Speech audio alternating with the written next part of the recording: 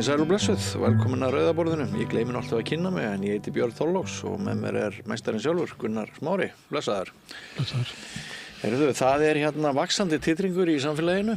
Ég skrifaði einhverja fréttir í morgun á vef samstöðurinnar. Ja. Við gerum það stundum og skrifa fréttir þóttu við séum svona mest í því að búa til sjónvarp. Og fyrir varði þá var ég bara farin að fá mörg síntöl frá Út af borgarstjórnarkosningunum eða? Já, út af borgarstjórnarkosningunum. Fyrir varði var ég bara farin að fá síntöl frá starfsmönnum Ríkisútvarpsins af því ég var að fjalla skoðun borgarfulltrúa á fréttamennsku Ríkisútvarpsins. Er þetta það sem var að vera að taka upp bensínmálið þarna? Já. Sem RÚV var náttúrulega svolítið veikri stöðu með að vera búin að vera með kreditkortamál borgarstjóra í öllum fréttatímum í 5 daga til umræðu í Silfrinu og í Kastljósi sama kvöldið. Þannig að þeir eru svolítið viðkomin stöðu og ég sá þessa bensínfrétt. Hún kemur svolítið svona out of the blue eins og þetta sko. Það ekki beint svona eitt setta til henni. Það samt einhverja nýjar upplýsingar samhengi fjárhæðana, hver mikið virðið hefur aukist. Það eitthvað deilt það, því að þessi lóð sem að þarna var ekki Dóra Björt að halda fram að mætti rekja þessar byggingar eitthvað langt út fyrir hennar samninga. Ég setti mig ekki alveg svona inn í það. Nei. Nei, ég að segja að það má vel vera að það sé ekkert gagnrýnislegt við fréttina í sjálfum sér. En ég var að segja að RÚV stæði svolítið veikt fyrir út af þessari furðulegu áherslu sinni á þetta kreditkortamál. Og stundum ertu með í þetta raða saman efni að þá er eitthvað sem að veldur því að í samhenginu þá er þetta kannski ekki besta fréttin að sitja í kvöld. Kannski ekki. Nei. En það sem vekur mesta athygli mína sko það er að það virðist vera sem að fréttamenn Ríkisútvarpsins sumir hverjir séu bara búin að missa hausinn. Þegar kemur einhver gagnrýni þá bara bregðast þeir við með allt öðrum hætti heldur en var hérna í gamla daga þegar þeir spiluðu bara póker. Ég var hluti af þessar áhöfn. Við svöruðum ekki umræðu, við vorum bara eins og kaldir fjarlægir starfsmenn inn í ríkisbankarnum einhvers staðar. Og en núna þá er bara hálf fréttastofan einhvern veginn svo stressuð, taugaveikluð. Þú ert að minnast á Það er náttúrulega þannig þú ert að minnast á þetta flóð af fréttum þetta kreditkort. Hvað er í gangi? Ég náði ekki sko. En ég finna í sjálfu sér, jú, þetta er svona meðferð og opinberu fé og það var einhver sænskur ráðherra sem sagði af sér að hann keypti spur eitthvað staðar með svona korti. Og í sjálfu sér en svona í samhenginu að þá er þetta ekki það stóra hneykslismál sem að mætti ætla af fréttarflutningi RÚV, ég held ekki. Bara alls ekki. Nei. En hins vegar er að vilja hundlega þetta vera RÚV svona þegar það var nálgast kosningar. Það telja sér allir eiga RÚV, allir hringja inn, allir kosningarstjórarnir taugaveiklunarkasti. Þannig að fólki eru alveg með handar þannig taugakerfi þegar það hringir í þig.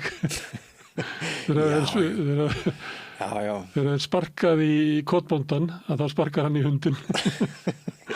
Já. Nei, mér finnst bara ef það er einhver sem að fjölmiðil sem að getur haldið haus, þá er það Ríkisútvarpið. Stóri kallinn ánáttúrulega alltaf að gera það. Það er bara þannig. Það fyrir ekki vel á því að stóri kallinn sé að barma sér mikið sko. Alveg sammála því. Það er alltaf fundist að kallinn eins og sjálfstæðisflokkinn, þeir láta alltaf þessu ofsóttur minnihlutahópur. Sem eru að drottna yfir íslensku samfélagi áratugur saman.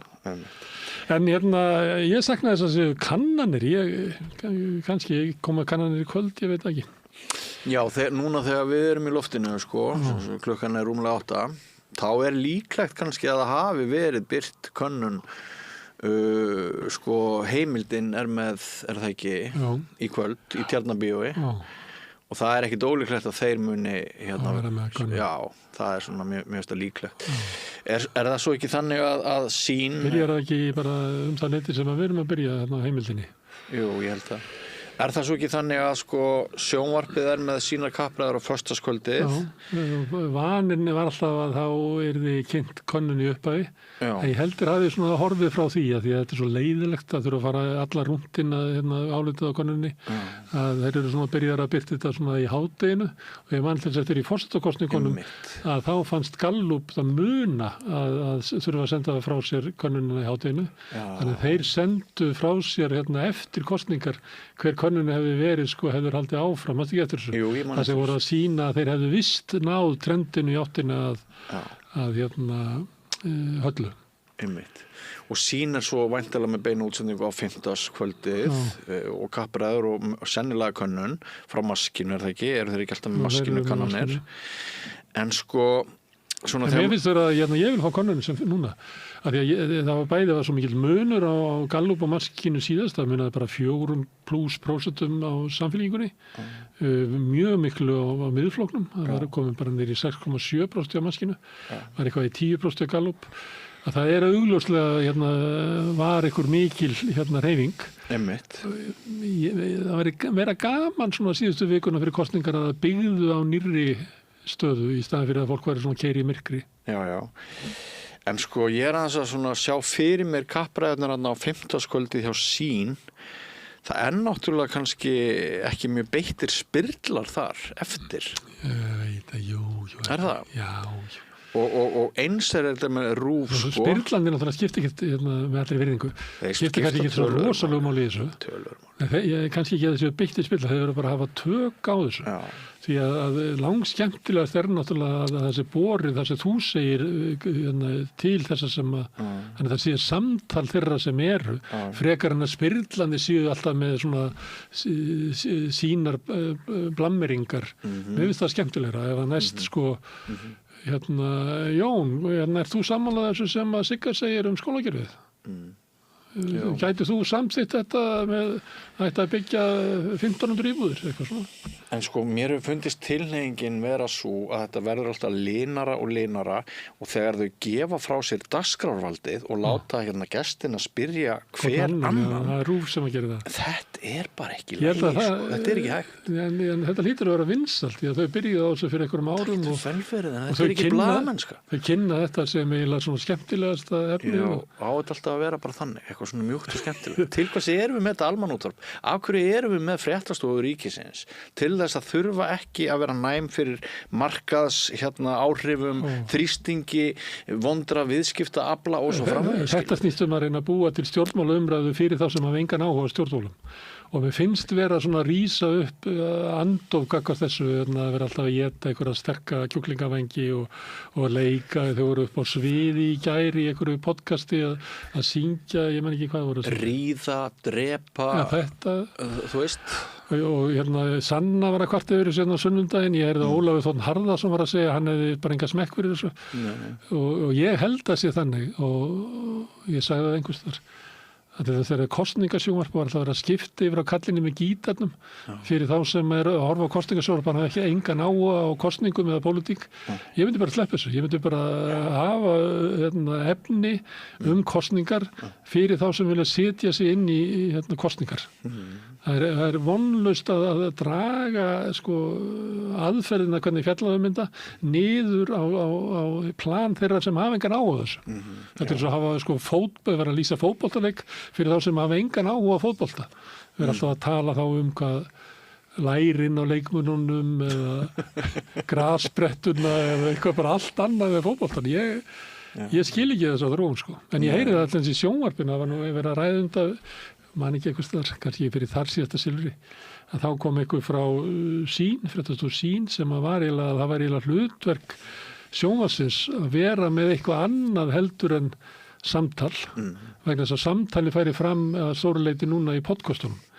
Ég held að þetta sé algjörlega galin ákvörðun sjónvarpsstofa, því að þegar kemur nýr miðill, þetta gerðist til dæmis með dagblöðin, að þegar að sjónvarpsfréttirnar komu og útvarpsfréttirnar að þá ættu við ekki að vera með fréttayfirlit það sem er í gangi í dag, heldur ættu við að gera það sem að sjónvarpi gæti ekki, sem var í svona langar fréttaskýringar. þetta eyðilagði blöðin af því að þau eru raunverulega alveg frábær eða voru, það er alltaf árið neti kom, frábær aðferð við að fá svona snöggt yfirlit yfir hvað er að gerast og var alltaf og meðan að blöðin lifðu þeirra megin hlutverk, en þau yfirgáðu það vegna þess að þau ætlaðu að búa til einhverja tilveru til hliðar við sjónvarpið. Þannig að ef sjónvarpið ætla svo að búa til tilveru til hliðar við podcastin, ég held að þessi dæmdu til þess að gera stórkostleg mistök. Já. En ég sé að það er ein stjórnmálakona hér, einn leiðtogi sem að er ekkert feimin við að fara aðrar slóðir, ganga aðrar götur heldur en aðrir, það er hún Inga Sæland. Ég er hérna með frétt fyrir fram að mig á mbl.is sem er fjallar það að hún fór mikinn í athugasemdakerfi. Varstu búin að sjá þess að frétt? Ég sá bara, mér finnst þetta, voru ekki að gera þetta stundum. Mér finnst þetta alveg stórkostlegt. Hún rífst við almenning sem er mjög óráðherralegt. En veistu hvað? Mér finnst það hressandi hjá henni. Mér finnst það bara frábært hjá henni. Þetta er bull. Taka þátt í umræðinni. En að þú nefnir hana þá að því að við förum í efni kvöldsins að þá er ég með 2 viðtöl sem eiginlega bæði tengjast henni að ég er að tala um skólamál. Já, er það? Já, mér fannst, ég teki húsnæðismál og mér langar að taka skólamál núna. Já. En ég er ekki að tala við frambjóðendur sko, þannig að fyrst tala ég við Ragnheiði Steffensen sem er kennari í Garðaskóla. Já. Kennir svona öfri bekkjum grunnskóla, stærðfræði. Hún hefur verið að skrifa greinar þar sem hún er að kvarta yfir stjórnmálaumræðinni sem að sömuleyti drifin áfram með Ingu Sæland.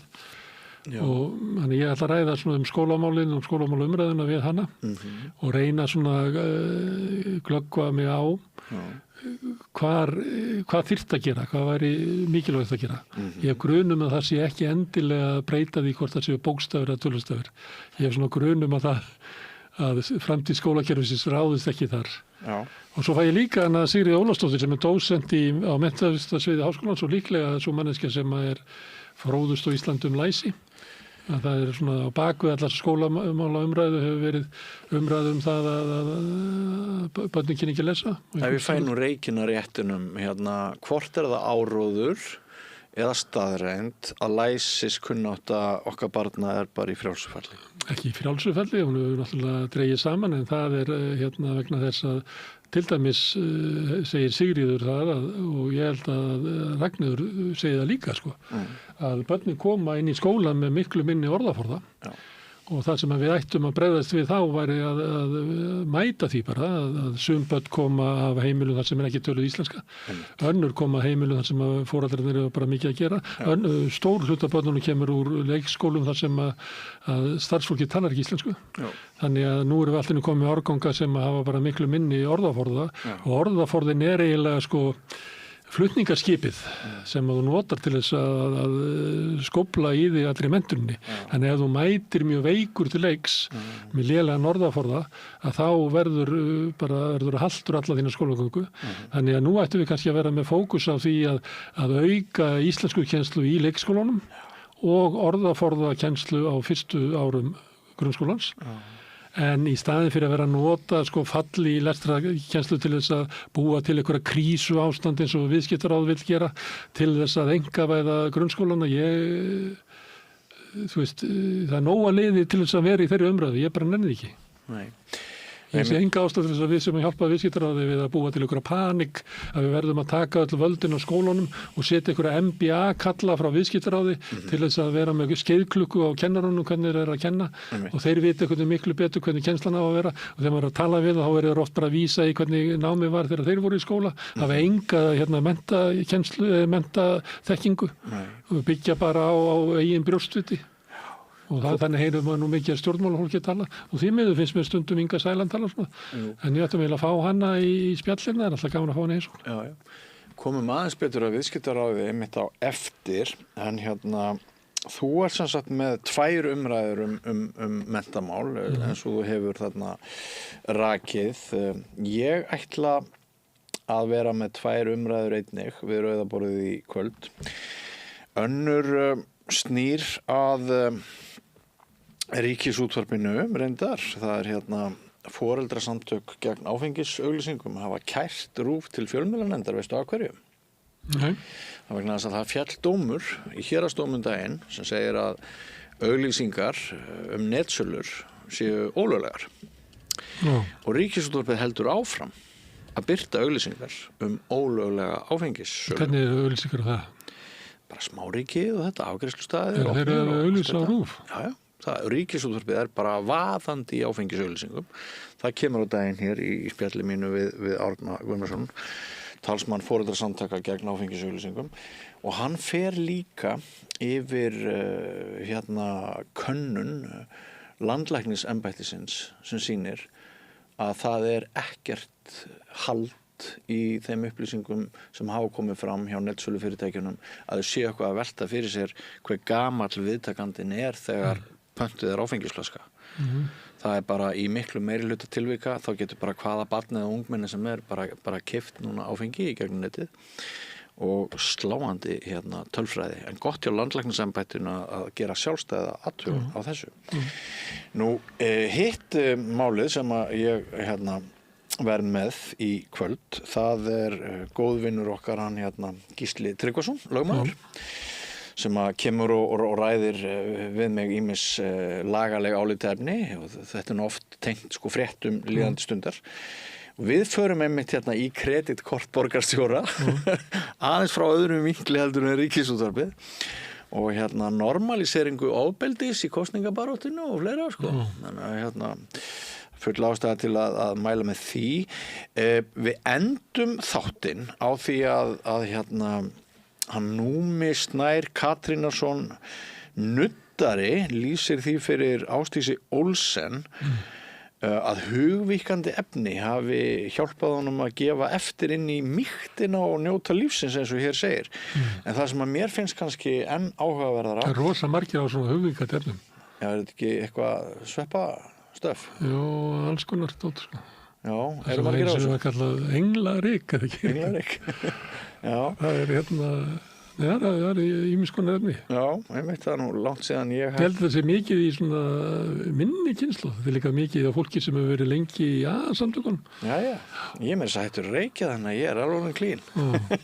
En tóbak, En það sem nú kannski áhugaverðast hjá þessum Núma að hann heldur fram að margir ungir karlmenn þurfi nú orðið að nota Viagra í kynlífi. Það nefnilega það sem ég ekki veit. Þess vegna verður maður að horfa á þáttinn.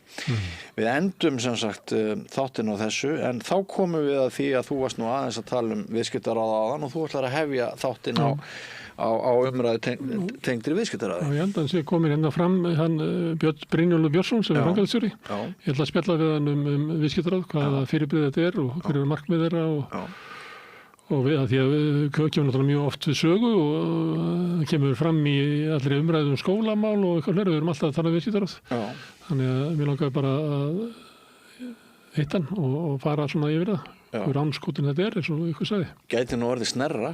Ég veit ekki. Nei, við sjáum Ég held að við höfum ekki sömu skoðanir en Björn Brynjólfur er komið áður og hann ákvæmlega dagfarsprúðum maður, þannig að það verður ekkert slegist þetta. En svona fyrirferð viðskiptaráðs og hvernig það þjónar. Þetta verður umræðan. Það eru kæra þakkir, það verður gaman að sjá þetta og kæra þakkir til ykkar sem styrkið samstöðina, endilega haldið í áfram. Þeir sem hafi oft velt í fyrir ykkur að styrkja samstöðina hafi ekki komið í verk. Ættu að vita það að það er hægðarleikur með því að fara inn á vefslóðana samstöðin.is og finna áskriftarhnappinn og gegn aðeins 2.750 krónum getið þið orðið bakhjarl okkar og ég hef stundum sagt kannski meira í grín en alvöru að ef þið eruð styrktaraðilar eða áskrifendur samstöðarinnar þá hafið þið umboð til þess að senda okkur tölvupósta og bréf og svona meira umboð til þess að hafa örlítil áhrif á dagskrárstefnuna heldur en ella. En örstutt í að rauðaborðið hefjist með 6 viðamiklum köflum. Þetta er óvenju langt og safaríkt rautt borð. Eftir andartak hefst sjóið. Hótel Bjarkarlundur opnar 1. apríl. Morgunverðarhlaðborð frá 7, veitingarstaður opinn til 21, gisting, rafmagnshjólaleiga, kajakleiga og tjaldsvæði. Hótelbjarkarlundur.is. Langar þig að byggja hús? Við hjá Arkitek færum þér heildarlausnina. lóðir, hönnun, framleiðsla og uppsetning. Skoðaðu heimasíðun okkar, arkitekt.is og hafðu samband. Jæja, krakkar, þetta síðasti dagurinn minn. Ég ætlaði nú aldrei að fara að vinna sem leiðbeinandi. Ég hef náttúrulega aldrei lært þetta, að kenna. Ég lærði nefnilega hagfræði. Hæ krakkar, ég nýju kennarinn ykkar. Ég búið með 5 ára kennaranám og ég hlakka til að vera með ykkur þangað til þið útskrifist. Fjárfestum í kennurum. Kennarasamband Íslands.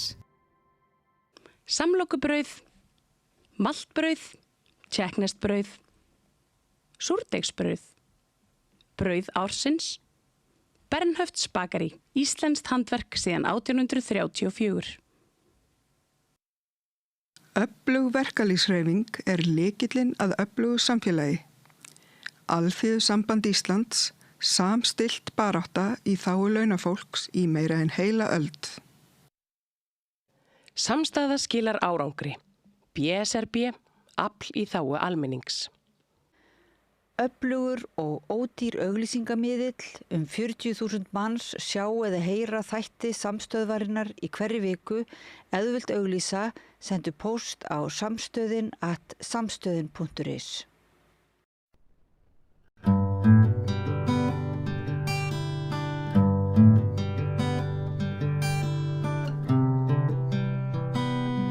Við ætlum að ræða viðskiptaráð sem ansi mikil fyrirferð á viðskiptaráði í samfélaginu. Við nú, ég aðalega verið að tuða yfir því hvað svona greiðan aðgang í umræðinu og geta stjórnað umræðinu skólamál og alls konar hluti sem að myndir svona fyrirfram ekki ætla þeir hafi nokkuð vita á. Og meðal annars verið að kvarta yfir því að þeir eiga kannski 15-20 kastljós á ári þar sem að einhver skýrsla sem að þeir búa að senda frá sér að hún lendir beint inn í kastljósi. Og ástæðan fyrir að ég tuða svona að viðskiptaráð náttúrulega ekki svona almannasamtök í neinum skilningi. Hvað þetta Björn Brynjólfur Björnsson? Hvaða rödd þetta sem að þú ert að bera þegar þú mætir í Kastljós? Já, bara takk fyrir boðið. Viðskiptaráð eru þá samtök þeirra sem trú á frjálsa verslun og viðskipti og stofnað árið 1917. Og þá í rauninni mikil innflutningshöft og erfitt að eiga frjálsviðskipti. Þú ert leyfi frá hinu opinbera til að flytja inn eða út og að kaupa gjaldeyri og annað. Og ráðið hefur í rauninni öll þessi 109 ár verið að berjast fyrir í rauninni auknu frelsi í samfélaginu. Ekki fyrir þá sem eru félagsmennið ekki eða fyrirtæki sem standa á bakvið? Já, það fyrir alla í rauninni því að við erum alltaf í rauninni að reyna að vera hreyfiafl fyrir samfélagið. Þannig að það rauninni allir njóta ávinningsins hvort sem þeir eru félagar eður ei. Já, en þeir eru að berjast fyrir frelsi þeirra sem að eiga fyrirtækin, fyrst og fremst. Það má vera að þeir trúi því að það leiði til frelsi hinna, ég veit ekki. Eða frelsi þeirra sem vilja stofna fyrirtæki eða frelsi þeirra sem vilja geta vesla sér föt á hagfelldu verði á Íslandi eða bara frelsi fyrir þá sem vilja aðtapna sig með frjálsum hætti að þess að lúta boðum og bönnum. Já, og þá svona jákvætt frelsi, ekki frelsi fólks til þess að geta keypt sér mat á þess að hann sé óhollur eða eitthvað slíkt. Ekki frelsi frá einhver, ekki frelsi leigjenda frá því að þurfa að verja 70% framfærslu sinni í húsaleigu. Þeir eru frekar að hugsa frelsi leigusalans á að geta selt eða leigt sitt húsnæði á því verði sem hann bara kemst upp með það. Ég held að reynslan sýni til dæmis bæði þegar kemur matvöru og húsnæði að aukið frelsi til dæmis að byggja og leigja út og annað leiðir til lægra verðs á jafnaði. Þannig að ef þú ferð í opinbera kvaðir eða hömlur á þessum mörkuðum þá í rauninni grefur undan þeim. Það ein setning sem að það bara ein leið betri en sprengjur til að eyðileggja borgir og það leigubremsa.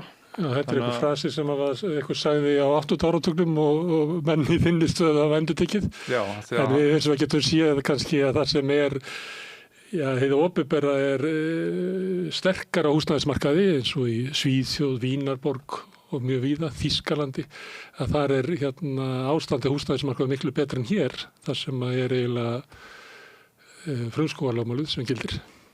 Já, sko ekki að þú skoðar einstaklinga per íbúð eða aldur á fólki þegar það flytur út eða annað. Ég meina... Það eru fleiri ungmenni á Íslandi sem búa heima hjá sér heldur en í nágrannlöndunum. Ég þyrfti að skoða betur, ég er ekki með það fyrir fram mig en svona húsnæðis útgjöld sem hlutfallar ráðstöfunartekjum eru ekki margt ósvipuð hér og annars staðar á Norðurlöndum. Í einhverjum samanburðartölum eru þau lægri hér. En ástæðan fyrir ég að spyrja svona, mér langar bara að vita að það er innbyggt inn í viðskiptaráð og þú telur þau vera að tala fyrir almannahagsmunum af því að viðskiptaráð trúir því að frelsi þeirra sem eru að stofna fyrirtæki eða eiga fyrirtæki, að það eigur almenna hagsæld. Já, ég meina, að mínu mati hefur reynslan sýnt að frjáls verslun og viðskipti auka hagsæld, það er að segja, og viðskiptaráð hefur hreyfiafl fyrir þessu í gegnum þessi árhundruð. Ég meina, viðskiptaráð til dæmis hefur verið bakhjarl Verslunarskólans yfir öld og byggt skólan úr því að vera einn kennslustofa í að vera fjölmennasti framhaldsskóli landsins. Við stofnuðum háskólann í Reykjavík. Ráð ekki bara að berjast fyrir auknu efnahagslegu frelsi eins og við köllum það, heldur erum við líka að beita okkur og berjast fyrir framförum fyrir samfélagið allt. Já, að mennta fólk til þess að vinna inn í viðskiptalífinu. Já, bara mennta fólk til að eiga gott líf og ég held að allir sem hafa komið að starfi þessara til dæmis 2 stofnana, Vestló og HR, beri því svona jafnaði mjög góða söguna og séu sammála því að sú staðreynd að viðskiptaráð kom þessum stofnunum á legg hafi verið til góðs fyrir samfélagið. En hugsjónin sem býr til þessa skóla er að okkur vantar fólk til þess að vinna inn í viðskiptalífinu. Svo svipað þegar samvinnuskólinn var stofnaður, þá okkur vantar bara fólk til þess að vinna inn í samvinnuhreyfingunni. Já, en svo náttúrulega þróast Vestlói að verða bara eins og hver annar framhaldsskóli og HÍ hægt og bítandi að verða bara eins og hver annar háskóli, en upphaflega var áhersluna meira svona viðskipta megin.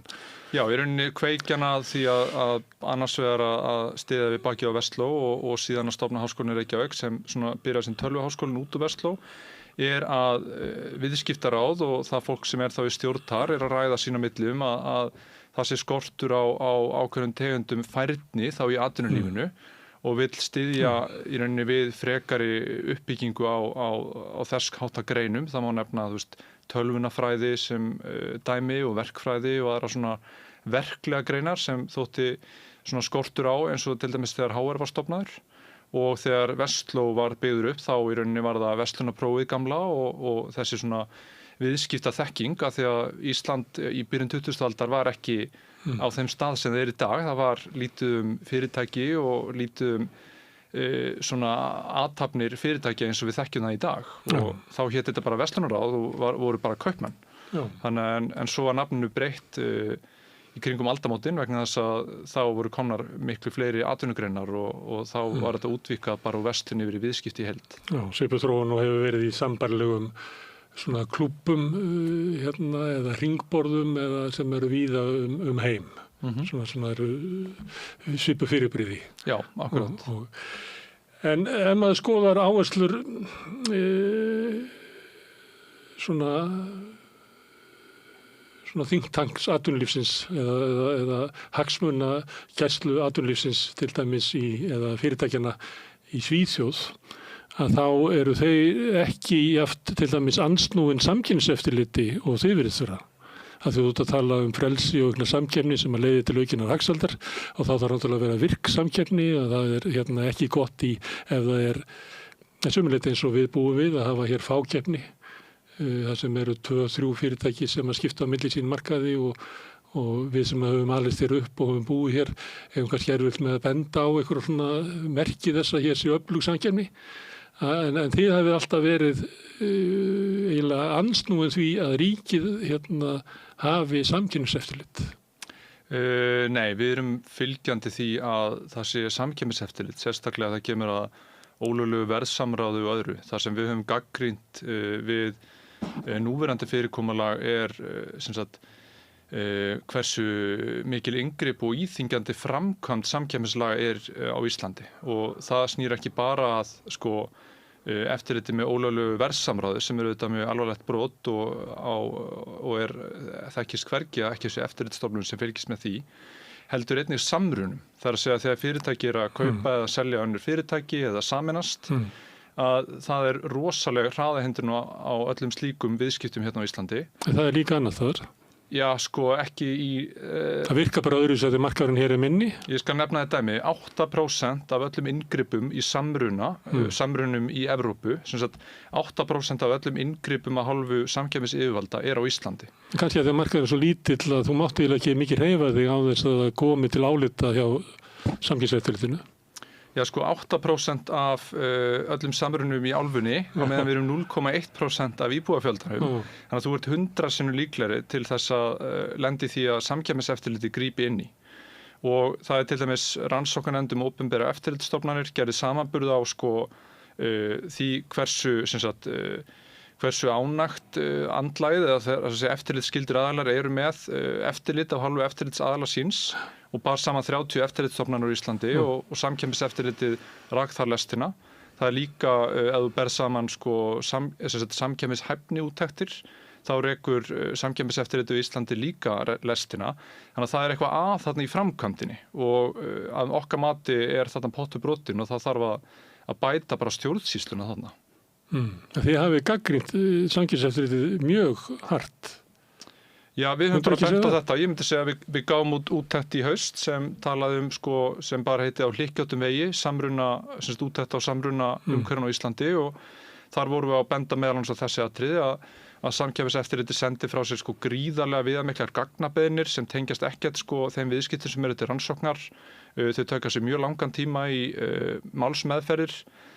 Fyrirtæki sem eru í söluferli eða annað geta þurft að bíða í sko marga mánuði eða jafnvel árum saman eða fer í áfrýjunarferli og slíkt.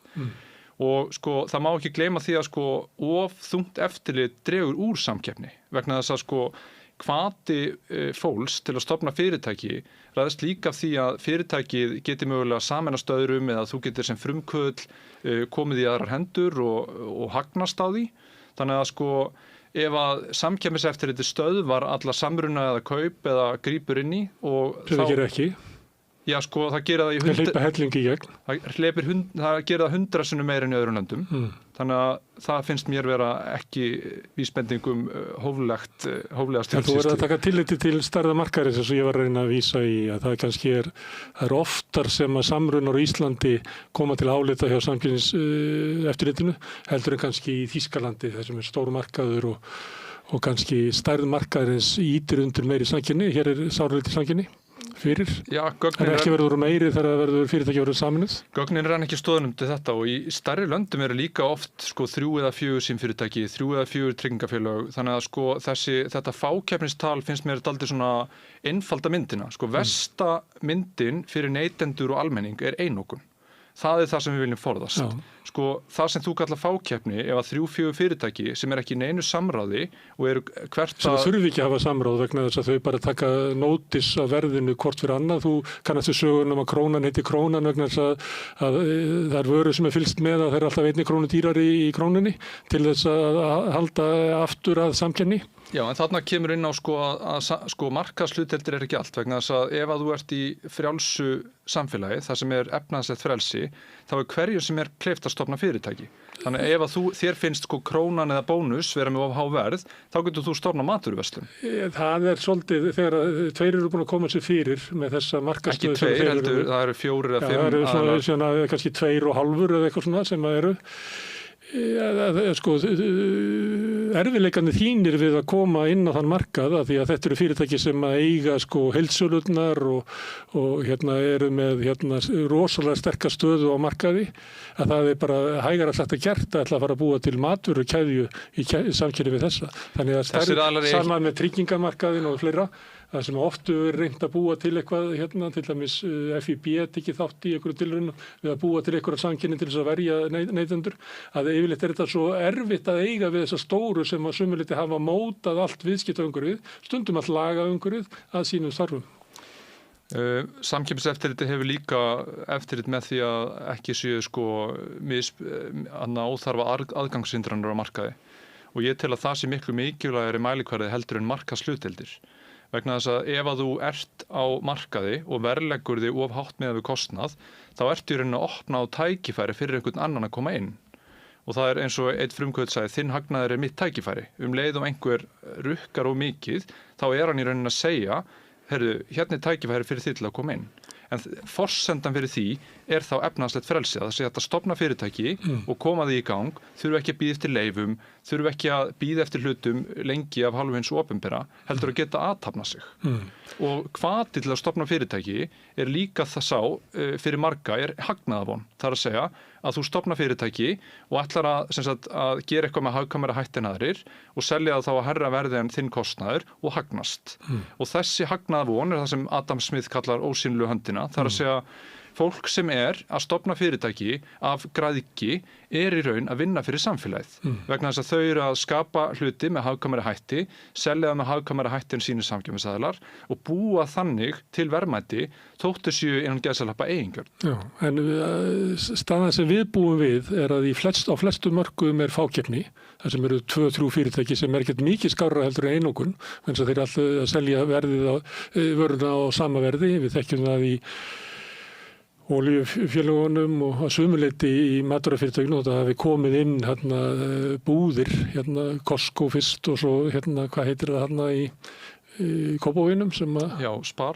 Já, þannig að það eru svona dæmi það, en að langstæstu leyti markaðurinn svona fastur í út frá það sem þeir geta varið stöðu sína út af stærð sinni og hversu víða þeir farið við markaðin þeir eiga heildsölunar. Þeir eru með samninga við Byrgja og þar undir göttunum. Þannig að þóttu fræðilega þá gætur þú stofnað fyrirtæki búð á móti þessu en leiðin bara svo löng. En ég myndi persónulega ekki stofna búð á móti þessu vegna þess að horfðu á ársreikninga þessara fyrirtækja sem þú segir á okri á neytendum. Já. Þau eru ekki að hagnast í samræmi við það sem þú ert að lýsa. En kannski liggur hagnaðurinn í heildsölunni eða í fyrirtækinu sem þeir eiga líka sem eiga húsnæðið. Nei, þetta eru samstæður, það kemur þá fram í samstæðureikningi og takt eftir því að 2 stærstu matvælakeðjur á Íslandi, þær eru í 80% eigu lífeyrissjóða eða meira.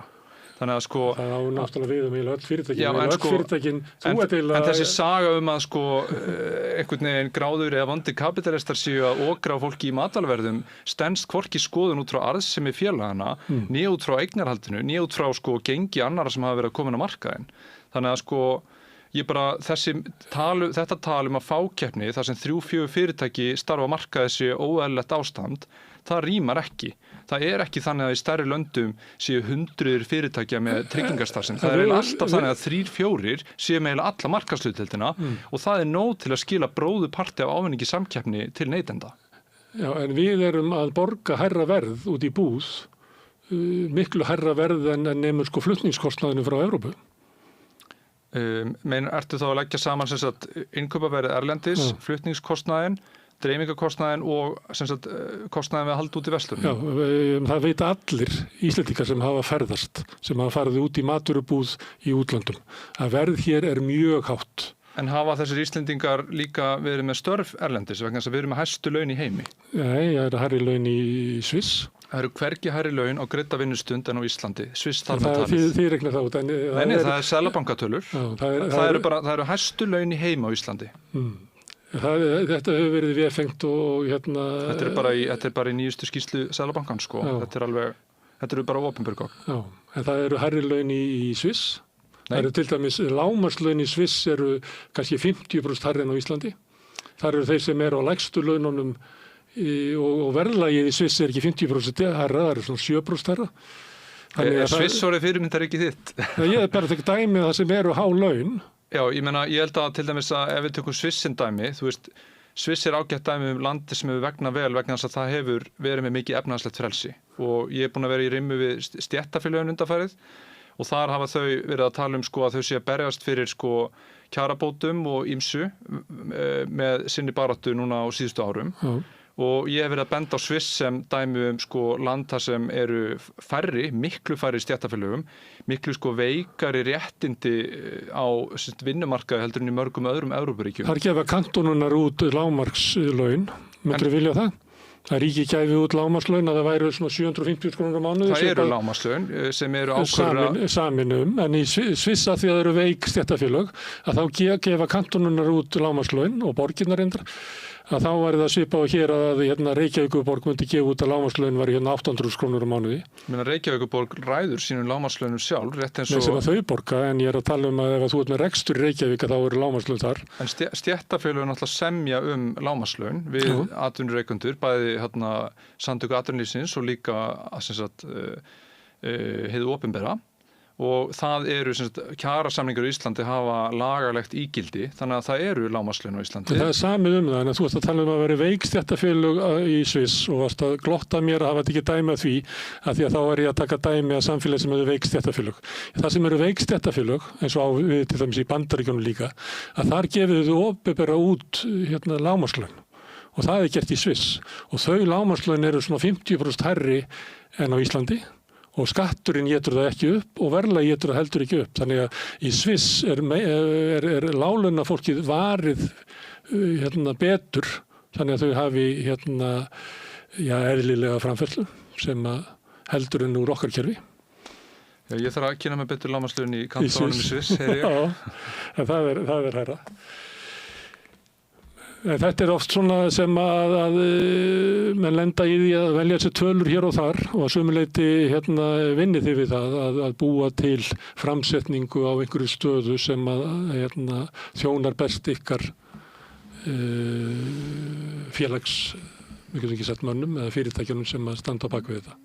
Já, ég myndi segja að það sé ekki alveg nákvæmt vegna þess að ég myndi gera greinamun og annars vegar hagsmunasamtökum og hins vegar hugveitu. Viðskiptaráð er ekki mikið á lokuðum fundum. Eiginlega allt sem við gerum, 80% tíma starfsfólks okkar, afrakstur þessi birtur opinberlega. Þannig að okkar störf eru fyrir allra augum. Þannig að við erum ekki þannig að við séum að vinna að hagsmunum einstakra fyrirtæki eða atvinnugreina. Það beinlinni skrifað í lögin okkar að við megum ekki gera það. Þið eru með eins og einhverja stefnu sem að þeir að reka sem að líklega aðelda félögin eða aðelda fyrirtækin sætta sig við á að séu þeirra hagsmunir að tilheyra og þeir rekið mjög ákveðna stefnu hvert Ísland ætti að þróast. Já, en við erum ekki með neinn völd, við bara í rauninni erum að koma með hugmyndir og það er líka hlutverk okkar að vera uppspretta nýra hugmynda og koma með tillögur hvernig samfélagi getur batnað og bætt sig átt til þeirra sín sem við köllum frelsi og framfarir. Og það er rauninni það sem við erum að gera með þessum hugveitu störfum, að reyna að vekja athygli á málefnum og málaflokkum þar sem við teljum að gera megi betur. Já, þið eru hugveita þessara fyrirtækja sem eru svona stærstu fyrirtækin á landinu, þannig að sömuleyti eru þið að vinna fyrir eigendur allra stærstu fyrirtækin og þú nefndir áðan lífeyrissjóðuna, líklega ert þú að vinna fyrir lífeyrissjóðuna. Erum við ekki öll að vinna fyrir lífeyrissjóðuna? En þú eiginlega frekar heldur allavega ég, að því að lífeyrissjóðunir eiga meirihluta í mörgum af stærstu fyrirtækjunum sem að borga inn í viðskiptaráð. Já, en viðskiptaráð er ekki bara samtök stórfyrirtækja, það eru fyrirtæki af öllum stærðum og gerðum hjá okkur og líka einstaklingar sem trúa á hlutverkið og lögin. Þannig að við erum í rauninni bara frjáls félagasamtök, það getur hver sem stofnað frjáls félagasamtök. Þannig ef ég geng inn í þetta félag, þá fæ ég sama atkvæðamagn og Samherji? Nei, það fer eftir aðildargjöldum. Já, það er sama á við SA, þannig að þetta er ekki alveg beint lýðræðisleg fyrirtæki, það er hver króna yfir atkvæði. Þeir sem eru minni eru yfirvigtaðir en þeir sem eru stærstir þess vegna leyfi ég mér að segja þetta þeir sem að ráða ferðinni eru allra stærstu fyrirtækin á Íslandi. Já, hjá viðskiptaráði myndi ég segja að þeir sem eru stærstir, þeir hafa flest atkvæði í stjórnarkjöri. Já, og það vill svo til að því að mörg af þessu fyrirtækjum er í Kauphöllinni, að þetta eru fyrirtæki sem eru í meirihluta eigu lífeyrissjóðanna, en samt myndir þú aldrei líta svo á að þú værir einhvern veginn að horfa á hagsmuni lífeyrissjóðanna. Það verður bara hagsmunir lífeyrissjóðanna þá í gegnum þessi fyrirtæki og lífeyrissjóðanir eru oft svona silent partner í þessu fyrirtækjum og það er yfirleitt stæðsti enga fjárfestirinn í fyrirtækjum sem að ræður ferðinni. Ég myndi segja að ég er ekki mikið að vinna endilega fyrir einstök aðildar fyrirtæki eða hugsa eigendurna á fyrirtækjum sem eru í viðskiptaráði. Ég er að hugsa hlutverkið og lögin. Þannig starfa ég og þannig starfar starfsfólkið. Við erum í rauninni, ef þú gengur í viðskiptaráð þá ertu að kvitta upp á þessi lög og þessi hlutverk. Þannig að það að einhver aðili stíðin í viðskiptaráð, það hefur ekki bein áhrif á það hvað við skrifum. Við erum ekki að skrifa þetta út frá hagsmunum okkar félaga, heldur því sem við teljum þessi gott fyrir samfélagið. Þannig að það er munurinn kannski sem ég að reyna að varpa á því hvort við séum hagsmunasamtök eða hugvita. Við erum í rauninni hugvita sem við erum að skrifa okkar efni eftir ákveðnu leiðarljósi sem bara liggur fyrir á vefnum okkar og í lögunum okkar. Það er ekki alveg þannig að þið hafi mótað stefnuna, en það var stefnan komin áður en þú komst og fyrirtækin kjósa að ganga undir hana. Heldur það verður stefnan til í einhvers konar samtali starfsmannana og stjórnarinnar sem eru fulltrúar stærstu fyrirtækina. Já, ég meina, þú veist, það er í rauninni framkvæmda stjórn viðskiptaráðs, það er í rauninni 7 manna svona stjórnin sem hittist á mánaðarlega og er svona sem er svona takturinn í flestum félagasamtökum. Og þið kannski berið undir hvað þið ætlaði að gera í næstunni, þannig það hefur verið að blessa svolítið svona stefnuna í tengslum við fyrirtækin. Já, eða alltaf undir þessum formerkjum að, þú veist, aðili sem er þá í framkvæmdastjórn, honum er ekki, þú veist, það færi illa á því ef hann myndi koma á framkvæmdastjórnarfund og segja, heyrðu, nú vil ég að þið gerir þetta sem var það mitt fyrirtæki. Nei, þeir hafa annan vettvang til þess að berjast fyrir eigin hagsmunum, en þarna komuðu saman til þess að berjast fyrir breytingum á samfélaginu. Já, breiðari hagsmunum. Já, það sem að þau meta að það sé þeirra hagur að breyta samfélaginu.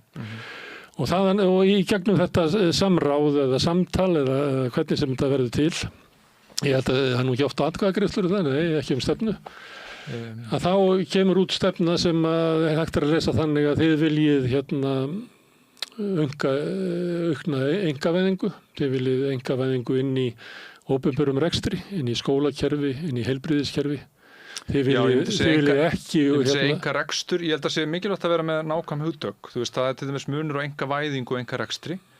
Þú veist, við viljum sannarlega einkavæða sum opinber fyrirtæki, en á öðrum sviðum eins og við vorum að gefa í vikunni út þetta sorpþjónustu, þar viljum við beita einkarekstri, eða þar segja útboðum. Já, en þú vilt gera greinarmun þarna á og vegna þess að það myndi að halda áfram að innheimta sorphirðugjöld og reksturinn er keyptur af einhverju fyrirtæki, að þú vilja kalla það einkarekstur en ekki einkavæðingu. Já, vegna þess að einkarekstur er þá, þú veist... Það er ekki einkavæðing fyrir en að fyrirtæki getur sjálft verðlagt sig út á einhverju markaði eða? Já, bara ef við tökum dæmi höfuðborgarsvæðið, þá er sorphirða á höfuðborgarsvæðinu þegar ruslið er sótt til heimila. Hún er í öllum sveitarfélögum á vegum einkaaðila, þar að segja að það eru þá vörubílafyrirtæki sem kom og sækja ruslið, nema í Reykjavík, þar er hún á vegum sveitarfélagsins. Sveitarfélagi vill reka þetta sjálft. Já, og ef að...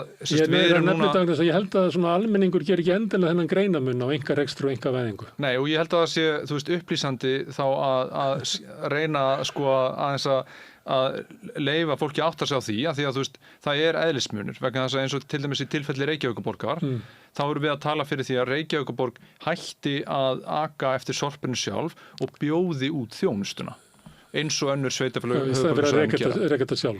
Aðrir myndu segja að það er bara eðlilegt að Reykjavíkurborg eigi þetta sjálf, hafi einhverju tök á því. Ég meina, þú myndu vilja það ef þú ættir Reykjavík, þá myndur þú vilja sjálfur eiga þetta líka. Ég bý í Reykjavík og greiði útsvar og ég myndi vilja að borgin byði þetta út vegna þess að verðið væri lægra fyrir mig sem íbúa. Allavega kannski tímabundið. Það er nú ekki endilega víst að til lengri tíma þá leiði þetta alltaf til verðlækkunar fyrir þann sem kaupir þjónustuna. Já, reynslan er þannig. Ég meina, Akureyrarbær var með sinn eigin rekstur á sorphirðu. Já, til lengri tíma, eru mælingar á til lengri tíma? Ég skal bara gefa þetta dæmi. Akureyrarbær var sem sagt með sorphirðu á sínum eigin vegum. Þau ákvaða að skipta yfir í útboðsfyrirkomulag, gerðu kostnaðaráætlun það hvað þau héldu að sem sagt, það myndi kosta og útboð einkaaðilana 50% lægra. Þannig að þarna sparaði Akureyrarbær sér 700 milljónir á örfáum árum og það munar minna fyrir íbúana. Ástæðan fyrir ég segi til lengri tíma er að það er til dæmis til skýrsla Ríkisendurskoðunar í Bretlandi svona einkavæðingu og niðurstaðan á þeim var að til lengri tíma að þá í einstaka tilfellum þá kostar þetta það sama en í langflestu tilfellum leiðir þetta til hærra verðs til lengri tíma. Ég þekki ekki þessa skýrslu. Það er bara þegar það verið að bjóða í, ég veit ekki hvort þú getur farið í tryggingafélögin og látið bjóða í þig, að þá kannski lækkar tryggingagjaldið þetta tíma, en þú þarft líklega að láta bjóða í þig aftur eftir 3 ára því það er einhver aðferði við að hækka það aftur. Þess vegna, ef þú ætlar alltaf að vera með lægsta verðið, þá þarft að flakka mjög reglulega á milli tryggingafélaga. Og myndir þú frekar að vilja þá vera með opinbert tryggingafélag eða? Já, mér finnst það sjálfsagt að vera valkostur það. En mér finnst svo áhugavert að þú sérstaklega vegna þess að tryggingafélagin starfa sömuleyti inn í svona vernduðu svæði sem eru með skyldutryggingar og annað slíkt, þannig að þetta er eiginlega hálf opinber fyrirtæki sem eru þá einkarekstur á opinberri þjónustu. Af því að brunatrygging, við getum næstu því sagt að það væri eiginlega opinberri þjónusta, af því að þú kemst ekki tjá því að brunatryggja. En að mínum mati er þetta heppilegt fyrirkomulag. Löggjafinn setur lög og segir fólk á að vera með þessi þjónustu. Þetta á að vera í boði. Og síðan eftir að það er hann einkaaðilum reksturinn og áhættuna. Og bara að því að reynslan á Íslandi til dæmis þegar kemur á sorphirðu er öfuð við það sem þú ert að segja. Bæði er kostnaðurinn lægri, en líka þú horfir að ánægja með þjónustuna, þá er hún mest það sem þjónustan er boðin út og minnst í Reykjavík sem er meðan á eigin vegum. Og mér finnst bara áhugavert að tala, þú talar fákeppni eins og hún sé neikvætt fyrirbrigði. Hún er vissulega ekki jafn heppileg fyrir neytendur og fullkomin samkeppni, það er að segja ef 1000 fyrirtæki að vera að veita sömu þjónustu, en það er bara nærri hvergi raunin, þannig að þú verður að finna einhvern veginn eitthvað jafnvægi. Og í flestum löndum endaru með 3-4 aðila sem eru með bróður hlutana markanum, jafnvel þótt að sé 1000 sem starra land eins og Bandaríkin. Kapitalismin leiðir til fákeppni og einokunar. Ekki einokunar, það er það sem ég er að segja, vegna þess að horfðu á... Þetta er dæmi að hann leiðir til fákeppni vegna þess að hægt og bítandi þá leiðir það til þess að vera 3 aðilar á viðkomandi markaði. Já, en það getur verið heppilegra. Horfðu til dæmis á skipaflutninga. Ef við hefum ekki samkeppnislög þá myndi enda með því að vera bara 1 fyrirtæki á markaði. Þannig virkar kapitalismin. Það verður þá stóri mun stækka og endanum mun hann drottna yfir. Já, vegna, ég er alveg sammála því að... Þess vegna þurfum við að hafa eftirlit með honum og reglur, eða ekki? Alveg sammála, jú. Það á að vera eftirlit og reglur þegar kemur að markanum. Hann á ekki vera fullkomlega frjáls. Og ég er fylgjandi samkeppniseftirliti og ef að til dæmis að það væri 2 fyrirtækja markaður og fyrirtækin 2 vildu saminast, þá væri eðlilegt að stöðva þann samruna. Það sem ég er að tala um hérna og gera athugasemdir við í raunframkvæmdina á samrunamálum í Íslandi er eitthvað allt annað. En þegar við tölum um fullkomna samkeppni eða fákeppni eða einokun, þá vil ég aftur nefna sorphirðuna vegna þess að það er bara 1 staður á höfuðborgarsvæðinu þar sem ríkir einokun í sorphirðu. Og það er hjá Reykjavíkurborg. Vegna þess að hún er eini aðilinn sem getur veitt þessa þjónustu. Ég veit ekki hvernig þetta er í Kópavogi, en það er ekki þannig ef ég er íbúi í Kópavogi, ég geti valið hver er sorpið mitt. Það er bara Kópavogi sjálfur sem gerir samningin. Já, en það er tímabundin samningur og lagsta verðið og besta þjónustan vinnur. Nei, það er ekki þannig. Það er bara einn aðili sem sér sorpið, en það vil svo til að það er engarekstur á því. Það er ekki einokun, það er útboð, samningurinn er boðin út, þannig að þú býður verð sem þú telur nógu lágt til að þú fáir samningin. Einokun er það að bara einn aðili má veita þjónustun á svæðinu og þannig er það í Kópavogi og þannig er það í Reykjavík. Nei. Munurinn er sá að þetta er félagslega rekið í Reykjavíkurborg, það er Reykjavíkurborg sjálf sem er rekur þetta og getur þá bara reynt að þróa sem allra besta rekstur á því. Ég er ekkert viss að þeir hafi gert það, en gætu svo sem gert það. Þetta er ekki rétt hugtakanotkun. Það er ekki einokun ef að aðili býður út ákveðna þjónustu í takmarkaðan tíma og margir bjóða og sá sem kaupir velur úr. Það er einokun gagnvart notendanum. Nei, sá sem er að bjóða út er sá sem er að hann ber hagsmuni notandans fyrir brjósti. Þannig að þegar Kópavogur eða Garðabær eða Hafnarfjarðarbær... Ég er ekki vissum að það sé þannig í raun að þegar það er boðið út að það lækki sorphirðugjaldið sem er tekið af hverjum íbúa. Ég er ekki vissum að það sé þannig. Ég var að taka dæmi fyrir það sem sorphirðugjaldið lækkaði 50%. En ég er ekki vissum að það sé alls staðar þannig. Bara reynslan bæði á höfuðborgarsvæðinu og Akureyri er þannig að bæði kostnaður lækkar og þjónusta batnar. Og ástæðan er sama að þú ert að tala um að einokun sé slæm. Það er slæmt þegar einn aðili gerir hlutina og ekkert annað er í boði. Þess vegna beita nærið því öll stærstu sveitarfélög landsins útboðum. Vegna þess að þau telja það best fyrir sína íbúa og reynslan sýnir það. Eitt af útboðunum er til meðferðar í samkeppniseftirlitinu vegna þess að það eru grunur að fyrirtækin hafi gert samning sín á milli áður en að þeir sendu inn tilboðin. Það er ólögmætt verðsamráð og það er auðvitað eitthvað sem það er einmitt í sorphirðunni. það bara, en ég meina, hef hvergi talað gegn eftirliti með því og það ólögmætt athæfi sem á auðvitað stöðva og refsa fyrir. Og ég hef aldrei talað gegn því að það séu eftirlitsstofnanir eða regluverki kringum hluti og verðsamráð eitthvað sem á að vera ólöglegt og mjög alvarlegt brot og bara ég heilsugar mótfallin. Að því komum aftur að Samkeppniseftirlitinu myndirðu taka undir það sem að til dæmis forstjóri Samkeppniseftirlitsins segir að það þyrfti að stórefla það, að þeir hafi bara eiginlega allt og litla burði til þess að fylgja málum eftir að til dæmis þessi samrunamál teppa stóra hluta af starfsfólkinu og þeir hafi, minnir að þegar hann kom hingað þá fékk ég svona tilfinningun hann hefði eins og bara 2,5 stöðugildi til að hafa frumkvæðisrannsóknir sem að hafa til dæmis verið skipafélögin og hafa verið olíufélögin sem að hafa orðið risastór mál en í raunverulega Samkeppniseftirlitið svo fjársvelt að það hefur eiginlega enga burði til þess að vera með frumkvæðisrannsóknir. Myndirðu taka undir það því að þú ert fylgjandi Samkeppniseftirlitinu að það er stórelt? Alls ekki. Samkeppniseftirlitið í Íslandi er síst of stórt. Síst of stórt. Nei, það er síst of lítið vegna þess að ef við horfum bara á stærðarmörk fyrir samruna rannsóknir þá eru þau 1/5 af því sem tíðkast á öðrum Norðurlöndum. Það er að segja lágmarksvelta áður en að Samkeppniseftirlitið fær tilkynning samruna. Það er vegna þess að markaðin er lítill. Nei, það eru engin önnur lögmál. Það eru sömu lögmál hérna sem gilda varðandi stærðarhagkvæmni. Þú vilt heldur ekki vera með 1000 lítil fyrirtæki að veita sömu þjónustu. Ímyndaður að vera með 100 skipafyrirtæki sem eru hvert og eitt með sitt skip að koma til og frá landinu. Heldur að það myndi skila lægra verði til neytenda? Við á 7. áratugum vorum við með svona 7-8 tryggingafélög, nú vorum við bara með 3. Já. Ég var ekki að tryggja mikið þar og enn síður þú á 7. áratugum. Ég get sagt þér að markaðurinn leitar í sitt hagkvæmasta form vegna þess að ef þú væri með 100 til dæmis skipafyrirtæki sem væri þá hvert og eitt með sitt skip sem væri að koma til Reykjavíkur, þá væri miklu hærra vöruverð á Íslandi heldur en eða væri 2. Þannig að fákeppni getur verið heppilegasta fyrirkomulagið fyrir neytendur. Þannig að ég skil ekki þetta að tala að það sé vont fyrir neytendur 2, 3 eða 4 fyrirtæki á markaði.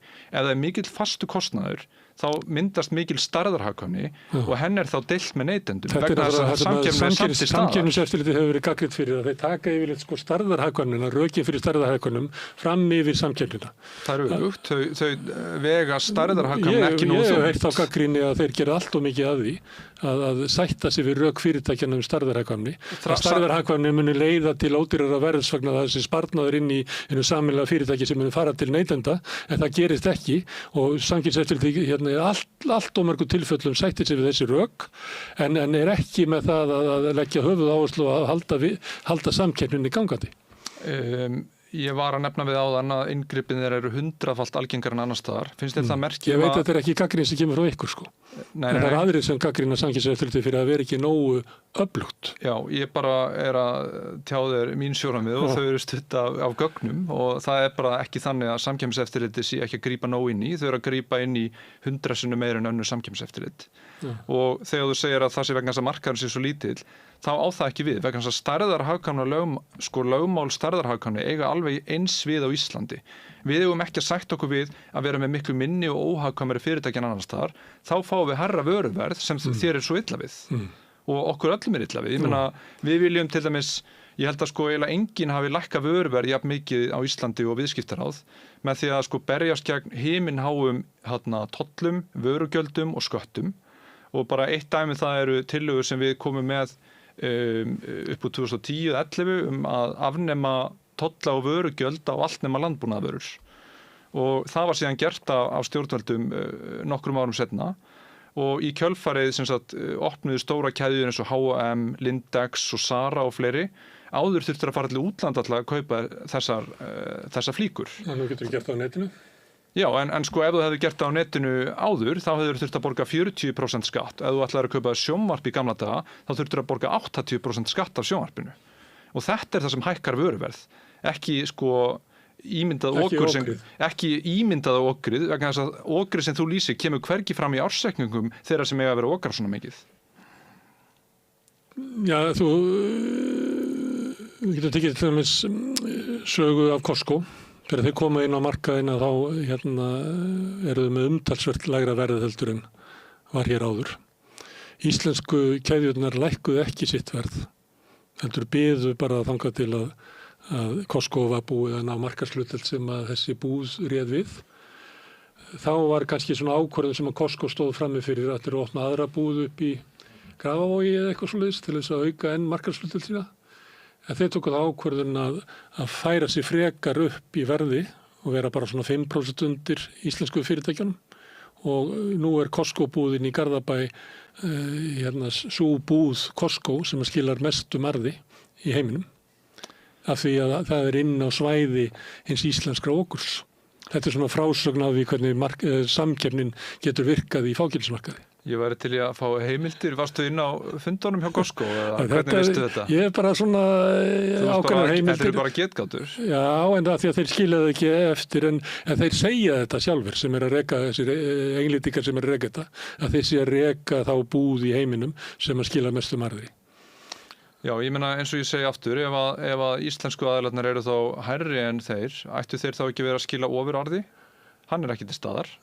Þannig hvar allt þetta okur? Hvert fer gróðinn? Hann fer til lífeyrissjóða, 80%. Já.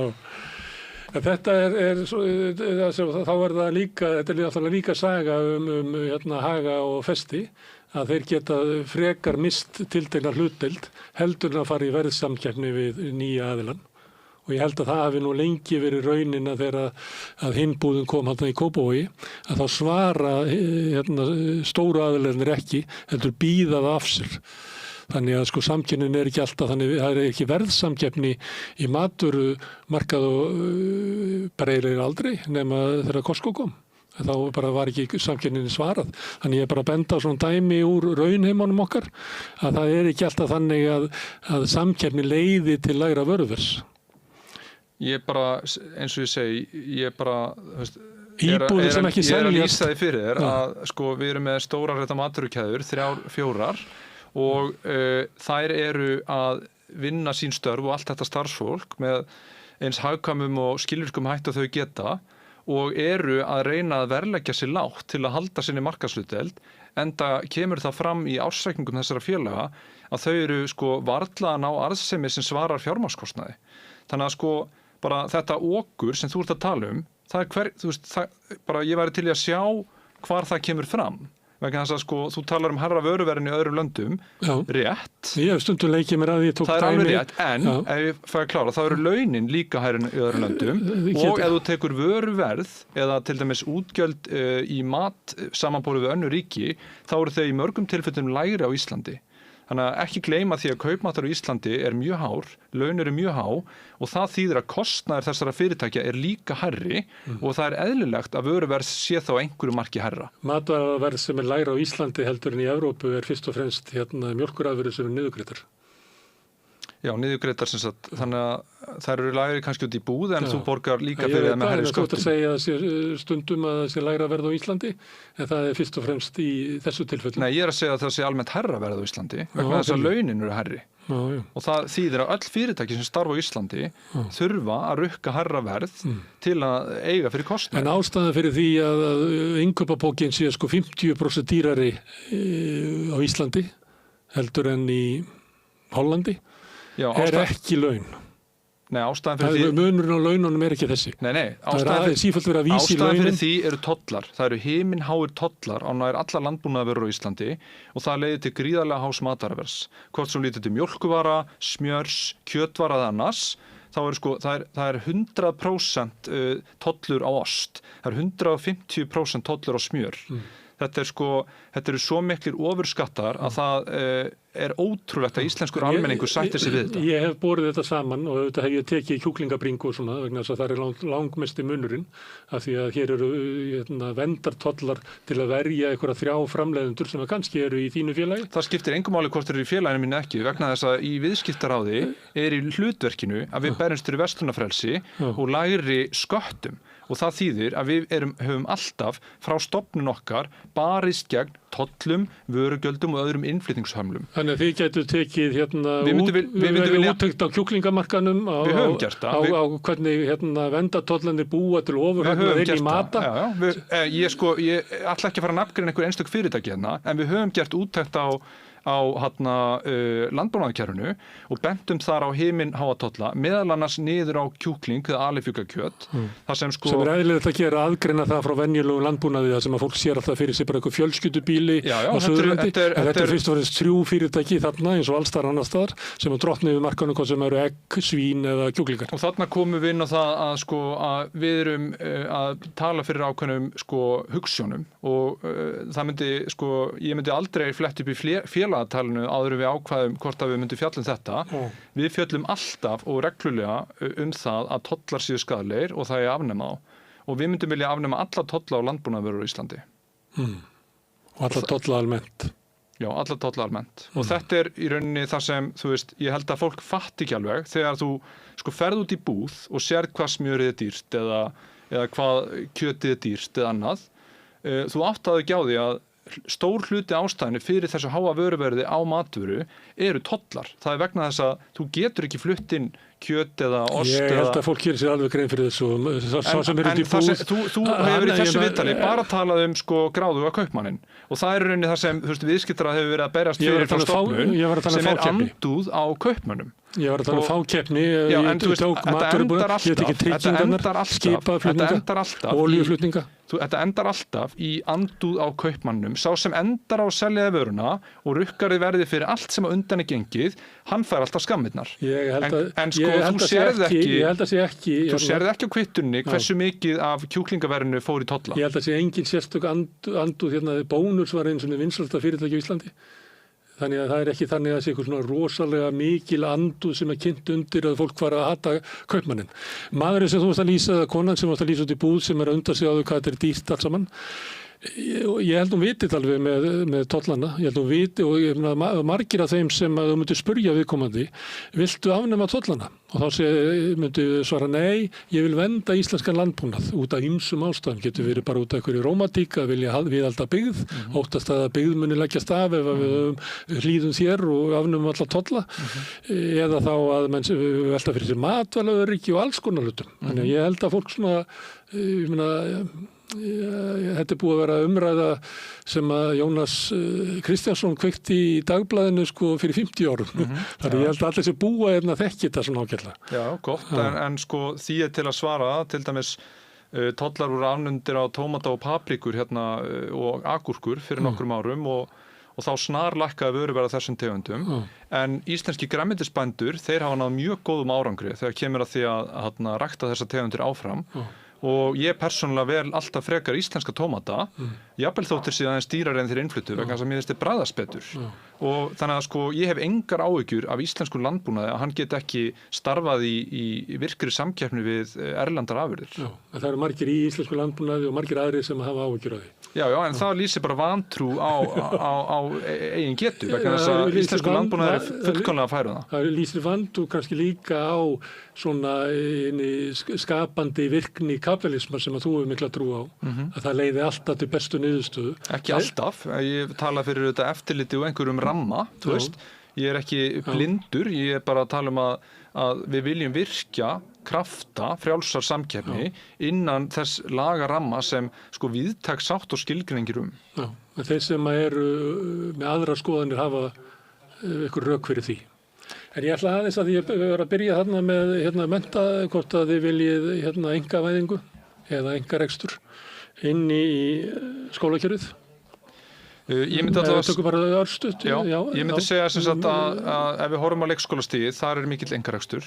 Ef við horfum á framhaldsskólastigið, þar er talsverður einkarekstur og verslunarskólinni þar í farabroddi. Þið viljið sitja inn í grunnskólana Ef við horfum á háskólastigið, þá er þar háskólinn í Reykjavík einkarekinn, en á grunnskólastigið nær engin einkarekstur. Og þið viljið það? Og hvar er lakasti árangurinn og hæsti kostnaðurinn? Það er á grunnskólastiginu. Og þið viljið í heilbrigðiskerfinu aukin einkarekstur? Sko, svarið mitt, við viljum jafna samkeppnisstöðu, þar að segja að hið opinbera mismun ekki. Við vorum að gera núna út þetta á heilsugæslum og þar tókum við til dæmis undir sem dæmum það að við erum ekki á móti samkeppniseftirlitinu. Við gerðum tillögur þær okkar og hvöttum við opinbera til að fara að tillögum samkeppniseftirlitsins að jafna stöðu heilsugæslu höfuðborgarsvæðisins við einkareknar heilsugæslur á höfuðborgarsvæðinu. Þannig að það eru 4 einkareknar heilsugæslur á höfuðborgarsvæðinu. Þær raða sér í efstu sætin þegar kemur að ánægju með þjónustu og neðstu sætin þegar kemur að kostnaði. Og þið viljið að opinberi reksturinn verði skilgreindur þá með sama hætti og einkarekstur og það sé jafnræði þar á milli. Sem oft svona aðdragandi einkavæðingar, þá endanum við að segja þá ekki bara alveg skott að einkavæða þetta. Ef þú verður að reka opinbera þjónustu þó hún sé í eigu sveitarfélaga eða ríkisins, þá þetta reka hana eins og hún sé fyrirtæki á samkynnismarkaði og þá endanum kannski skiptir ekki máli hvort að þú bara einkavæðir þetta ekki, því að ríkið rekur þetta hvað sem eins og þetta einkafyrirtæki. Ég meina, horfðu á háskólastig, ég held að það sé besta dæmið. Háskóli Íslands, við erum ekki að leggja til að Háskóli Íslands sé lagður niður. Við stofnuðum einkarekin háskóla við hliðina á honum. Og það hefur verið eitt af besta sem hefur komið fyrir Háskóla Íslands að fá samkeppni nemendur, samkeppni kennara, samkeppni fræðafólk. Þetta miklu betra og dýnamiskara umhverfi fyrir fólk að starfi heldur en einokun. Já, við þekkjum dæmi til dæmis margir sem að vinna innan Landspítalans segja að það hefur verið betra ástand þegar Borgarspítalinn og Landspítalinn voru sikkur stofnun. Já, ég held að stærðarhagkvæmninum sem að var sameiningu, svona hinn meintu samlegar áhrif kom aldrei fram. Og ég held að ég get alveg tekið undir þetta. Ég hafði miklar efasemdir um þetta. Já, 2 opinber fyrirtæki geta búið til samskonar ástand eins og þú veist að lýsa. Já, og bara, þú veist, í tilfelli Landspítala þá hugsa ég þetta líka eins að ef að þetta hefur einkaaðilar þá hefur Samkeppniseftirlitið aldrei leyft þeim að sameinast vegna þess að það hefði ekki tekið nein rök einhverja meinta stærðarhagkvæmni gild þegar kemur að spítalarekstri vegna þess að það hefðu orðið að vera að minnsta kosti 2 aðilar. En í tilfelli Landspítala núna bara 1 aðili og þá vantar þetta samkeppnislega aðhald. Já, þannig að við fórum á langt í samlegar áhrifunum. Ég held það. Ég held að við ættum frekar að vera með 2-3 spítala. Já.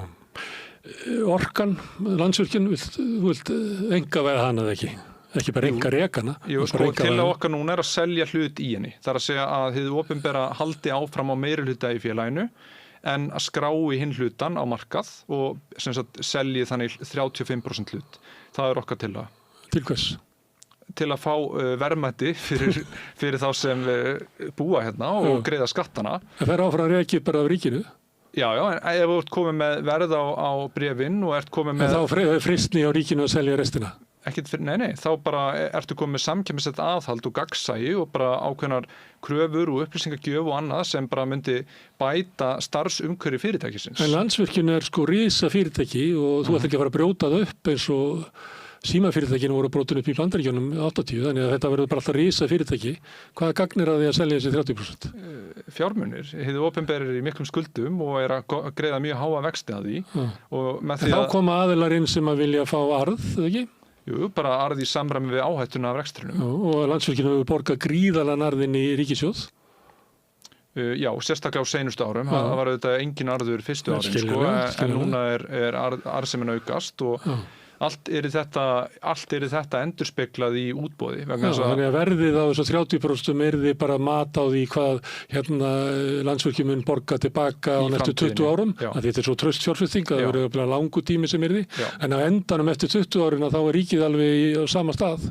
Nei, vegna þess að ríkið það búið að spara sér vaxtagreiðslur af skuldunum sínum á sama tíma og hefur 22 ár, þá er það komað á sama stað? Nei, af því að það hefur getað veitt þá þessum fjármunum í annað og byggt annað upp og fjármál þess stæðu betri vegna þess að ríkið fær líka ávöxtun á þá fjármuni sem það fær við sölu á hlutnum. Það er ekki eins og sá hlutur standi í stað. Við höfum ekki öll góða reynslu af þessu. Það átt að gera eitthvað tiltekið við sölu andverið Símans á sínum tíma. Gott ef það er ekki að byggja Landspítala. Þannig að við höfum svolítið mörg dæmum að... Fékk ekki opinbera hátt í 80 milljarða fyrir Síman og það átt að fara í Landspítala. Og hvert er markaðsvirði félagsins í dag. Þannig að ég myndi hugsa að opinbera hafi gert mjög vel í þeirri einkavæðingu. Og ég held að enginn sakni þessa símaþjónusta sig í opinberum rekstri. Nei, ég er bara að benda á það. Það er oft verið að fara rök fyrir sölu á ríkisfyrirtækjum að við höfum að geta nýtt fjármunina í eitthvað annað sem er betra en við höfum ekki beint svona sögulegu dæmi það. Við hafa verið að selja Íslandsbanka daginn og hvað fóru peningarnir í það? Greiða niður skuldir. Ég meina, bara skuldir hins og opinbera ríkissjóðs eru svo himinháar að réttast væri að setja andvirði þessara salna í það vegna þess að þá erum við að spara hversu mikið í vaxtakostnað og þú getur notað það annarkvort til að lækka skatta sem ég myndi kannski heldur vilja eða auka tilfærslur eða styrkja velferðarkerfið eins og þú myndi kannski frekar vilja. Byggja upp húsnæðiskerfi? En að hækka skatta og auka útgjöld. Þau eru yfirleitt á móti hækka skatta. Já, við erum á móti hækkun skatta og aukningu útgjalda. Við teljum að hið opinbera sem meira en næga fjármuni til að sinna þeim verkefnum sem það getur sinnt á að sinna og þarf að horfa núna til að nýta það með hagkvæmari hætti, ekki að auka útgjöldin. Finnst þér réttlætanlegt að maður sem kannski með 500 milljónir á mánuði í fjármagnstekjur og einhverja launatekjur sem lægra skatthlutfall af tekjur sínum heldur en fólk á lægstu launum? Það ekki þannig. Fólk á lægstu launum borgar svona það bil 10-20% virkan tekjuskatt, það að segja... borgar líka útsvar? Já, tekjuskattur og útsvar. Ef þú telur saman tekjuskatt, útsvar og sko tekjuskattstengdar bætur... Ég hef tekið Þorsteinn Má sem var tekjuhæstur samkvæmt einhverjum listum, að ég held að hann hafi verið að borga saman hlutfall af tekjur sínum og hann var með þokkalega launatekjur. Það sumir sem eru með háar tekjur svona næstuði eins og hann var með sem eru bara fjármagnstekjur.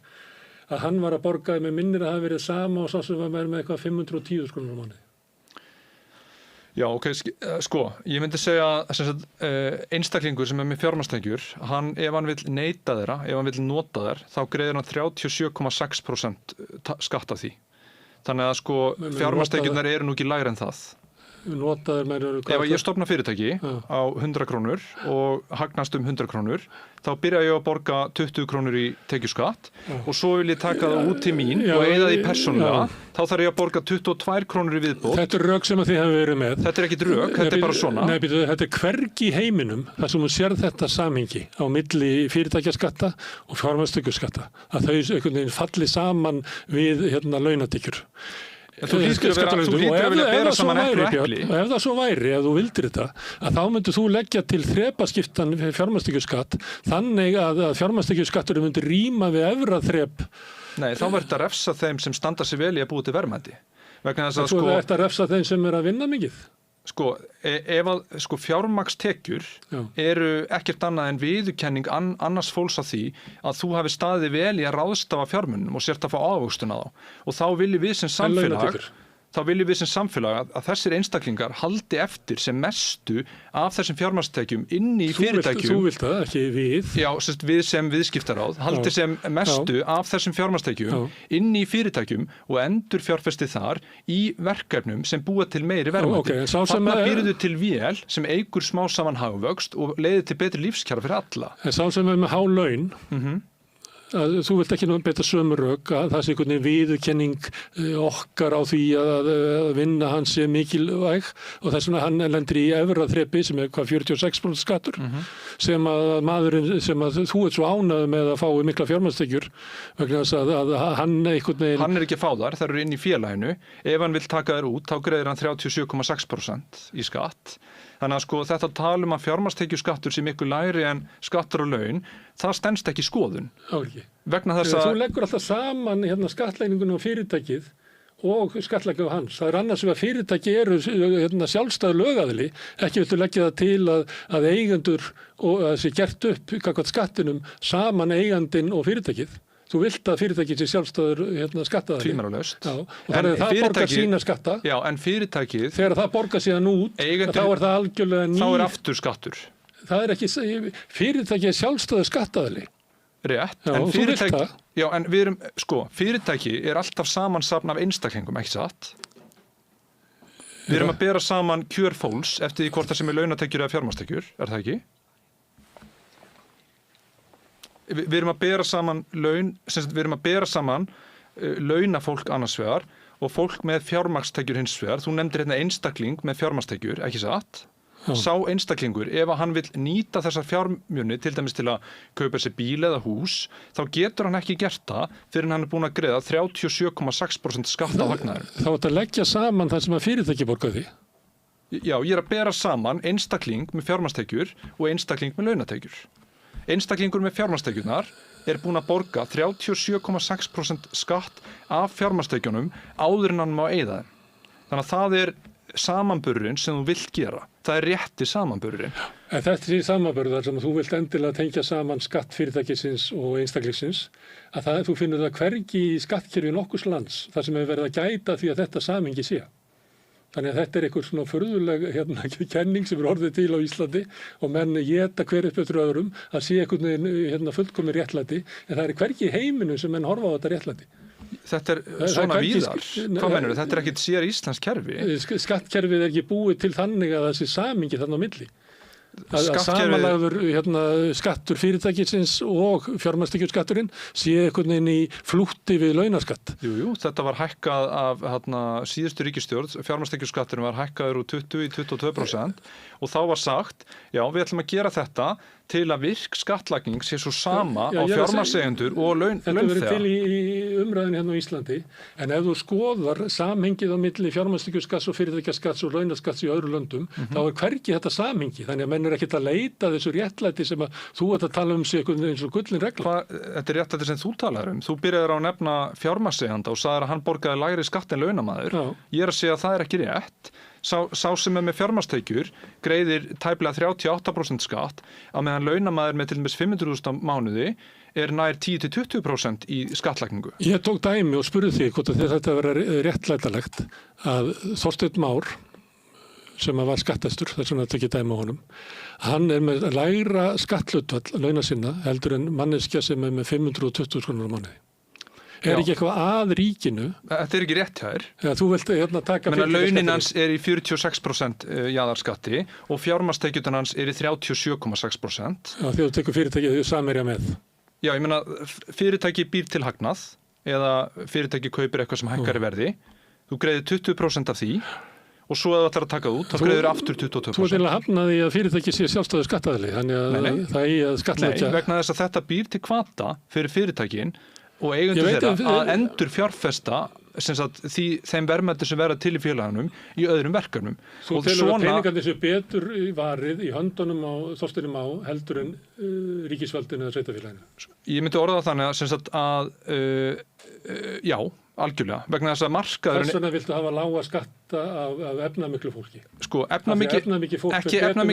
Ekki fólkið, heldur fyrirtækin. Það að segja Samherji til dæmis, af því að þú ert að nefna það sem dæmi, og bara öll fyrirtæki, þegar þau verða verðmættari og verðmættari, þá eru þau að búa til verðmættari og þú vilt skilja sem mest af þeim eftir vegna þess að þeir aðilar og þessi fyrirtæki eru búin að sýna að þau eru góði að búa til verðmæti.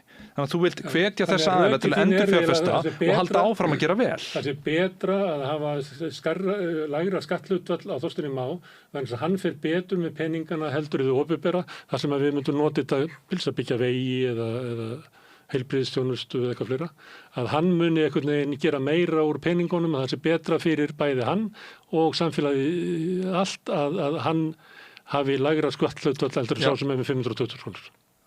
Ef við erum að tala um hann, þá hann sannarlega ekki með lægra skatthlutfall, hann með hærra skatthlutfall. Ef við erum að tala um Samherja, þá vil ég auðvitað fyrirtæki hafi ráðrúm og frelsi til að endurfjárfesta og búa til ný verkefni. Þú tekur alltaf saman skattinni og Samherja og leggur það á skattinni á honum. Ef að þú nefnir einstakling, þá verðum við að horfa á skatttekjur þess einstaklings. Þú getur ekki nefnt einstaklingin og sagt svo skatthlutfalli bara fyrirtæki. Einstaklingur má ekki nota það fjármuni. Hann borgar bara 22% af fjármagnstekjunum en þú vilt alltaf bæta við tekjuskatti fyrirtækja sem var borgað inn í Samherja. Já, vegna þess að ef að Samherji fjárfestir eða eitthvað annað fyrirtæki og það hækkar í verði, þá fyrst greiddur 20% og svo 22% áður en þú fær fjármunina tilbaka. Þannig að þetta er bara, þú veist, þetta er bara eplum móti eplum. Björn, hefur gaman að þessu? Herru, já, ég mjög gaman að þessu. Ég ætlaði líka að gefa þér bók sem er 100 ára afmælisrit ráðsins. Það er verið að reka á eftir mér því að það kom annað efni hérna. Gjör svo vel. Takk. 100 ára afmæli fyrir nokkrum árum. Já. Takk fyrir. Þannig ég að pæla í því hvort það væri til að bara koma aftur út um hérna. Já, það hljómar bara mjög vel. Já, af því að mér finnst gaman að því að við erum svolítið að tala svona kannski grundvallaratriði í pólitík sem að okkur gengur svona misvel, stundum eru við þetta upplýsandi, stundum er þetta pex og svona, en við erum bara að finna leiðina til þess að ræða þetta. Já, ég held að við getum líka afmarkað okkur við tiltekin umræðefni þannig og farið þess á dýftina. Gera það. Takk fyrir mig. Herðu, en ég verði sérst að hætta núna að tala við Björn Brynjar, það þarf koma þetta seinna, en framundan er eitthvað allt annað hérna á Rauðaborði, við erum alltaf reyna að skilja heiminn og samfélagið okkur sjálf, smá auglýsingar og svo heldur Rauðaborðið áfram. Góðir fjölmiðlar eru mikilvægur partur af því súrefni sem sérhvert samfélag þarf á að halda. En góðir fjölmiðlar, þeir þurfa ekki endilega að vera hlutlausir, en þeir verða að vera sjálfstæðir. Alveg eins og góðir háskólar og traustir dómstólar þurfa að vera sjálfstæðir. Þeir þurfa að þjóna fólkinu, ekki valdinu. Ég heiti Þorvaldur Gylfason og ég styð samstöðina. Hvar skrái ég mig í áskrift? Samstöðin.is.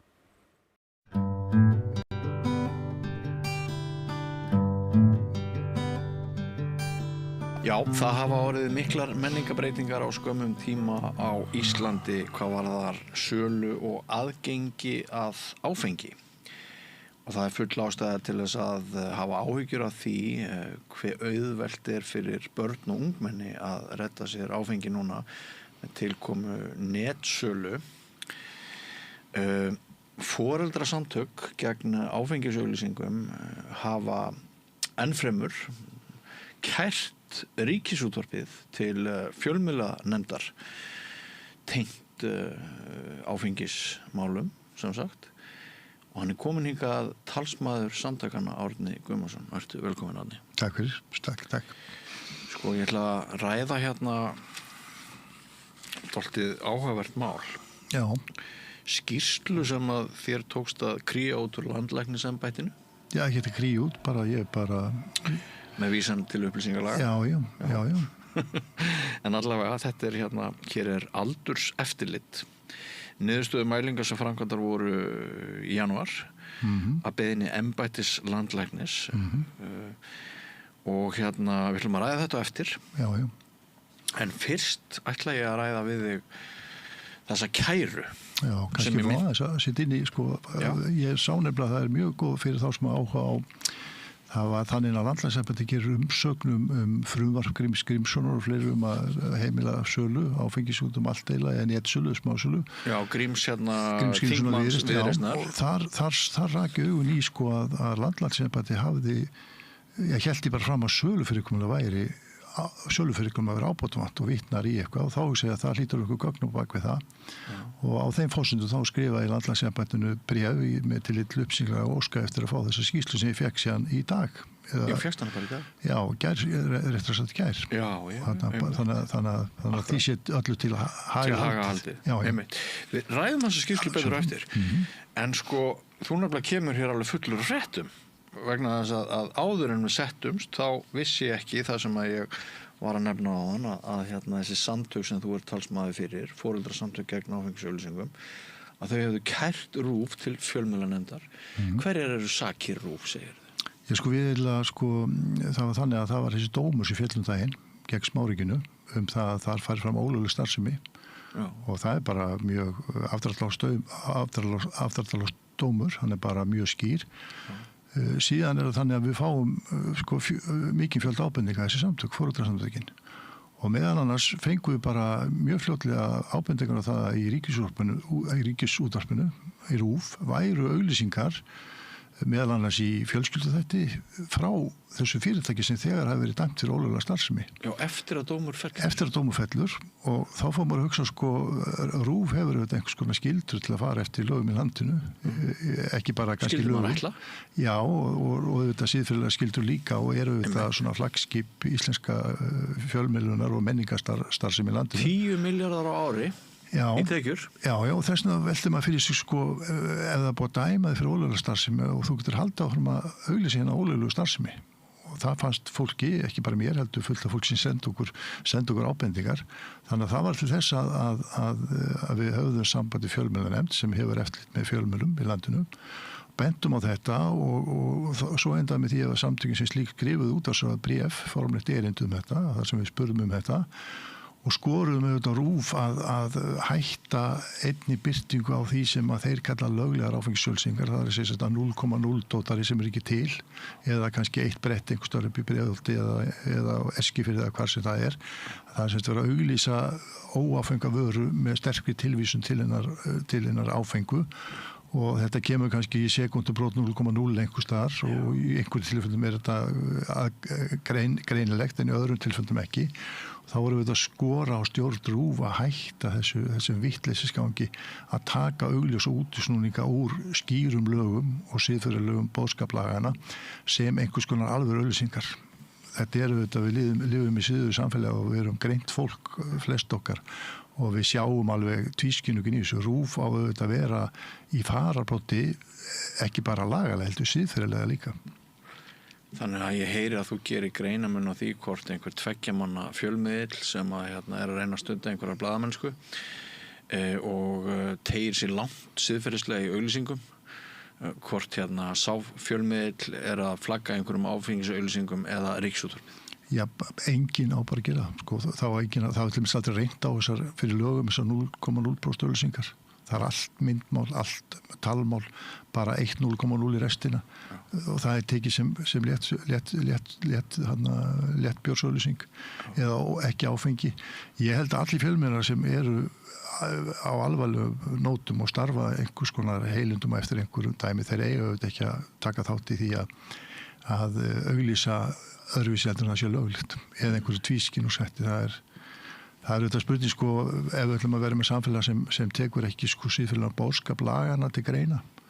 Þá erum við komin í svona eitthvað alveg grjótart, eitthvað svona lögfræði setninga og málfars og eitthvað deilur það hvort að hitt sé þetta eða hins sé. Og vekur furðu margra og þar á meðal bara mín. Ég var nú einu sinni starfsmaður RÚV Þetta var nú svona gamaldags menningarstofnun sem tók nú ekki áhættu Já. Þetta eru einkennilega breytingar sem hafa orðið þarna. En það er líka bara hvort það er líka annað þessu ég lít alltaf á RÚV, fremstu skyldur RÚV eru gagnvart almenningi. Já.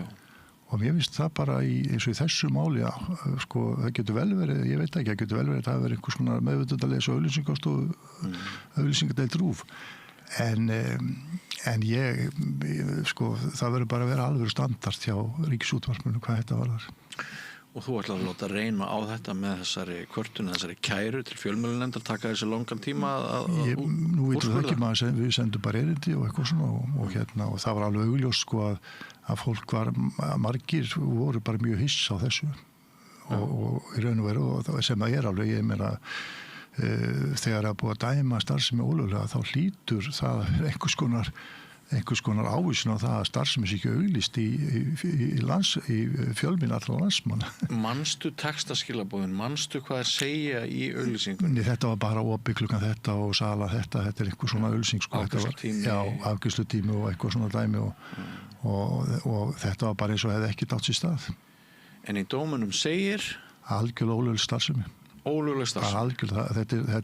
Þess vegna held ég líka að því að dómurinn svo afdráttarlaus, hann svo brjálæðislega skýr að það engin vafi og þetta eru þetta áfengissalar á Íslandi búin að fatta en það voru þeir komnir í útvarpi í fjölmiðla kortir eftir að dómskvaning var og þá byrjaði sama mantranum það að lögin var úrelt og nútíma væri komin og það ætti að breyta lögunum og þá að fara að peppa upp þetta frumvarp sem að Grímur Grímsson settur í forsvar fyrir það að leyfa smásala áfengis í gegnum net eins og það sé eitthvað sérstakt form, það er bara venjuleg smásala sem við verið að leyfa 16. og 17. skipti sem það frumvarp er lagt fram, þreytasta frumvarp þingsögunar og svo fara menn auðvitað með þessa möntru að þeir séu með örugt sölukerfi rannsókn í sína og svo er ég alveg vissum það kemur ekki neitt á óvart til þegar þessi skýrsla liggur núna fyrir að sölufyrirkomulag er handónýtt að þá er ég alveg vissum að Landlæknisembættið og fleiri fá bara alveg hellings að lögfræðibréfum alls konar kærur út af því hvernig embættið vinnur í þessum málum og slíkt og það er bara samkvæmt í þessi áfengisíðnaður allan heim, hann vinnur bara eftir ákveðni bók, það er kallað leikjafræði áfengisíðnaðarins og hún er þessi. Viðbrögðum gagnvart svona máli eru náttúrulega alveg, maður veit alveg hvernig áfengisbransinn bregst í svona tíðum. Rifjaðu aðeins upp fyrir okkur það sem segir í dómunum af hverju þessi netsala er ólögleg. Netsala er bara eitt form smásölu og það er bara mjög skýrt í áfengislögum hverju má selja áfengi.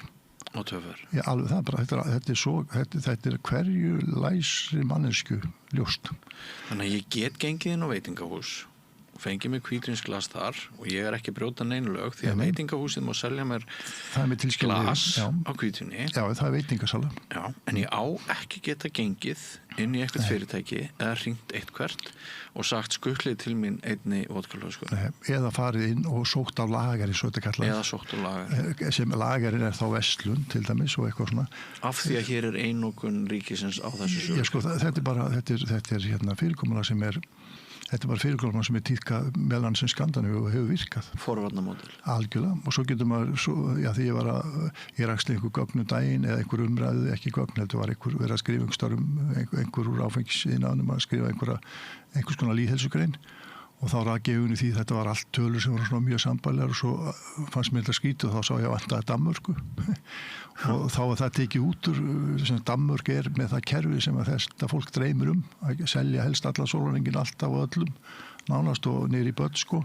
Íslenski sprútsalar vilja breyta okkur í Danmörku. Já, sko, algjörlega og þetta er það sem er í þessu, sko, það eru þetta viðskiptahagsmunir sem eru mjög sterkir og þetta er alveg brjálæðslega fjársterkur bransi, áfengisiðnaðurinn og eyðir alveg brjálæðslega peningi að normalisera neyslu, auglýsingar og annað slíkt og þeir vinna bara greinilega öllu plönu, þannig ég held að núna eftir að dómur fellur þá held ég að það er ekkit vafaatriði í því sko ef maður tekur bara þessa leikjafræði áfengisíðnaðar eins og þessa playbook sem að Alþjóða heilbrigðisstofnun hefur svona svolítið kortlagt hvernig þeir vinna þá er þeir alveg eins og gráu kettinir í þingi að reyna að hafa áhrif á þingmenn af því þeir vita að þetta er algjörlega þetta mál með sko sem er núna búið áfriða til Landsréttar það breytast enga forsendur á leiðinni ég held að Landsréttur geti ekki komast inn einni annarri niðurstöðu með reynda að draga inn í þetta alls konar eftirlitsstofnanir, með reynda að taka alls konar hluti inn í þetta sem hefði engin tengslu í þetta mál sem slíkt. Þannig að raun og veru menn eru móðir núna og nú var þetta áfall fyrir þessa menn sem hafa þessu mikla tekjur persónulegar og enga hagsmuni að nú er þessi deildi þarna er komið tap skilur þá förum við bara annað og þá var allt í einu fyrir að dúkka upp þetta frumvarp sem er 17. 18. útgáfa þessu brennivín í búðir frumvarpi. Þannig að þú veist leikjafræðin er klár, það er bara spurning hvort að stjórnmálafólk stendur í lappina gagnvart sérhagsmunum með þessum toga.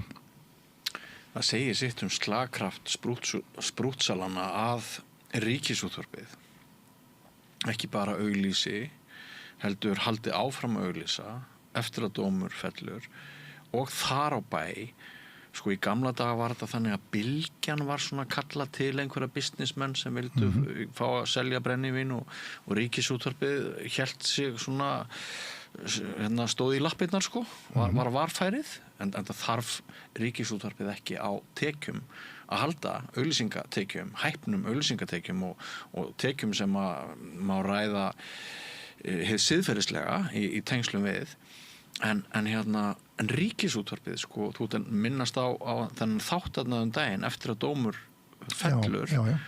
Ég var einhverstaðar út að aka og það var eins og þessi dómur hefði ekki fallið eða þetta væri ránglátasti dómur sem hefði fallið og maður bara fólk botnar ekkert í því hvernig þessi eins og ég nefndi í upphafi hvernig sko þetta menningar landslag hefur gjörbreyst á skömmum tíma. Já, en fyrst þú nefnir þetta það vakti mikla furðu. Ég hlusta á þetta viðtal líka í ríkisútvarpið daginn og nú er náttúrulega ríkisútvarpið margir þættir og fullt af góðu dagskrárgerðar fólki þar. Já, maður ágætur að taka það fram. Nei, en sko fyrstu svona tíðinlega þessu voru bara nánast korter eftir dómsuppkvaðningu og þá fullur á áfengisíðnaðarins, reyndar ekki sá sem var dæmdur, komin í útvarpið og hann rantar þetta í svona 10 mínútur korter bara þetta sé allt saman ósengjart og allt þetta svo eru við látið nelta þetta skilur og reyna að afsanna eitthvað og má ég deila með þér eftir 40 ár í blaðamennsku má ég deila með þér því hvað er hefðbundin fréttamennska ef einhver vinnur mál þá er talað við hann og sjóna með þess sem vinnur málið þau koma fyrst fram í fréttaumfjöllun svo getur við fengið sjóna með þess sem tapaði en það er bara hefð fyrir því að við hömpum, blaðamenn hampa fyrst málstað þess sem hefur sigur Þarna var svo Ég fór til spjallan og daginn eftir að því að þetta gerum við yfirleitt athugasemdir ef okkur finnst á halla sko. En það viðtal fóst mest í því að elda uppi einhvers konar sko hugmyndir í höfði þeirra sem hafa haga áfengissölu og þeir telja það oft staðreyndir og þá feir maður að elda upp þessa vitleysu sko sem oft sett fram. Og það, ég get alveg deilt með við höfum þetta gert af og til athugasemdir við Ríkisútvarpið til dæmis. Ég held að sé, ég hef enga víslega könnun á bak við það, ég held að sé yfir þannig að við sem erum í forröndum við erum alltaf að elda sko sérhagsmunaaðila. Þetta bara torgþáttur sem var í fyrra. Þar eru 2 eða 3 fulltrúar frá áfengissölum. Síðan yfirsálfræðingur S.A. og svo var bindinsmaður og það var eiginlega enginn sem var sko úr forvarnarbransunum sérstaklega til að svara öllu því sem þar fyrir fram. Þannig að ég sko því þannig ég horfi mikið á skandinavískar stöðar, gaman að bæði fréttum og umræðuþáttum og ef maður tekur til dæmis bara sænska sjónvarpið þá alltaf passað upp að það sé alveg fullkomið jafnvægi. Ef það einhver umræða þá er bara fullkomið jafnvægi og það í raun og veru líka oft þannig að fólk auðvitað spurt krítiska spurningar hvorum með þessi og það hefur líka sko verið þannig að það auðvitað hlutverk Ríkisútvarpsins að upplýsa eða fjölmenna bara almennt. Heldur betur. Og þessna almannahagur, almannaheill, almannahagsmunir. Já, þessna höfum við sagt að ég sjálfur sko það ákveðið rými til framfara. Það rými til framfara. Já, heldur betur í þessu ef við ætlum að búa til samfélagsumræðu einhver staðar sem á að hafa einhverja þýðingu. Og það ekkert eðlilegt við það að sjónarmið sprúttsalana séu í fyrsta sæti og að þeir flokkist undir jaðarsjónarmið eða nöldrara sem að ætla að veita sprúttsölunum aðhald. Það ekkert eðlilegt við það. Við sáum daginn í Kastljósi hvernig lýðheilsufræðingi var einmitt telt fram hvernig sprúttsala var telt fram gegn sjónarmiðum lýðheilsufræðings. Á sama tíma og einn af þeim sem var að selja fekk sko heila Kastljósþótt undir sig að skýra sín sjónarmið. Þannig að það alveg ljóst að það svona stundum finnst manni á aðra hliðina hallaði og bara umræðu. Já, Stefán Jón Hafstein, minn gamli yfirmaður á fjölmiðlunum, þú sem stjórnarformaður RÚV, þetta ekki Ríkisútvarpið sem ég held að margir landsmenn vilji hafa. En landlæknisembættið, það hins vegar, við getum kannski sagt að það standi í lappirnar. Já, alveg fullkomlega. Er það ekki? Jú, það bara. Og hér ég með þessa sjóðheitu skýrslu sem þú ert nýbúin að fá. Þar sem fjallaður og heimildin gerði skil núna á dögunum í góðri frétt. Það sem sagt, manstu þegar þú varst hér með Ólafi Stephensen og þið voru 2 að ræða það hvernig framkvæmdin væri með þessari netsölu. Þú sagðir að þú vissi dæmi þess að 13 ára ungmenni hefði náð að panta áfengi í gegnum svona netsölu. Hann Ólafur, sem fyrir með hagsmuni atvinnurekenda að leiðarljósi, hann bara sagðist telja að það væri rangt. Hann staðhæfði að öryggið við afhendingu, aldur sem sagt takmörkin, þau væru fullt eins virt og hjá einkarsprúttsölunum eins og hjá ÁTVR. Og ef ég man rétt þá jafnvel sko held ég hann hafi gefið í skyn að það geti verið allt eins líklegt að fólk kemist frekar út með áfengi frá ÁTVR-búð sem var ekki spurt skilríki heldur en ef ég panta bokku á internetinu. En þetta nú heldur betur, þessi málstæður heldur betur rækin hér. Já, og það sorglega veit að þetta enga nýja fréttir fyrir okkur sem mjög fórhundum. Þess að við erum búin að fá sko að því nú erum við erum bara að reka samtök og erum í hreyfingu sem að berjast í fórhundum og allt þetta fólk sem í fórhundum og við fáum þetta fullt að skilabóðum og þetta bara nákvæmlega það sem við vissum en þetta kannski að mörguleiti bara ívið verra ef eitthvað Sko það var sendur listi 21 verslun og það eru gerðar 30 kannanir. Er það ekki? Þetta er fyrirtæki sem sérhæfis í svona huldu kannunum, hluti af alþjóðum fyrirtækjum, en það sem svona megin fréttin í þessu það að það fullt af þessu fyrirtæki sem spyrir ekki einskilríki, einhver láta votta með já eða nei, einhver með rafræna vottun. En þó það sé rafræna vottun, þá það þannig að það kannski unglingur sem afhendir áfengið. Það ótrúlegt. Þetta kaup framkvæmt hjá 14 netverslunum með áfengi. Hvað var það rafrænu skilríkin? Það var niðurstaða könnunar svo að spurt var rafrænu skilríki í 5 af 14 netverslunum sem bara í 36% tilfelli. Já, einmitt. Þannig að það sýnir nú bara... Sko, þetta bara, það sé sorglega í sig það, við erum bara að segja þetta allan tíman. Já. Og svo hérna af þeim 9 netverslunum sem ekki báðu með rafræn skilríki var hjá 5 þeirra óskað eftir annars konar aldursstaðfestingu þar sem einfaldlega bara spurt hvort viðkomandi hafi náð 20 ára aldri. Bara eins og þegar ég fór 19 ára inn í ríkið og afgreiðslumaðurinn spurði mig ertu orðinn 20 og auðvitað sagði ég já. Og slapp með mitt bús út 19 ára gamall. Þetta ekki mjög vísindalegt. Nei. Heyrðu, og svo hérna að sko afhendingin sko það eru krakkar að afhenda krökkum. Það eru nefnilega krakkar að afhenda krökkum. Já. Og hérna og svo líka annað í þú getur verið sko eins og það gert þá bara einhver út í bæ sem vottar ef þú fer ekki um rafrænakerfið. Þetta þýðir það þeir sem vilja selja áfengi til barna. Já. Þeir geta bara gert það mjög hæglega með því að votta alltaf eða ekki með vottunarmerki.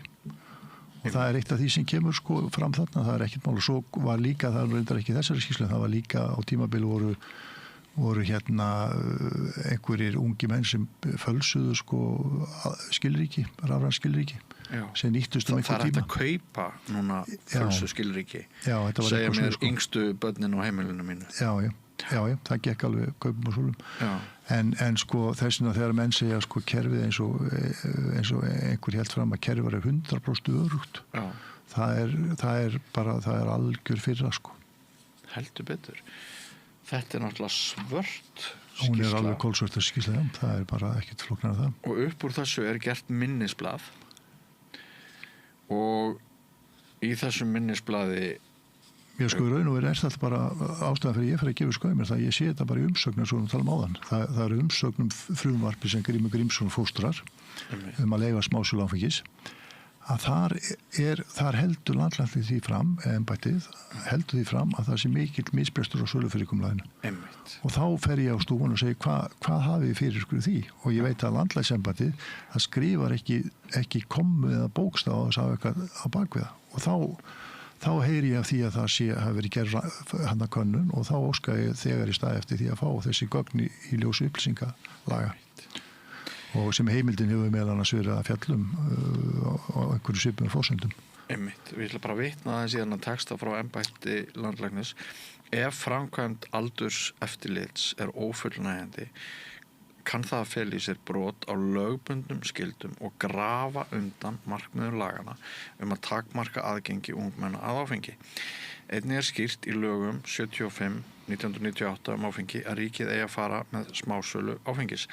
Þetta ein af virkustu forvarnar aðgerðum sem til eru og eitt af því sem alþjóða heilbrigðismálastofnunin mælir með til að draga úr skaðlegum afleiðingum áfengisdrykkju. Já, það bara svoleiðis. Kjarnimálsins. Já, algjörlega.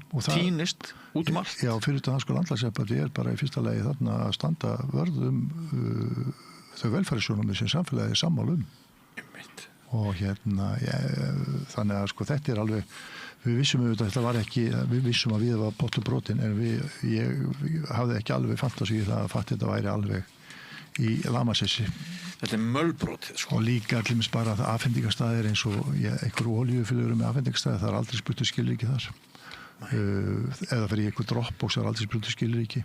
Það einhvers staðar eru vélmenni sem afhenda áfengi og ég meina, ekki taka þau lífsýna fólki. Það þá sennilega einhver tilvísnu og góði það sem þú þarft eitthvað að sýna ég kann ekki tæknilega útlutun á því sko. Og svo kannski sumi aðilar haldaði fram að áfengisverslu ríkisins á þessi sérstaklega talsmaður hennar að hún þverbróti í lög og selji unglingum áfengi. Þeir eru með skilríki eftirlit, það sem senda blind 20-25 ára einstaklinga sem eru kaupa áfengi hjá áfengisverslunum og ef þeir eru ekki spurning skilríki þá er það náttúrulega bömmers fyrir verslanirnar en það er einhvers konar 90% er rétt sko en þó þeir selja áfengi þá er það ekki lögbrot eins og margir halda fram. Það er eins og það er sko fullkomlega erfitt fyrir þá að vera ekki með betri skilríki eftirlit en það sko. Þannig að þetta er því miður sko og þetta er komið, það hefur engin það er ekki pólitísk umræða að fara fram með þetta fyrirkomulag, það er ekkert. Finnst þér ekki skrítið? Jú, og svo finnst mér líka náttúrulega mjög skrítið og ekki bara mér heldur okkur, við sem erum að vinna í forvörnum og eitt sem benti á það í skrifum til okkur daginn, eitt sem hefur verið öll í baráttunni og tjásillmis mikið á heimasíðum okkar og hans lít að við komum til að sagði bara þarf ekki bara að opinbera rannsókn á öllu þessu ferli. Hvernig stendur á því að þetta augljósa mál brot á sölufyrirkomlega áfengis sem kemur upp fyrir 6 ára rúmlega hvernig í ósköpunum getur svona mál drattast í kerfinu í 6 ár og við komum til að það þarf eiginlega bara rétt að stæða þetta óskæða opinbera rannsóknar á því hvar í ferlinu er vitleysan. Ég held sko að teórían á bakvið þessa þróun sé svo að almannahagsmunir séu komnir í ramma sérhagsmuna og þetta séu sem sagt þessi öfl sem úr að tala resursarnir eða tækin sem áfengisiðnaðurinn hefur að bara það sé við ramman reip að draga og ríkið hafa einhvern veginn bara tapað fyrir sprútsurunum. Sko það er alveg, það er oft. Það sé í kjöldu. Já, það er eitthvað í þessu, þetta er bara svipað eins og núna höfum við verið líka að gera mikla aðsóknundi við tilslaganir á áfengisölu og íþróttavöllum. Og þó að það hefur eitthvað svona stranglu og þá er þetta allt komið vitlis og við erum að fá svona mál hugsaði allir með þetta ömulega mál í Vestmanni þar sem einhver er í stúkunni æpandi á einhvern leikmann nýðyrðum og þá segir félagi við þurfum að gera einhverja ráðstafanir þessu og það er þá að ræða við viðkomandi mann sem er svona óviðkomulegur þegar kjarnimálsins þetta þá getur verið að selja áfengi á íþróttaleikvöngum þá fær maður svona upp á komur þannig að þetta er á svo mörgum plönum sem þetta er unnið fátök íþróttafélög sem þó njóta sko 90% styrkja og hið opinbera byggir alla þessa velli styrkir íþróttahreyfinguna alveg með gríðalum fjármunum árlega, milljarði þeir virðast halda það besti vinur þeirra sé áfengisframleiðendur sem kom með einhverja bjórtóllur að selja þeim á litlu verði og til að skaffa þeim einhverja krónur og þá fyrir maður að velta við sig sko ef boltaíþróttasamfélagið er komið í innilegt sko auglýsingasamband við áfengisbransa þá það maður líka fara að athuga það hvort að við eigum að styðja viðkomandi starfsemi með opinberu fé. Ég fagna hverja einustu krónu sem fyrir æskulísu íþróttamál og uppbyggingu æskunar en mér finnst það sko alveg svakalegt að hvernig að þessi boltaíþróttafélagið algjörlega brugðið skyldusun. Fyrir nokkrum árum þá var það þannig í hugar íþróttageiranum sem ég þekki vel til að maður kannski fekk bara fría umfelgun ef maður vann eitthvað briddsmót eða ostakörfu eða eitthvað svoleiðis sko. En núna seinni árin þá er eiginlega alltaf áfengi í verðlaun og það er augljóst að sko sprútsalarnir þeir dæla áfengi á þess að það sé greitt fyrir það. Þetta eru ókeypis verðlaun sem félögin fá og sko bak við tjöldin þá er verið að gefa og að fá frítt áfengi finnst Íslendingum alltaf spennandi því að áfengi er svo helviti dýrt út í búð í þessu landi og þarna held ég að liggi einhver sko hluti skýringarinnar og það eru bara margir sem er að fá frítt áfengi og gefa einhvern siðferðislegan afslátt og vilja bara njóta þess að halda áfram að fá frítt áfengi. Þetta er líka svona fyrir fyrirtækin þetta er svona einhver dygðaskreiting við erum rosalega góð við félögin það er eitthvað svona verið að sponsa því að félögin eiga svo bátt og við erum svo góðir sko þannig að félagir eru upphefið sjálfa sig þetta er svona svipað eins og það að fólk vil vera með einhverju svona fyrirmyndum á mynd dæmið það til dæmis bara Nixon til dæmis talandi svona hann vildi ekki vera með mynd í restina því að hann var svo spilltur forseti en þegar íþróttar ekki stilli sér upp á mynd með áfengisbransunum til dæmis bara þegar komnar auglýsingar á þessu leikvelli það sem þá þetta orðið bara hluti af þessu umhverfi og hvernig með læðast inn í svona og hvað betra heldur en samstarfi sem góð íþróttastarfi. Já, það búið að renna öll mörk til, færast til og renna saman. Já, það alltaf eitthvað svona færist til en það ekki einhlið ákvörðun einhverja sem hafa sérhagsmuna af því. Þess vegna þarf samfélag að taka sér til og fara í gegnum, við getum bara að sé hvernig með þessu reykingamáli þróust þegar að fólk sá hvað reykingar voru óbóðslega heilsuvá og hvað þetta var virkilega óhollt og loksins 60-70 árum eftir að búa að sanna tengsl krabbameina og reykinga þá sá tóbakinn og það var ekki alveg málið en hvernig við tókum á reykingamálunum til dæmis og hvernig við erum líka að missa nikotínmálunum úr höndunum núna. Það er bara orðið þannig að það svo mikið ójafnvægi milli bara þeirra sem eru í einhvers konar sérhagsmuna baráttu og almennings. Og hættan á að lýðhelsa bara farið niður. Já, hún er bara komið þangað og þú sér bara til mér það er bara allir stundur rækta hérna, það er reyndar ár sem ég gerði síðustu mælingar í félagsmiðstöðum en það er þannig að það eru öll merki á rauðu og þess vegna verðum að líka að gera því nú voru bæjarstjórnarkosningar og svo er nú ekki rosalega langt kannski þingkosningar en þá verður maður auðvitað líka að gera kröfu til þess að þeir sem eru fulltrúar fólksins í sveitarstjórnum og eru þetta þeir sem hafa á víl og díla alls konar leyfi meðal annars áfengisleyfi og annars slíkt að það er bara fólk sem verður bara að standa í fæturnar í þágu almennings. Það er bara einfaldlega þannig. Bara svona í lokin að hnykkja aðeins á markverðum niðurstöðum úr vinnu landlæknis embættisins að 5 af 14 netverslunum með áfengi sem gera kröfu rafræn skilríki bara 36% og svo var það og svo er það þetta með voltsendlana Já að áfengisalan eða viðskiptin eiga sér stundum stað í bílakjöllur. Já, þetta sendur hver sem er.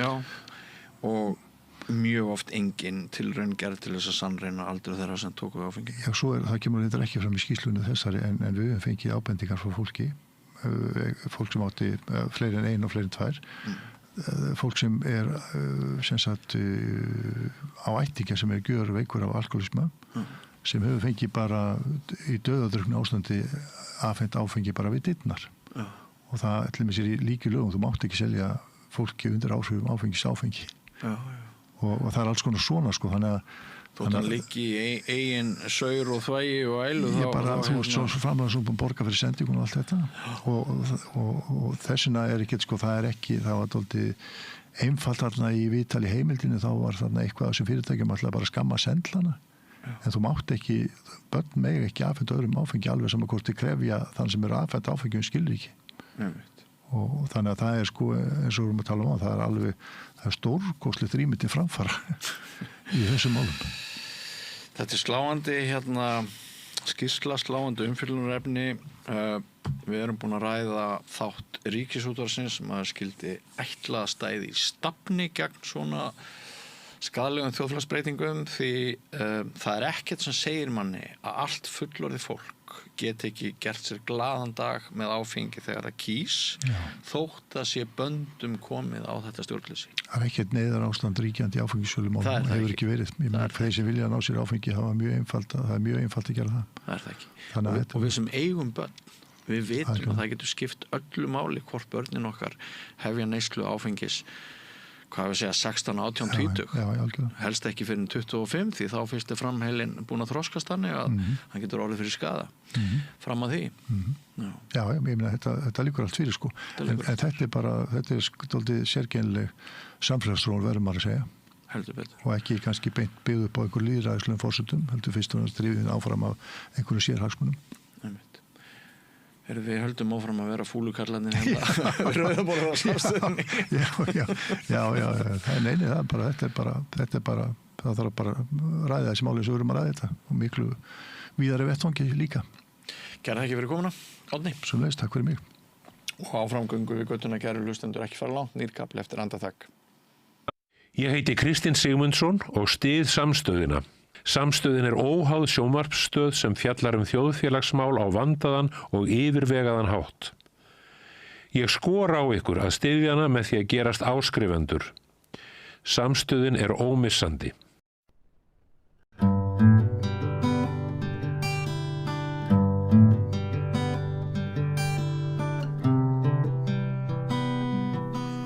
Við ætlum að ræða skólamálin sem margir heldu að yrði eitt af stóru kosningamálunum í sveitarstjórnarkosningunum.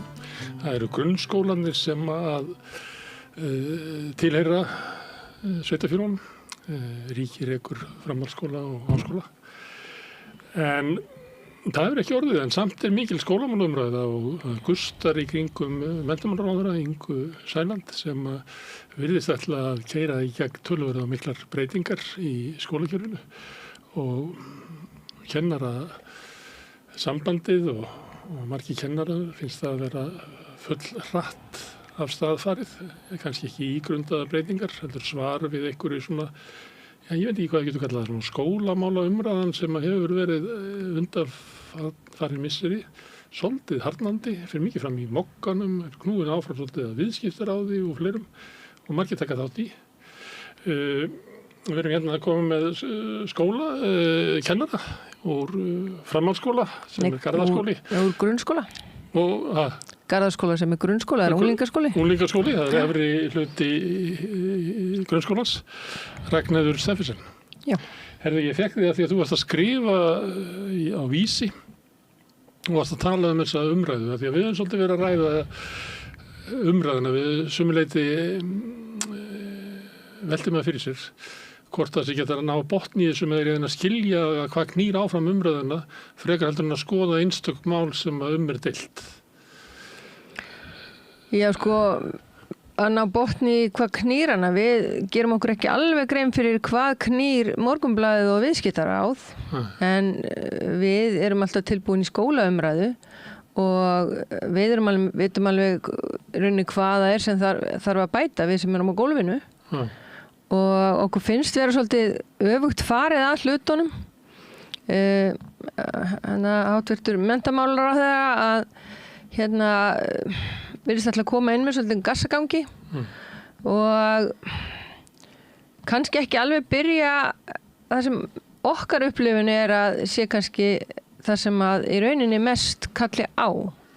Eins og rosalega mikil einbinding núna að einkunnakvarðanum. Já, hún ætlar að breyta því í sumar. Hún ætlar að breyta því í sumar, ég átti að sjá það, en þetta snýst ekki hvort þetta sé 1-10 eða ABCD, því að þetta snýst miklu frekar hvað á bakvið einkunnar.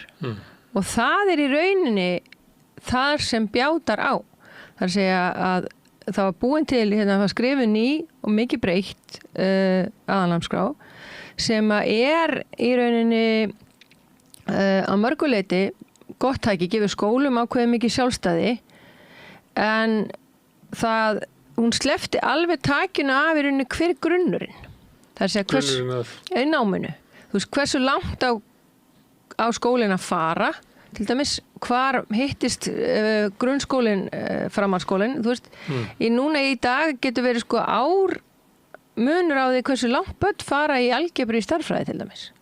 Það stendur bara mjög einfalt opið markmið og það er rauninni allir að uppfylla þetta markmið en það bara fer eftir skólum hversu langt þið verið að kenna og svo framhaldsskólinn að taka við þessum börnum og þau eru öll stödd á mismunandi stöðum. En var það ekki álitið vera eftirsóknarvert að það væri svona margbreytileiki í hvernig skólarnir nálguðust? Jú, það er mjög mikill eftirsótt að vera með sjálfstæði skóla. Þetta ógnar samt ekki, það er ákveðin grunnur bara til þess að nám haldi áfram sem þú þarft að hafa. Þú veist, við þurfum að ákveða hversu mikla málfræði er rauninni ætlum að vera að kenna í grunnskólanum. Er það stóra, þú veist, eða þurfum við að fara að huga meira að því að vera bara að kenna orðaforða út af því hvernig samfélagið okkur orðið í dag. Íslensku fyrir hnignarni, það sést bara á tölulegum upplýsingur á mínum skóla að íslensku einkunnir farið lækkandi og alls konar svoleiðis. Það teknum tilliti til, það nú ekki kannski margir og námsgagna innflytjendur í Garðabæ. Nei, það er svona ekki, það hefur aukist en og orðið töluverti í nýju hverfi Urriðaholts til dæmis. En það í rauninni ekki heldur, það bara íslensku umhverfið. Ég ekki að tala endilega útlendingana sem hafa flust hingað, heldur í rauninni bara, þú veist, þegar ég var alast upp þá var skilur alltaf útvarpið þegar maður verið að búið til matinn og það var ekkert nema íslenska og maður horfði á línulega dagskrá og síðan þegar barnatíminn kom fyrst þá var allt á íslensku. Nú hafa nemendur ekki þetta íslenska umhverfi kringu sig og orðaforði, það þarf bara að kenna hann í rauninni. Orðaforði sem kannski kom svolítið meira af sjálfum sér en einu sinni. Og getur skólinn gert það ef að íslenskan sem að börnin svona lék þau meðan þegar við vorum ung, þegar hún gefur eftir, getur skólinn komið í staðinn og redda því? Sko þar þurfum við þetta bara að rísa upp og í rauninni breyta svolítið áherslum, en það rosalega erfitt þegar að námsgagnaframleiðsla í landinu engin. Það eru reyndar núna í gangi, veit ég, svona þróunarverkefni einmitt orðaforða, við tókum þátt í einu slíku. Við höfum eftir að fá niðurstöðunar þar sem að þú veist ákveðin orðaforði var kendur og lögð fyrir próf og svo voru orðaforðin kendur og síðan voru lögð fyrir önnur próf. Sjá hvort það myndi skila sér og annað slíkt, en við höfum eftir að niðurstöður úr því. En við sem erum búin að vera þetta lengi í starfi, ég er búin að kenna í 30 ár, að við sjáum bara orðaforðin og bara hversum vel máli fari nemendur okkar eru, það þau eru miklu betri í ensku. Við erum ekkert að voru áður. Já, það ekkert alltaf að fara til fjandans eins og stundum talað. Ég satt í morgun og var að lestrarprófa drengi og þeir kunna alveg að lesa, en þeir skilja ekkert endilega það sem þeir að lesa því þeir eru ekki með orðaforðan. Það er bara að lesa stafina, en skilja ekki orðið. En að því ég ætla aðeins að spyrja sama aftur, af því að segjum að, sem er örugglega rétt hjá þér, að það er minni íslenska sem er haldið að börnunum, miklu meiri enska, heldur en var áður. Er það raunhæft að skólinn geti unnið þetta upp? Eða lendir þið ekki bara kennararnir í því að þið bregðist okkur ef þið haldið því fram, að þið getið kent börnunum íslensku þó að þið ekki haldið íslensku að þeim heima eða í því félagsumhverfi sem þau lifi í? Þetta þarf auðvitað að vera samfélagslegt. Þannig þetta þyrfti að vera átak í samfélaginu öllu. Já, þetta þarf að vera setja útvarpið í gangi yfir matagerðinni. Já, líka bara það hraðinn í samfélaginu okkar er svo mikill. Og börnum heima hjá sér oft held ég, nú get ég ekki fullyrt, en held ég að er svolítið svara stundum svolítið í stuttum setningum. Og þegar meðan að börn eru á máltöku aldrinum, að þá auðvitað átt að svara þeim í heilum og miklum setningum og vera að þjálfa þau. Og þar eru sem foreldri. Og við þurfum svolítið að vekja þetta upp hjá fólki. Það þarf svolítið að fara einblína á menntun barna og með tilliti til íslensku sérstaklega. Stór hluta menntunni fyrir fram í heimahúsi? Á heimili? Já, en það versta er samt að stærsta hluta máltöku aldursins, þá eru börn í leikskólum og þar er mjög hátt hlutfall erlendra starfsmanna sem eru frábæri starfsmenn. En við þurfum að átta okkur á því að við verðum að halda uppi ákveðinni málþjálfun í leikskólunum líka. Er það þannig að ef ég elst upp á heimili þar sem að báðir foreldrar tala íslensku en eru báðir í útivinnandi og kannski mikið að gera hjá þeim og kannski minna af svona samtölum á heimilinu heldur en áður var og útvarpið ekki í gangi og allt það. Og svo fer ég á leikskóla og þar eru allir á deildinni erlend vinnuafl. Mun ég ekki ná góðum tökum íslensku? Sko, nú spyrðu stórt, en ég tekka fram að því við erum á svona óvissu tímum og það er svona breytingatími og þá leiðum við þessi kannski að spá í þetta. Já, ég veit að það er gott að spá í þetta. Það eru þetta allir á deildinni og þeir sem eru erlendur, þeir tala oft íslensku einhverja, en þeir tala ekki fjölbreyttan orðaforða. Og þannig að við töpum orðaforða, það er alveg nokkuð ljóst. Þannig að ég, ímyndaða barnið sem ég var að þykjast vera áðan, að ég kæmi út úr leikskólanum kannski með íslensku getu svona hálfuleiti eins og ég væri innflytjandi. Já, hvað var það orðaforða, já? Og þannig kæmi ég inn í skólan. Já. Og síðan eftir að fara að lesa. Og þið hafið eiginlega engin svona tæki til þess að snúa þessu beint við. Nei. Það er erfitt að laga þetta. Það er í rauninni, þá verðum við að fara að reyna að kenna orðaforða. En mikilvægasta stigið í þessu málþroska er leikskólastigið og heimilin. Að sjálfsögðu alltaf heimilin. Númer 1, 2 og 3. En barnið er náttúrulega virkum dögum. Í virkum dögum í leikskóla. Kannski að vökutíma sínum 2/3 í leikskólum.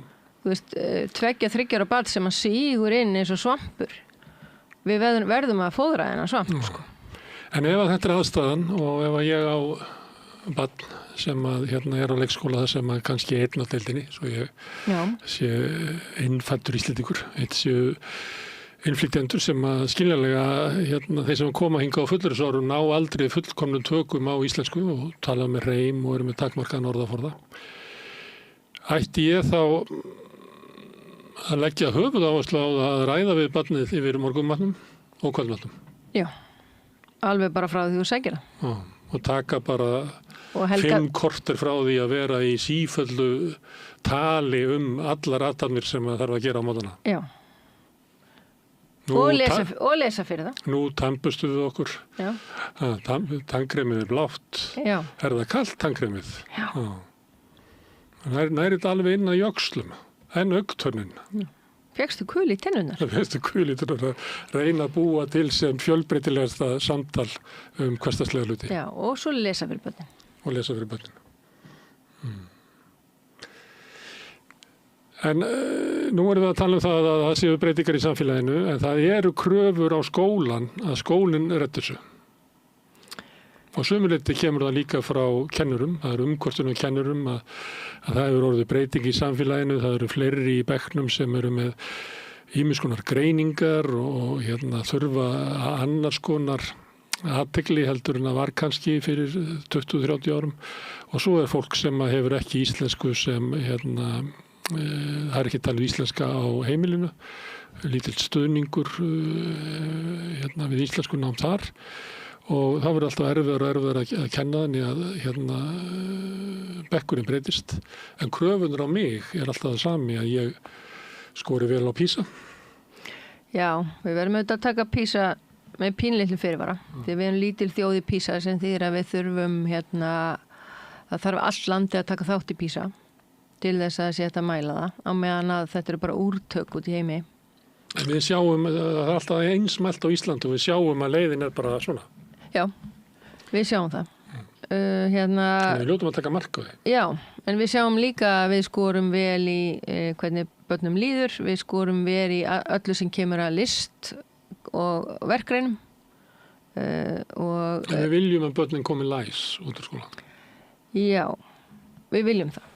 Og þar er orðaforðin stóri þátturinn. Við verðum alltaf með einhver einstaklingar sem eiga við lestrar örðuleika stríða og við hjálpum þeim og kennum þeim og reynum að láta þau fá þau vopn í hendina til þess að vinna framhjá sínum vandræðum. En við erum að, svona nú segi ég svolítið óbyrgt að því þetta er svona svolítið mitt hugtak, við erum orðin svolítið, við komum svolítið mikið að svona, hvað ég veist að, áunninni lesblindu. Sem er hvað? Þetta er bara hugtak sem ég hef búið til að því að þetta er í rauninni ekki, þú átt ekki við lestra örðuleika stríða sem hafa eitthvað með heilastar sem að gera, heldur er þetta í rauninni bara skortur og orðaforða og þjálfunarleysi sem gerir það að verkum að þú ert ekki að ná tökum á lestri. Og þjálfunarleysi er orðið mjög alvarlegt mála því að lestur er ekki afþreying lengur hjá börnum. Þetta er verkefni. Og svo er alveg bara algjörlega ekki, bara helst vilja heimilin ekki að það sé nokkuð sem þau þurfa að sinna í náminu þegar skólinn er búinn. Heimanám er óvinsælt hjá foreldrum. Já, og þar með, og heimalestur er orðin bara kvöð í staðin fyrir að vera bara svona eftirfylgni. Og ætti að vera góður tími sem við vorum að ræða áðan að foreldrarnir væru með börnunum að auka orðaforða? Já, þetta er, en það þarf auðvitað bara, viðhorfið í dag er svolítið þannig, mín upplifun á því, hvernig viðhorfið í dag, er svolítið þannig að skólinn má ekki droslega meira vera mikið fyrir öðru félagslífi. Foreldrar eru ofboðslega duglegir að fylgjast með áhugamálum barna sinna, mæta allar æfingar, keppnir, danssýningar, allt saman. Þau eru alltaf Stundum og mikið, íþróttar hefur ekki kvartar undan þessu. Já, standa rosalega vel þar og það eru hópar foreldrar og þau eru að vinna þessu og það er frábært, skilur. En þú veist, þegar þú eignast barn, þá er skólaganga hluti af því verkefni sem þú átt fyrir höndum og henni þarf að sinna. Er þetta almenn svona afstafa að foreldrarnir komi og rétt ykkur barnið og þið að kenna því að lesa? Nei, sko, þegar við erum að tala svona, við erum ekki að tala almenn. Þú veist, við erum bara að tala að þessi hópur foreldra er að stækka. En það lítur að vera, fyrst þetta nefnir, það lítur að vera það stór hópur að skólarnir á einhver leiti láta undan. Eða hvað? Láta ekki undan? Nei, skólarnir nú segir og það er ekkit alltaf að fara til fjandans. Það eru langflestir að bara vinna vinnuna sína nokkuð vel og sko stór hana en það er ákveðin svona hættumerki í samfélaginu það að skóli sé ekki nógu mikið lengur hluti af fjölskyldulífi. Hann er við hliðin á því. Þú veist, þetta er eitthvað sem barnið er að gera og svo er við okkar fjölskyldulíf og það er rosalega pirrandi þegar skólinn er að trufla það. En þú veist, eins og ég segi, þetta er stór, þetta er alltaf stækkandi hluti, en þetta er ekki meiri hluti, þú veist. Ætti heimanám að vera svona góð tenging á milli skóla og heimilis? Sko, ég hef kennt öllum stigum grunnskólans. Þegar ég byrjaði að kenna, þá byrjaði ég að kenna í 1. til 4. bekk, af því að mér varst byrjunin svo mikilvæg. Plús að ég var hálf hrædd við unglinga á þeim tíma.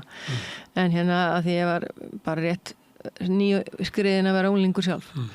Þannig að og þú veist það var alltaf svona fór alltaf heim svona mappa í viku með einu skriftablaði og eitt verkefni kannski með einhverjum 4 dæmum og svo átt að lesa og ég sá þetta alltaf fyrir mér eitthvað sem að þú veist, það barnið kemur heim, þetta er tengingi með skólan, þú sest niður með barninu og þið gerir þetta saman, þú rósa barninu og þú ert stolt af því og barnið upplifir það að þú ert stolt af því í skólanum og þér greinilega finnst sem foreldri þessi skóli skipta máli. Þetta býr til virðingu fyrir námi. Ég er auðvitað ekkert heima hjá fólki þegar að sko það kemur heim með börnin sín þannig ég get ekkert fullyrt hlutina en við erum á svo miklum hraða. Við leifum okkur ekki að njóta litlu augnablikana. Það er það sem ég er svo hrædd að sé svolítið að gerast. En einhver geti talað að svona njóta augnablikana og sagt þess svo að við komum hérna sama fjölskyldan og við borðum kvöldmat og svo viljum við njóta samvista og njóta þess að vera fjölskylda.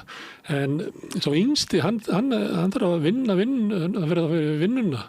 Það þarf að vinna heimanámi í svona 3 korter. Á meðan að við foreldrarnir það hefur verið að við erum reynt að aðlaga okkur þannig að við slökkum á símanum og pössum að yfirmaður get ekki stólið tímanum okkar. En litli á heimilinu, hann kemur með skilaboð frá þér að hann er bara hellig eftir að vinnunum eftir kvöldmat. Já, það snýst, þetta er ekki 3 korter sko. Þetta er út að tala um að heilli viku hefur átt að skrifa 1 blað. Já. Þú veist, þetta Nei, þú ert með, við vorum nefndum áðan líka heimalestur og lera.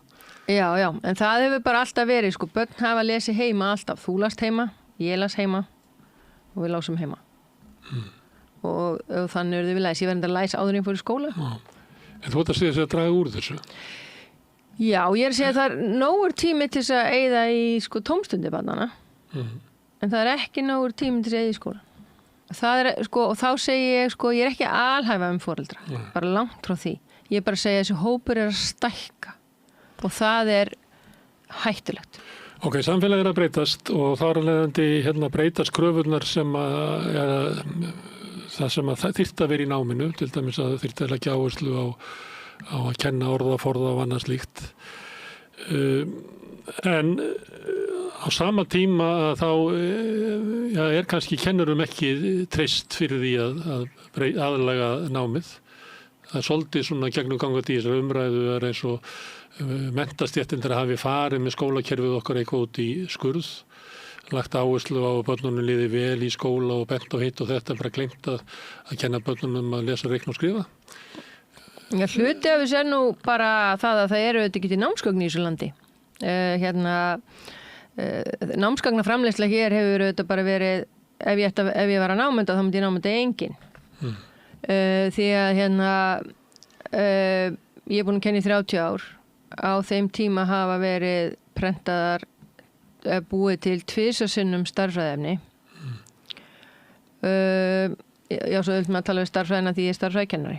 Þannig að þá er ég með besta yfirsýnina þar. Á þessum 30 árum hefur 2 sinnum verið búið til starffræðiefni. Starffræðiefni sem að minn skóli kennir, það var til þá, það er bækur síðan 1986 sem við erum að nota.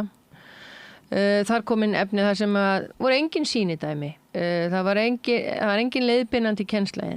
Og þetta er bara lesmál, allt og lítið að dæmi. Hver bjó bókina til? Nú, það er eitthvað fólk sem út í bæ, sem semur bækuna. Er eitthvað fyrirtæki út í bæ? Þetta er bara einhverju sem eru fengnið þess að búa til nám. Það er ekkert... Ríkisútgáfa námsbóka, hétt það ekki? Jú, það hétt það. Það var lagt niður og... Svo er eitthvað af þessu þýtt úr einhverju og stundum eru verkefnin ekki tekin alveg alla leið, þannig við fáum ekki rauninni allt sem þessi bókaflokkur sem er þýttur, heldur bara tekið, þetta er kannski stórt dæmi einhvers staðar erlendis, svo kannski tekið hluti og flettur heim. Það sem nefandi fær en bóki sem að þið að fá aukalega er ekki með áttu við eitthvað svoleiðis?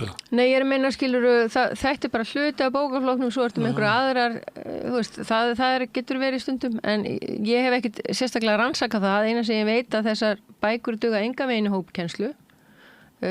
Þær eru misvelunnar. Við reyndum að taka þennan bókaflokku upp eins og þá voru skilurðu hellinga af vittlisum í svörunum. Og illa gert. Þetta er bara ekki nógu vel gert. En hver ákveður að þessi bók sé þýdd og gefin út? Veit það ekki.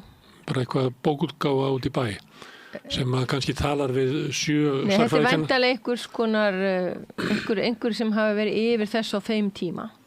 Hvar yfir? Í námsgagnaframleiðslu. Hver tekur ákvarðin í námsgagnaframleiðslu? Í dag... Afsakaði ég spyrir svo barn.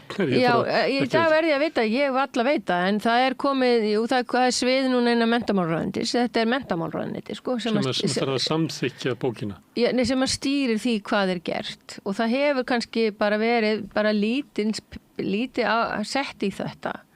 Þannig að allt námsefni voru með finnska kennarum dæmi, talandi finna sem er með mjög farsælt skólakerfi. Og þeir voru í heimsókn hjá okkur dæmi, við erum svona Evrópusamstarfi við þá. Og þeir áttu ekki til orð yfir því hvað námsgögnin sem við vorum að nota í öllum greinum voru úrelt. Meira þess að skilur enskubækur sem við myndi halda væri til nógu í heiminum. Þú veist, við erum ennþá að kenna þar sem að Barack Obama er nýjónum forseti, sko. Þannig að þú veist, og þeir áttu ekki til orð hvað mikill tími færi í það hjá íslenskum kennurum að vera að finna til námsefni hér og þar. Þú veist, í Finnlandi eru bara 4 námsflokkar í starffræðibókum og þar með getur skólinn valið þann flokk sem að hentar best fyrir hann að kenna.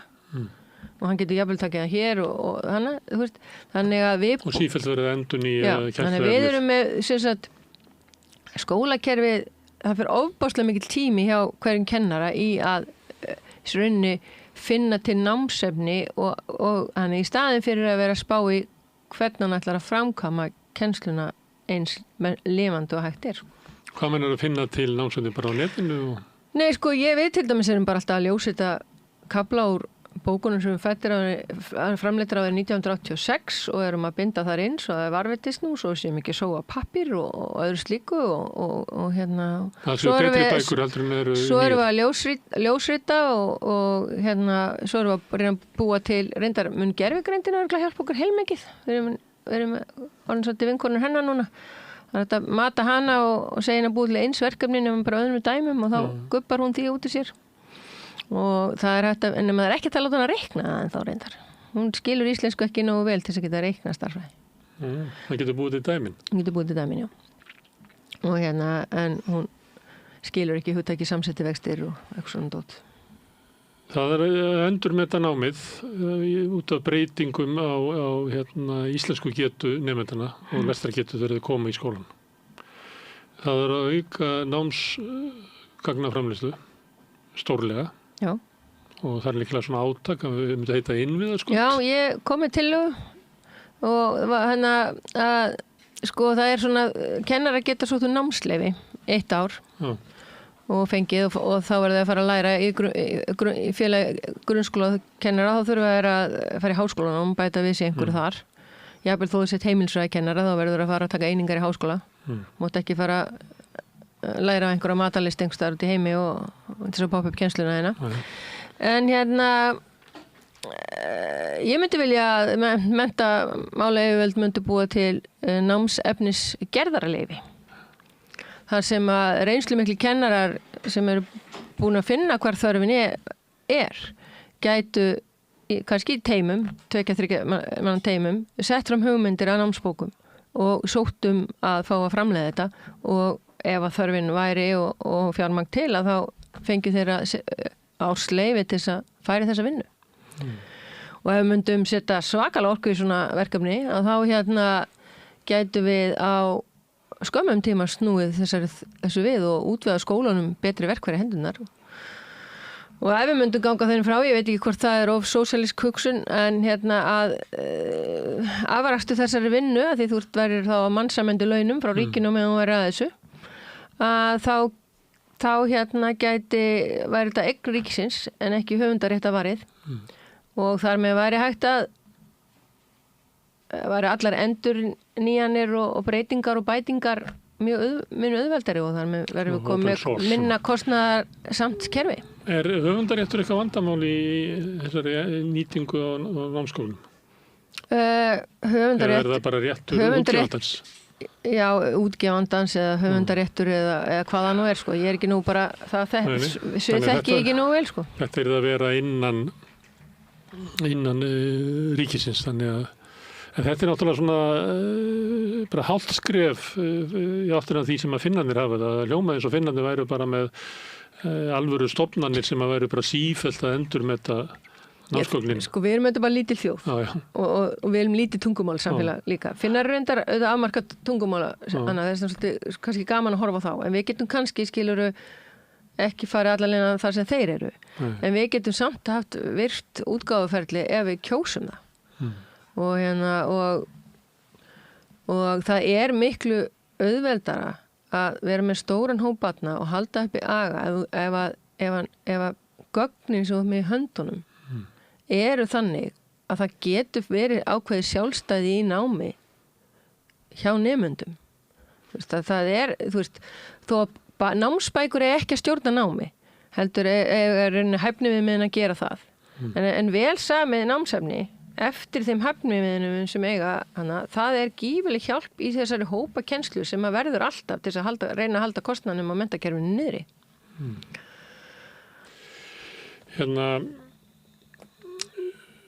Eitt sem að hefur verið svona kemur svona hluta því það sem að maður á að efast raunverulega getu mentastéttana til þess að móta menntakerfið. Sem að, ég veit, og það er sama gildi stundum í umræðinni heilbrigðisstéttirnar, að við getum ekki treyst læknunum og hjúkrunarfræðingunum fyrir Landspítalanum, heldur þurfa að vera þar einhverjir MBA-menn með viðskiptafræðiþekkingu sem að segja fagstéttunum hvað þeir að gera vegna þess að annars fara fagstéttirnar með þetta allt í einhverja vitleysu og verið tóm sóun. Það er svolítið svona hluti af því sem er haldið fram í almenn umræðu, svona tilfinningi sem er skilin eftir að það verða að stjórna kennarunum að þannig fara að kenna einhverja vitleysu. Eitt af því sem hefur verið nefnt sem dæmi að því vorum svolítið að tala lestur á þann var að það hafi verið breytt aðferðir við að kenna lestur og þær aðferðir bara gagnast ekki neitt. En inn í svona kerfum þá má náttúrulega koma upp svona dæmi þar sem að í einhverju tísku eða eitthvað þá færist áherslan eitthvað sem hann átti bara ekki að gera og menn bara jafnar sig og ná henni tilbaka. Er það voru teknar vitlausar ákvarðanir það hvernig var staðið að lestarkennslu? Ég er ekki alveg í stöðu til að leggja þann dóm. Ég var farin úr ég kendi börnum bara að lesa til hljóðaðferðinni. Íslenska er mjög hljóðrétt nám og ég vitna bara frekar í það sem hann og fólk gæti að taka mark á því sem hann Hermundur Sigmundsson hefur verið að segja lestrarkennslu. Hann talar að mikilvægi þess að kenna hljóð. Ég hef ekki heldur átt barn sem hefur farið í gegnum þessa aðferð. Þessar nýju aðferðir en ég veit að í Urriholtsskóla er verið að í Garðabæ er verið að kenni eftir mjög spennandi leið, svona svolítið færnimiðu leið, blandaðir hópar í lestrakennslu. Svo er alltaf þetta byrjendalæsi sem við talaðum, sem sagt eins og það sé einhver djöfullin eins og oft í lýsingunum. Börn læra að lesa ef að því sinnt og þau eru þjálfuð. En ef orðaforðin eins og ég er búin að segja endalaust hérna er ekki til að styðja við lesturinn, þá verður lesturinn brölt. Við ættum svolítið aðeins að fara að skoða málþroskan meira heldur en akkurat tæknina. Þetta er alveg viðurkenndar aðferðir. Spurningin hvort að séu þarf fyrir þar í svona hljóðrættu tungumáli. Enska til dæmis er ekki svona hljóðrætt tungumál og það er eðlilegt að það sé alls konar kannski öðruvísi aðferðar að nota þar til að kenna lestur. Þetta kemur úr enskumælandi samfélum ef ég er að fara rétt með því, ég held það. Samt ekki viss. Hljóðaðferðin hún virkaði alveg og hún er örugglega notuð í sambland en að því að við erum svolítið að tala skólamála umræðuna og svo kemur innan úr skólakerfinu og svona kerfi eða við getum kallað það líka samfélag sem að hugmyndin uppálega var að þetta væri rekið áfram af fólki með menntunar þekkingu og inn í þessu væri faglegur metnaður sem væri svolítið drifin áfram af kannski að leyfa fleiri með einni aðferð og sjá svo til hver gagnast best og þá læra aðrir af því og það er svona sjálfsleiðréttandi ferli sem við erum að því að búa alltaf til betri og betri skóla. Nú má vera að þetta sé bara óskykja og svona gangi þetta ekki, en að sumuleyti er gagnrýnin það að okkur hafi ekki tekið þetta að þegar það kemur í ljós að nýja aðferðin gagnast kannski ekki sérstaklega vel að þá kemur eitthvað svona þrjóska að leiðrétta það, að kyngja því að við höfum gert mistök þegar við tókum einhverja ákvörðun fyrir 20 árum. Ég get nú ekki verið sammála þessu því að bara ef þú ert mannauðsstjóri einhvers staðar að þá ertu með mannauðin og þú rekur þitt fyrirtæki best ef þú nærð að virkja mannauðin með í ákvarðanatökum þessi teknar eru. En það verður auðvitað að hafa utanhald utanum allt. Og utanumhald menntamála yfirvalda hefur mögulega ekki verið nægt því að skólar eru alls konar.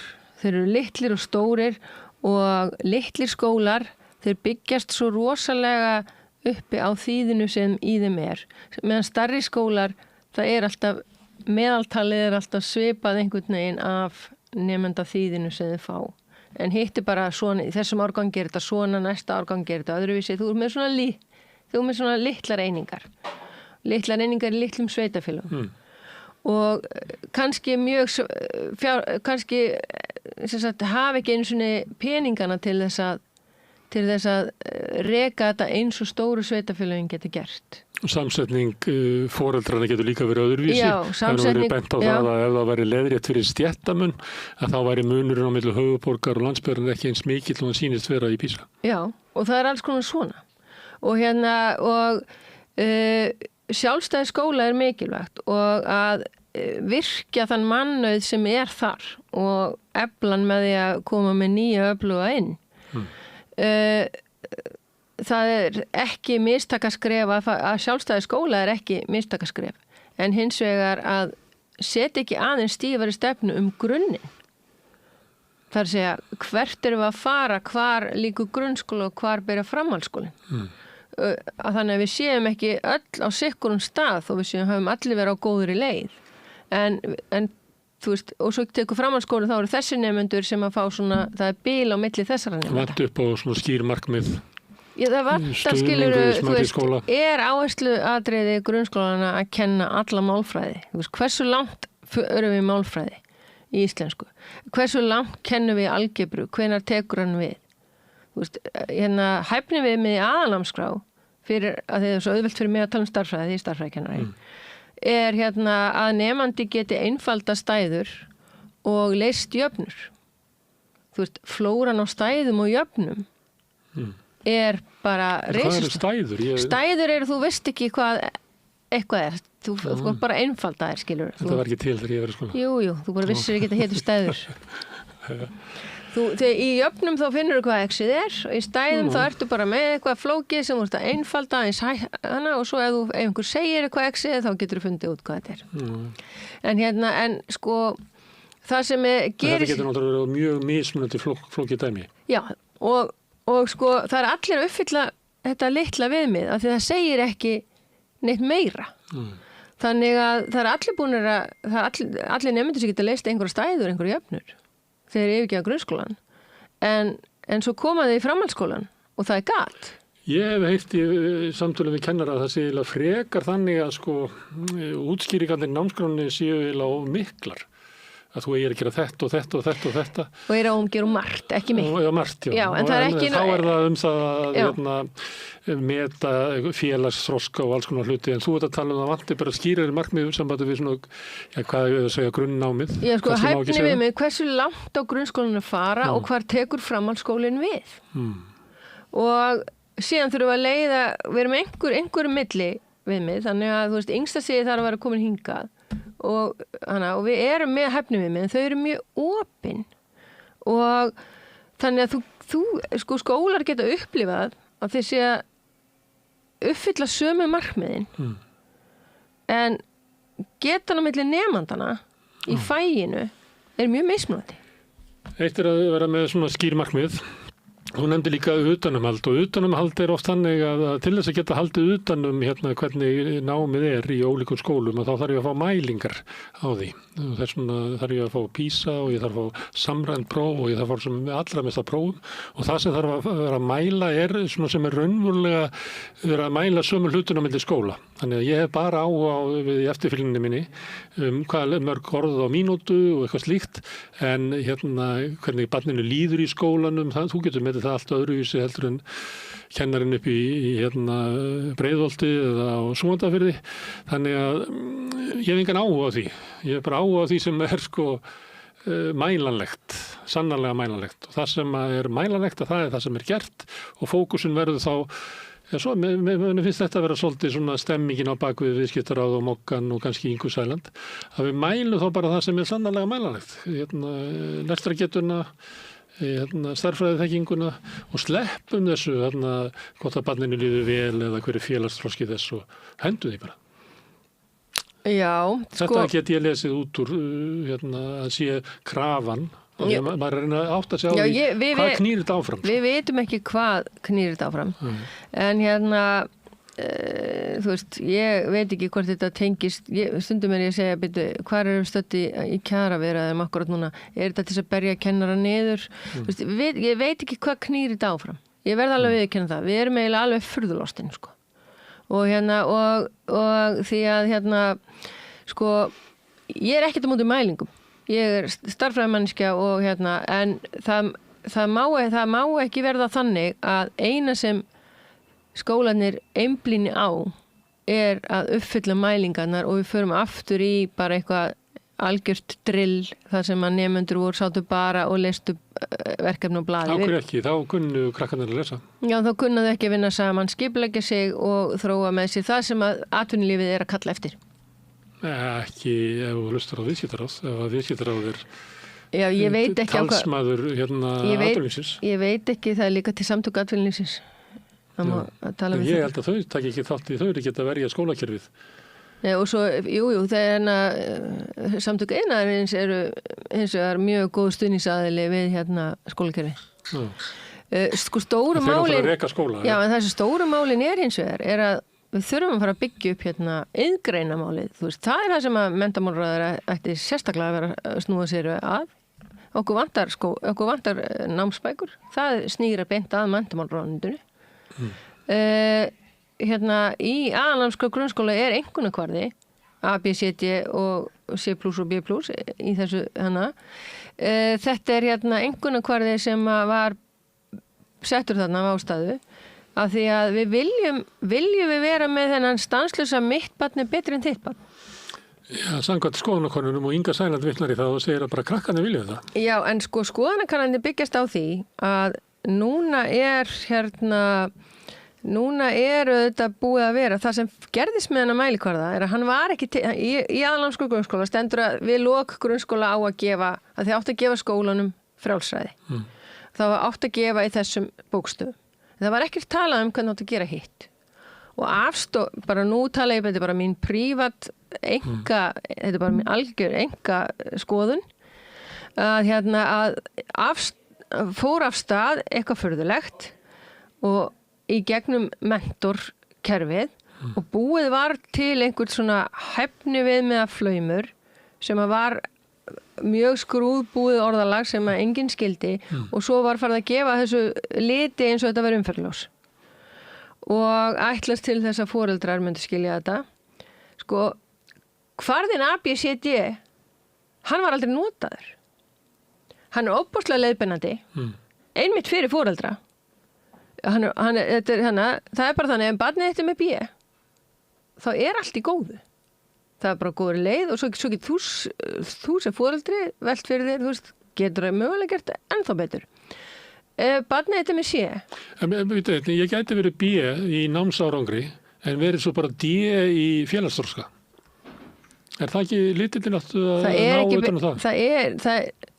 Það er ekki gefin einhvern fyrir félagsþroska, sko. Ekki skóla, sko. Nú, ég verið með kennari sem voru að kvarta yfir því að þegar þeir var ekki á einhvernir að þá þurftur að taka tilliti til svo margra þátta og suma sem að þeir sögðu sem svo ég bara hef enga aðstöð til þess að leggja mat á þetta. Já, ég er alveg sammála því og það er eins og ég segi, ég talaði með þessi hérna en ef þú skoðar núna hæfniviðmiðin í starffræði og þá eru þau bara svona, þau eru bara ekki nógu lýsandi en þau eru þarna. Og það er líka verið að tala geti sett fram á með öruggum hætti. Þar ertu komin í svolítið huglagt af því að geti sett fram, hvað er með öruggum hætti þegar þú ert 12 ára? Eða hvað er með öruggum hætti þegar þú ert 15 ára? Það er ekki sami mælikvarður fullorðina. Ég segi ofta gamans að hæfniviðmiðin í náttúrufræði er þannig að David Attenborough, hann hefði ekki fengið það. Þau eru svo háleit, sko. En það er eitthvað búið að breyta síðan þá. Það er búið að taka einu yfirferð á þessum og það var til bóta. En ef að foreldrar hefðu fengið skalan A til D, eða C oftast, það er mjög lítið gefið D. Það D er svolítið þá bara hana, þá þarftu bara... Nú engin svona D nefnandi? Þá þarftu að fara í rauninni, þá þarftu að fara einstaklings, síðan getur auðvitað bara með letinni og því, en sko D segir í rauninni, þarna þarf að fara með einstaklingsnámskrá og þá þarf í rauninni að taka þig úr þessu námsefni og búa þá til það. Það er skylda skólans að taka viðkomandi nefnda út. Já, svo framalega sem að... Vegna þess að það er augljóst að hann er ekki að fá neina kennslu í kerfinu eins og er. Já. Svo framalega sem að nefndin er að fá D að því að vegna van getu, ekki vegna mótþróa. Það verður að færa hann út úr svona venjuleg kennslu og óþarf kannski að klessa D á rassinu á honum á leiðin út. Já. Ok, ég skil. Og B er svona, það er bara allt í lagi, þú ert að ná þessu. A er þú ert að nærið öllu og þú ert framúrskarandi. Sko B plus þá ertu í rauninni næstuði með A, sko. Og þú veist, ef þú ert með A og þá hefði skólinn mögulega geta mættir fram á við. Og það er það sem stóru skólarnir geta gert, en litlu skólarnir geta ekki. Þeir geta mætt nemendum sem að er að skara fram úr og leyft þeim að keyra lengra. Það var mjög mikið rætt þetta fyrir svona nokkrum árum, minna núna. Já. Að skólarnir verða að bregðast afburðanemendum. Ég heyri minna fyrir umræðu núna heldur var og mjög hávær fyrir svona 10 árum. Já, enda líka sko var brugðist við þeirri umræðu á þeim tíma. Og skólinn sem ég kenni, við erum með nemendur í fjölbreyttra áfengum innan grunnskólans.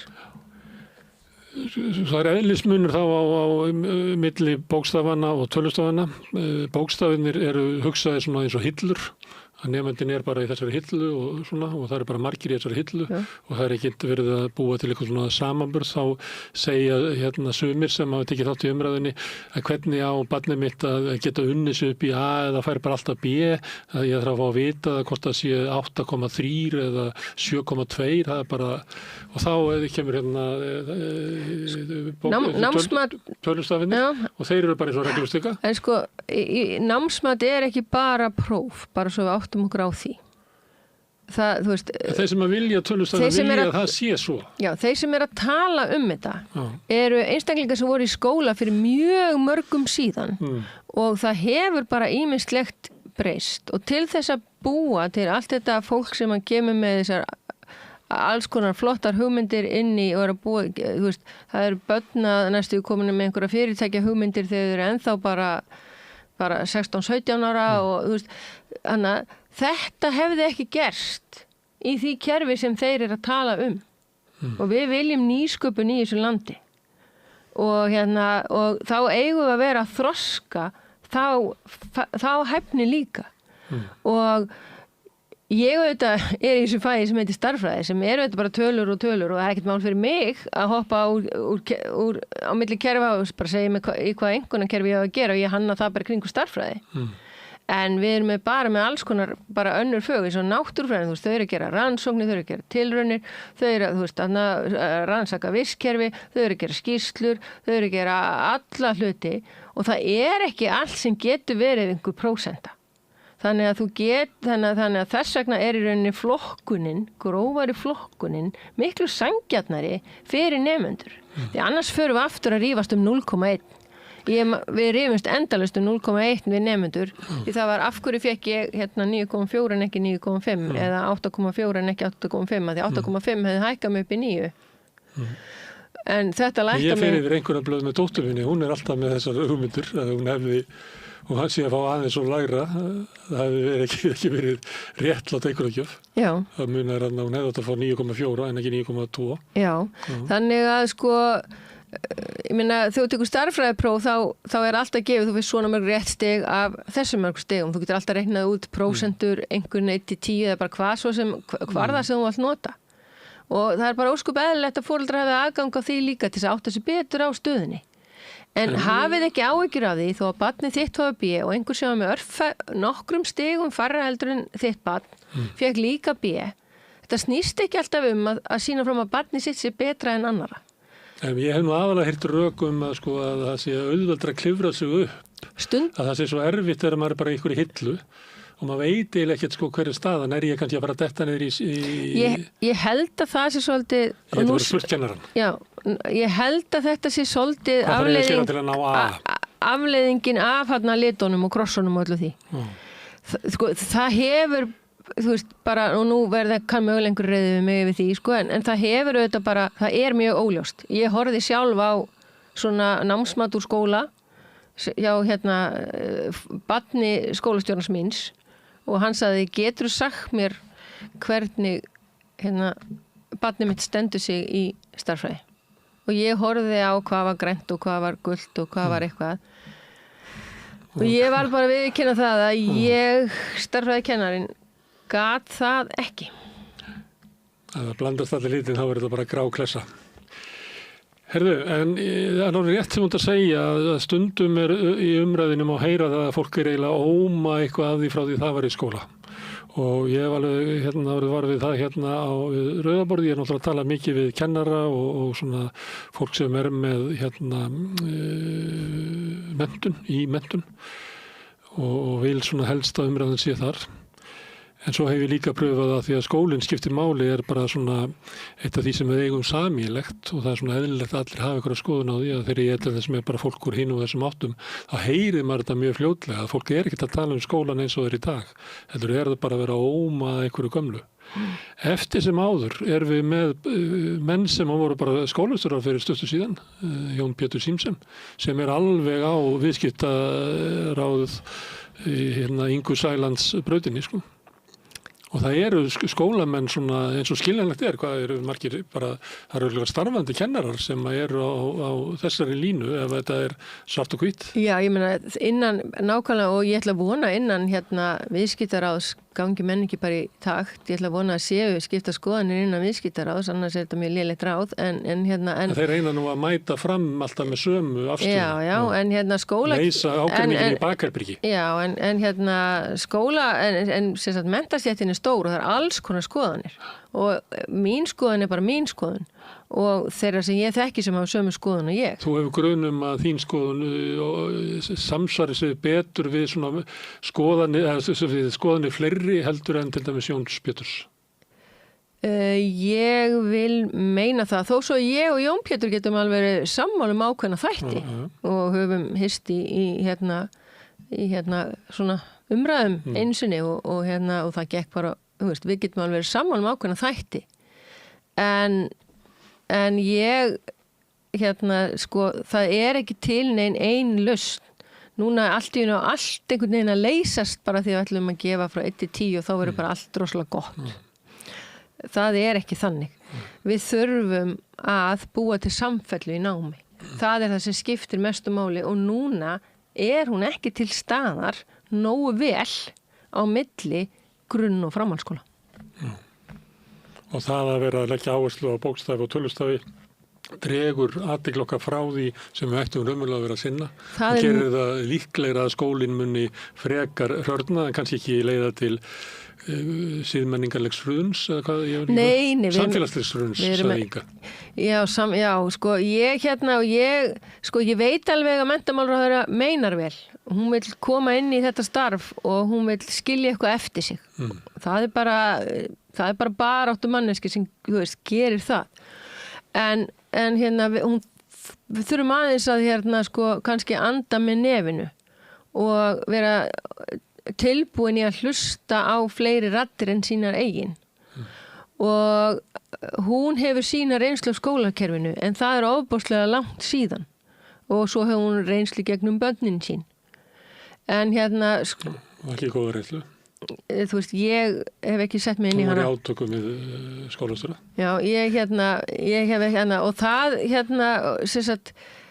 það hafa verið að hlusta á foreldra samfélagið líka þó svo að ég gagnrýni oft foreldrana fyrir að vera ekki að sinna hlutunum nógu vel en þá foreldrum samt umhugað hlutina og foreldrar eru almennt ánægðir með flest í skólunum. Það eru bara þessi ákveðnu þættir sem að standa út af og við lögum það heilmikið ef við römmum námið örlítið betur inn þannig við fáum þessa samfellu og svo þetta ákall á samrænt próf þó sem ég sé mikil prófamannskenda starffræði geranum. Það sem engin alternative truth, það bara annarkot 2+2 alltaf 4. Já, og þetta þú tekur þetta á þessum degi og það á ekki að stjórna öllu í áframhaldinu. Þessar samrænt próf sem einhver mæleining á því að komast inn í einhvern skóla ekki endilega sanngirni heldur. Því að það tekið á einum degi og þú getur átt slæman dag bara í þínu lífi og þar með bara niðurstaðan allt annur heldur hún segir ekki til stöðin í námi. Þú vilt ekki segja þetta bara eins og lýðræði, þetta kannski ekki fullkomin aðferð en þetta besta sem við höfum. Eins og ýmis svona inntökupróf og við notum próf alveg villi vekk. Þú veist, ég myndi bara, grunnskólinn á ekki að eingöngu að vera hugsað til þess að hjálpa framhaldsskólunum að taka nemendur inn í skólana sína. Það ekki tilgangur grunnskólans. Hann að búa til, að gefa börnunum bestu almennu menntun. Hún verður að byggjast á ákveðnum grunni og þessi grunnur sem ég alltaf að tala sem við þurfum að ramma aðeins betur inn. En mögulega þurfa bara framhaldsskólarnir ef það ekki nóg fyrir þá að við segjum að nemandi með BE tilbúin inn á annar stig frumskóla og sé þurfi undanfara að þeir finnist þetta of gróflokkun þá verða þeir bara fara að vera með inntökuritgerðir eða það ekki okkar hlutverk að raða börnunum inn í skólana fyrir þá. Samt ef þetta svona samfella, af hverju ekki? Af hverju ætti að vera að búa til einhverja sér Af hverju eiga ákveðin skólar bara að taka hæstu nemendunar inn í skólan? Af því að þú ert að rétta með kassa og getur ekki bara réttan upp í fangið á mér þannig að nýtist mér bjöð. Það er að leggja hann á borðið þar sem ég þarf að labba 2 skuttur að sækja. Mér þætti mjög merkileg rannsaka það, þú veist, hæfni nemandana þegar þau koma út úr framhaldsskólanum. Háskólinn hvort að líka því? Já, áður en þau færi háskólan. Hvort að skólanir sem tóku inn alla hæstu nemendunar. Hvort þið náðu að halda því í gegnum, nú er ég bara filósofera. Hefur það ekki verið eitthvað kannað það? Nei, og enginn er einhvern veginn spáir í það. Nei, og það er enginn kannað að hverja voru afleiðingar eða árangurinn af styttingu framhaldsskólans.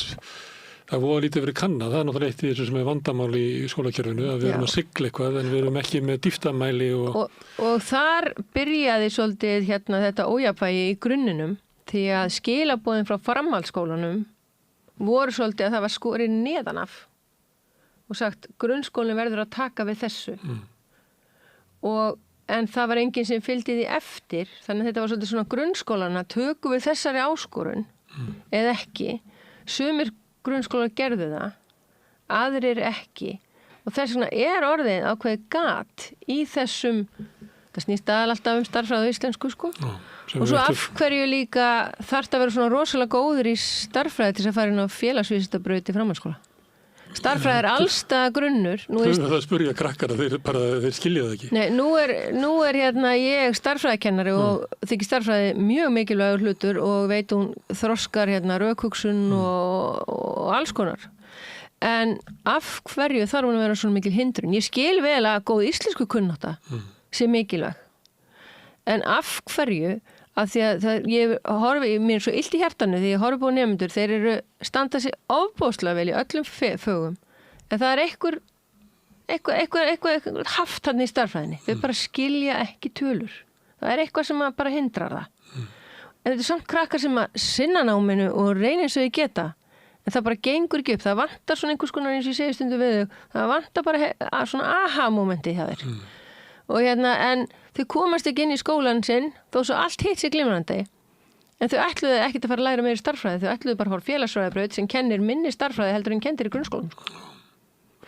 Er það eitt sem ég hef velt fyrir mér í þessu að því að krafan kemur svolítið ég nefni viðskiptaráð en það er sömuleyti það sem svona tákmynd kröfunar og þetta eru kunnulega kröfur þetta eru svona stjórn á stofnunum, eða skólakerfið eru stofnanir, að þeim sé stýrt eins og fyrirtækjum, stýrt með fjárhagsáætlunum, að það sé raunverulega kallinn sem er með buddun, hann ráði og skólastjórinn hefur svolítið dregist yfir því að verða rekstramaður, frekar heldur en faglegur forystumaður, það eru kröfur að séu mælingar sem eru bara, má rekja bara til mannstjórnunar Henry Ford í verksmiðunum, að bara mæla allt og með því að gera það, þá nægi hámarksframleiðni og þetta verður hagkvæmt og þú kannast við allt þetta tal.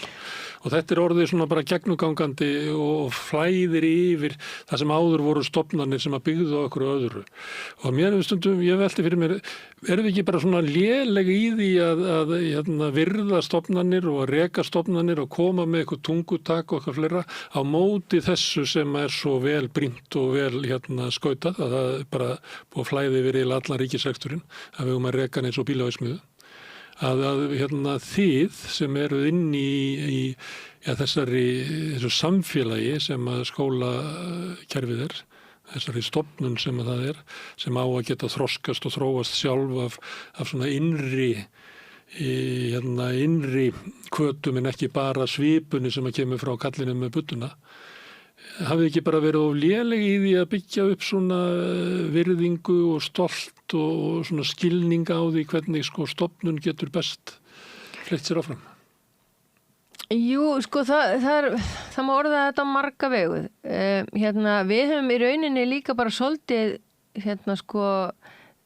bara litið á svolítið furðu augum á í rauninni þessar þú veist, við erum stofnun sem er með börn og það gilda, þú veist, það byggir, það eru heilu fræðigreinanir, barnasálfræði og allt sem byggir á því, það er hvernig árangur í námi er, við erum með það endalaust.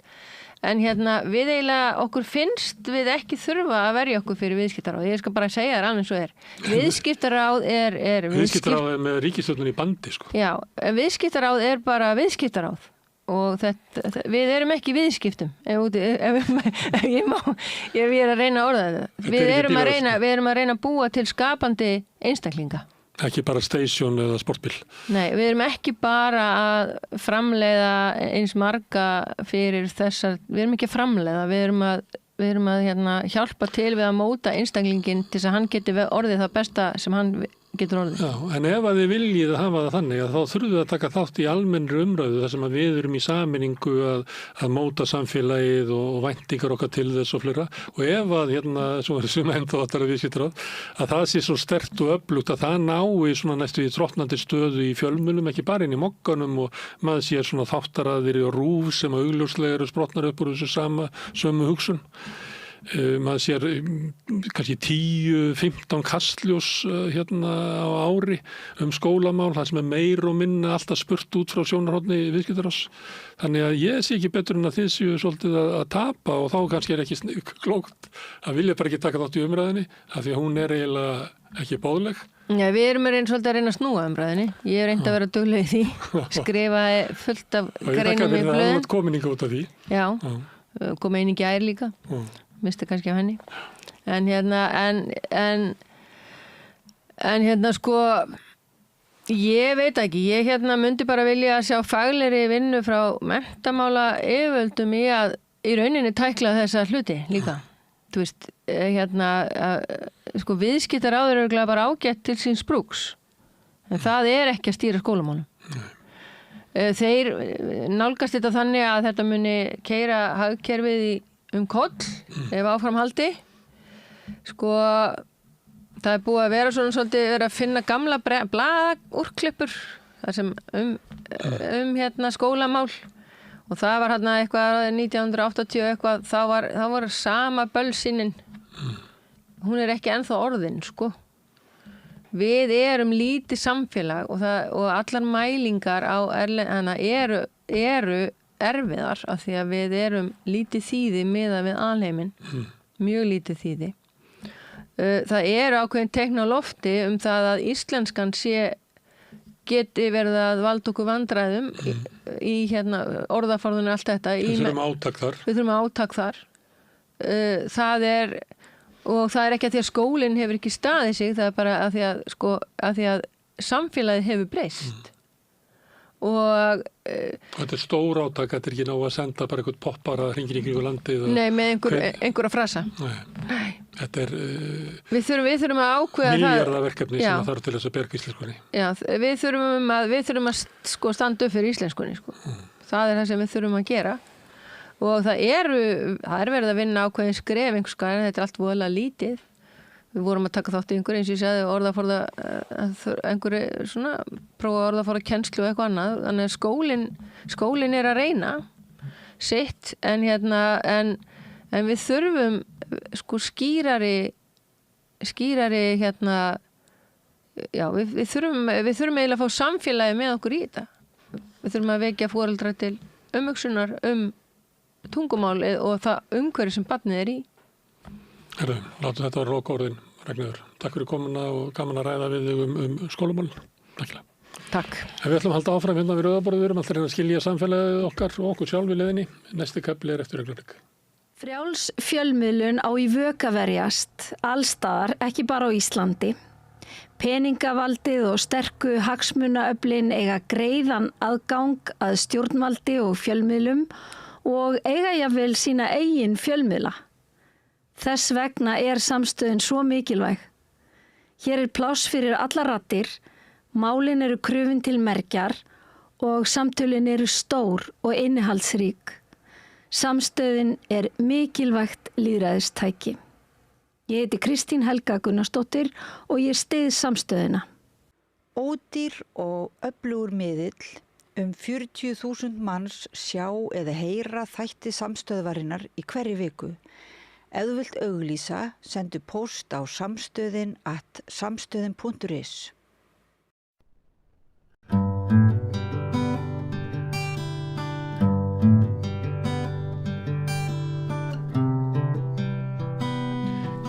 við ætlum að ræða lagaleg álitaefni, oft tengjast þau málum sem eru í fréttum.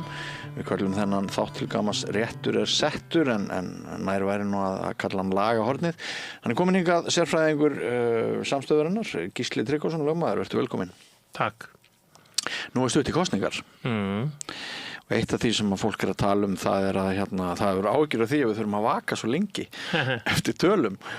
Aðfarnótt sunnudags. Við höfum séð þarna svona mógúla eins og Boga Ágústsson og Óla Þórn gagnrýna þetta fyrirkomulag.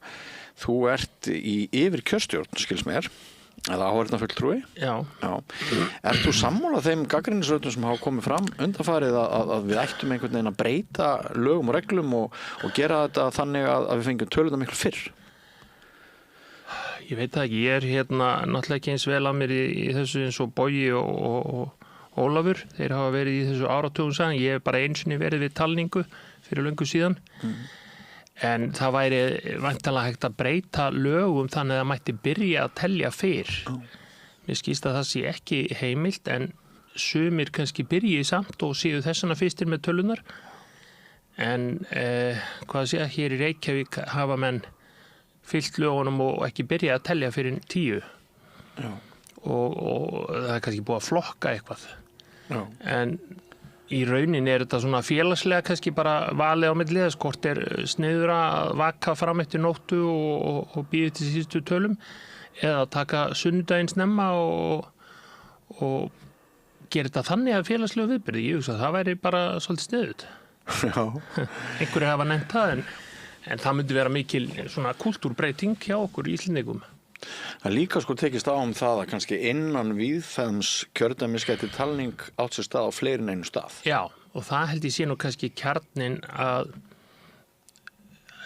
aðrar þjóðir, sýnist mér, hafi þetta einhvern veginn öðruvísi og telji meira dreift í staðin fyrir að þurfa að flytja öll atkvæðin á eitt stað. Sjónarmiðið það að það er væntanlega ekki æskilegt að telja í kjördeild eins og Grímsey, það sem eru kannski 12 atkvæði. En ef það er eitthvað aðeins stærra, þannig að ég get að sjá í gegn hver íhald og hver komið, þá finnst mér það allt í lagi. Það mætti telja meira síður miðlægt og vera búin að, og þannig það í mörgum öðrum löndum. Já. Ég væri persónulega alveg til í að fá allar upplýsingar bara klukkan 1 eða 2, fara að sofa og vita hvernig þetta. Ég segi það sama. Já. Herðu, við sjáum hvort það verður eitthvað brugðist við svona ívið meiri og ívið fleiri óanægjuraddir held ég núna heldur en ég hef heyrt svona fyrir sveitarstjórnarkosningar með þetta, kannski verða breytingar. En talandi meira kosningarnar og kannski einhverju leyti spekulatíft og ekki svona beint lagalegt álitaefni en forvitnilegt að það er kosningabaráttan og sumir segja að sé svona ákveðin upphafning ofbeldis að við séum að sjá frambjóðendur í gríni kannski beita ofbeldi einhverjum myndböndum sem eru svo tekið tilbaka og eitt að þetta var ekkert rosalega gott grín. Þetta er líka í hug það sem formaður Heimssýnar sagði við Reykjavík Grapevine núna fyrir nokkrum dögum að hann sumir sig hann hafi bara hótað því að ef einhver þjóðaratkvæðisgreiðsla fer með einhverjum hætti þá muni Íslendingar grípa til ofbeldis. Er þetta eitthvað sem að þú sem lögmaður hefur áhyggjur af? Ég eiginlega bara sem maður ég hef áhyggjur af því og ég hneykslaðist á þessum ummælum Haraldar, svona velmenntaður og reyndur og gáfaður maður skuli láta svona út úr sér, fyrir þess að hótanir eru eiginlega alltaf settar fram undir rós eins og í mafíósamyndum. Það er aldrei sagt beinlínis ég ætla að drepa þig, það er svona sagt ég veit hvar þú átt heima eða farðu varlega og mér finnst þetta mjög ósmekklegt að gefa í skyn að einhverjir muni beita ofbeldi. Þetta er það sem Trump reyndi fyrir 7. janúar 2021 en hann sagði látum við að heyra það eða látum finna fyrir okkur eða eitthvað slíkt sko, hann sagði ekki beinlínis ráðist á þinghúsið. Nei. En margir töldu hann með ábyrgan fyrir því sem gerðist þegar í rauninni var tilraun til byltingar í Bandaríkjunum að hnekkja lögmætum úrslitum kosninga. Já.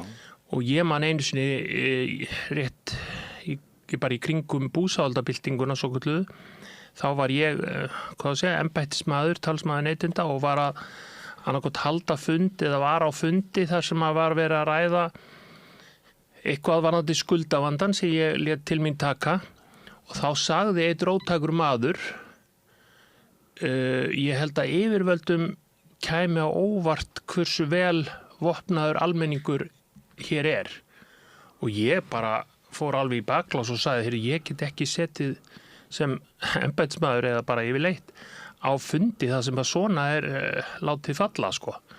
Og allavega, ég held ég hann ekki gengið út en ég svona bókaði það alveg skýrt að ég gæti ekki setið undir svona sem ég fannst vera eiginlega hótun vopnað ofbeldi. Og svoleiðis eiga ábyrgir menn ekki að gera, finnst mér, enda fullt af nógu margir óábyrgir sem að gera slíkt, þannig að fólk í áhrifastöðum, þá þarf ekki að vera formlega áhrifastaða, heldur bara einhver sem tekið mark á, má ekki segja svona finnst mér. Og í Danmörku hafa verið dómar, ég minnir að það hafa verið kringum COVID og það var hert á lögum, þannig að það var svona rýmkað það sem menn máttu ekki segja sem talið væri hvatning til ofbeldis. Þannig að menn voru dæmdir þar fyrir svona eitthvað sem kannski hefði sloppið áður að hvetja til einhverja aðgerða sem að fóru svo út í ofbeldi. Já. En þetta alltaf erfitt að draga mörkin vegna þess að menn verða líka að fá að tjá sig óréttlæti sem auðvitað alltaf í heiminum. Ég ekki frá því að mér finnst því sjá smá menningar breytingu sko, maður hefur svona, ég nú á 70 aldri séð það til og mér finnst svona að sko þegar ég var barn á skólalóðinni í Mývatnssveit eða bara leik að kveldi þá voru slagsmál daglegt brauð líkamlegt ofbeldi því að beitt flesta daga ársins sterkir krakkar höfðu minni krakka undir síðan leið tíminn og við fórum að nálgast okkar samtíma með öðrum augum, nýjum augum. Við fórum að hægt og rólega að minnka ofbeldi í svona daglegu lífi. Það var vakning gegn ofbeldi. Við höfum náttúrulega verið með óbúslega margar, hvað maður að segja, úrbætur, réttarbætur, minnihlutahópar sem áður voru lagðir í einelti. Þeir hafa fengið alls konar umbætur upp á síðkastið og allt uppeldi ungra barna í dag og barna bara yfirleitt hlýtur að ganga út á það að ofbeldi sé aldrei kostur, aldrei verjandi líkamlegt ofbeldi þar að segja en það ekkert alltaf þannig að sko framfærir verði línulega nema kannski einhvern ákveðin tíma svo getur komið bakslag og maður veltir í fyrir sér hvort núna svona að opnast eitthvað ginnungagap sko. Já, ég man svo sem líka eftir ofbeldi, slagsmálum á skólalóðinni í Barnaskóla Íslands á Akureyri en ég hef bara ekki verið svo mikið á skólalóðum undanfarna áratugi sko. Þegar börnin mín voru ung þá tók ég ekki eftir neinu slíku þannig að það má vel vera á skólalóðum sé minna ofbeldi en svo held ég að sé meira og harðara ofbeldi í undirheimunum sem orðnir stærri núna og harðari. Þó að það hafi verið einhverjir undirheimar hérna áður fyrir, þá voru þeir, held ég, ekki eins stórir og hættulegir. Ég menna, nú hafa menn bara verið teknir á lífi á Íslandi, sko. Og stundum eru menn drepnir eða næstu drepnir í ofbeldi, þannig að þó að sé kannski minna ofbeldi svona í okkar millistéttar hvers degi, þá veit ég ekki hvort það minna ofbeldi í heiminum eða á landinu. En ef sko ofbeldið normaliserað á ný og einmitt ef það sko nærin í daglegt líf og daglega orðræði, jafnvel stjórnmálamanna, þá það eitthvað sem að manni fellur ekki alveg vel við og mögulega einhver breyting frá því sem að hefur verið að þetta sem þú segir með undirheimin að jú, það kann rétt að vera en það sannlega svona einhver frávika kimi, það ekki? Jú. Já, þannig að ég svolítið hugsi. Já, það náttúrulega áratugir síðan menn fóru að tala að vídeoleikir og tölvuleikir og kvikmyndir væri orðin svo ofbeldisfull sko með við í gamla daga. Það reyndist allt saman kjaftaði samkvæmt rannsóknum. Já, myndefnið bara, það ekki það sem að breytir heiminum til þess vera. Herðu, ég þarf að slokka á þessu en þegar fullorðið fólk svona reynir að koma þeirri hugmyndin hjá almenningi að það sé í lagi að tala ofbeldi sem viðbragð bara við því hvernig frjáls mannshugur kýsi einhverju kosningu eða eitthvað svoleiðis og þegar myndbönd eru gerð með þeim hætti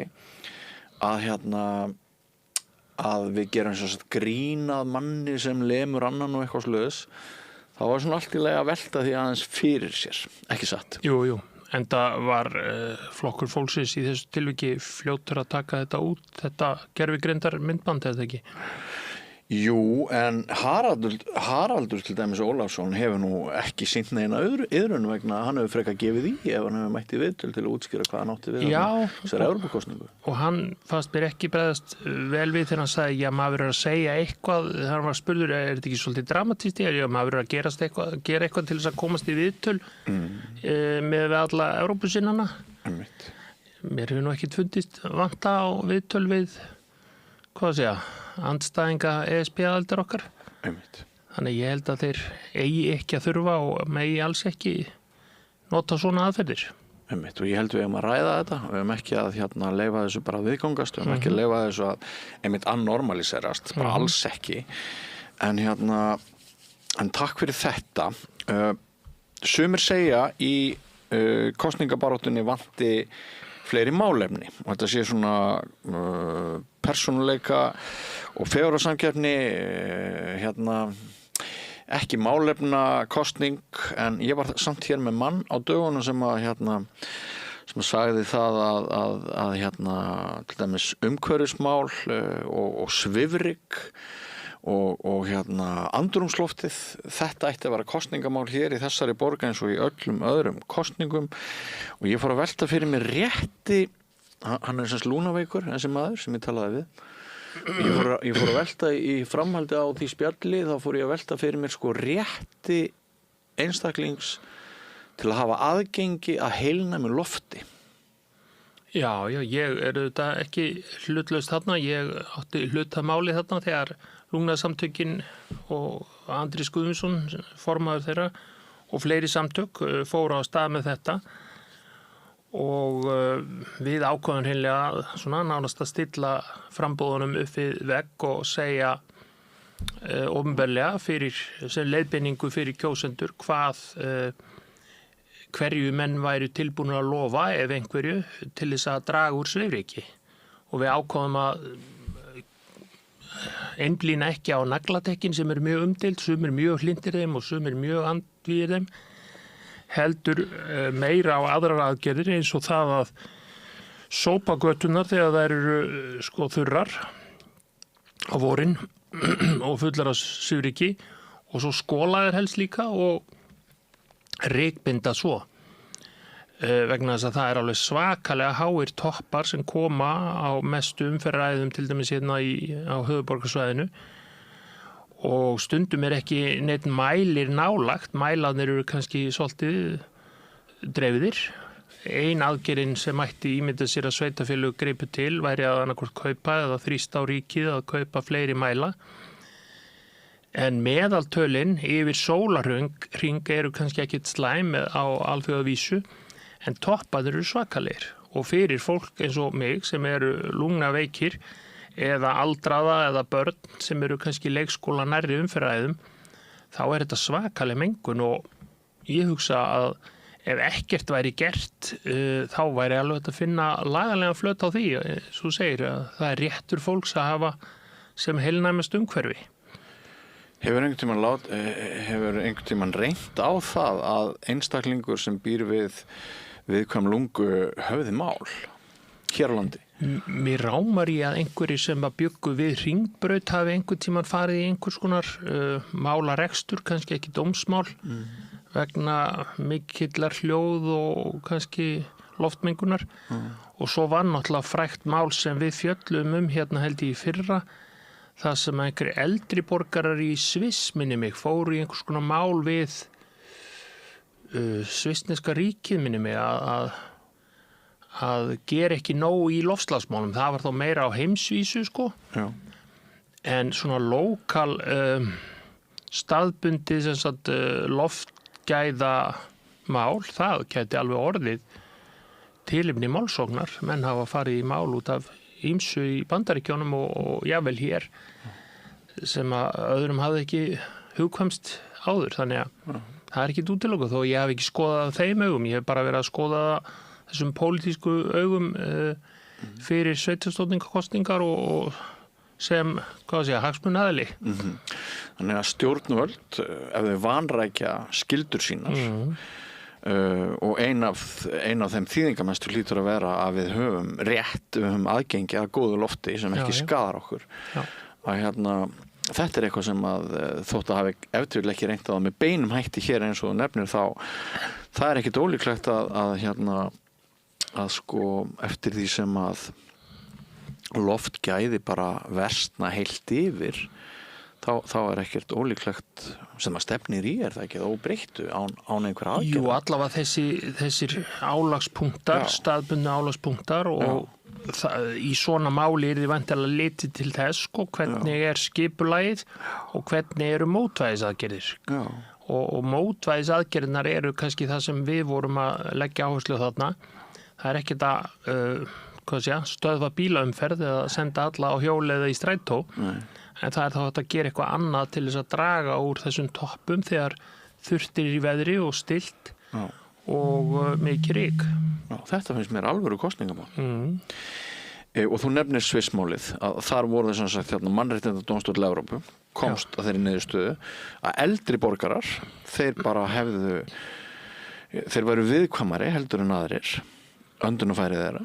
Já, mér minnir að það hafi verið sko eldri borgarar og mannréttindadómstóllinn en það er svolítið síðan, þannig ég hef ekki skoðað þann dóm. Já, ég man vel eftir þessu máli vegna þess að ég spurði þáverandi umhverfisráðherra Guðlaug Þór Þórðarsson út í málið og hann reyndi að eyða því sem bara non-issue en ég var fullkomlega ósammála honum og ég var mjög hneykslaður á afstöðans þannig að ég man að ég las dóminn allan og þetta var svona eins og ég sagði og svo fyrir ég að velta því fyrir mér hvort við getum farið að sjá sko, þú þekkir þetta núna dettur þau og það eru til alls konar upplýsingar á internetinu dastu, lendur í slisi, hringdu í okkur og þá er einhver svona lögmenn að segja við skulum vinna þetta mál fyrir þig að mér datt í huga að þessi kimi gæti verið að opnast hér. Já.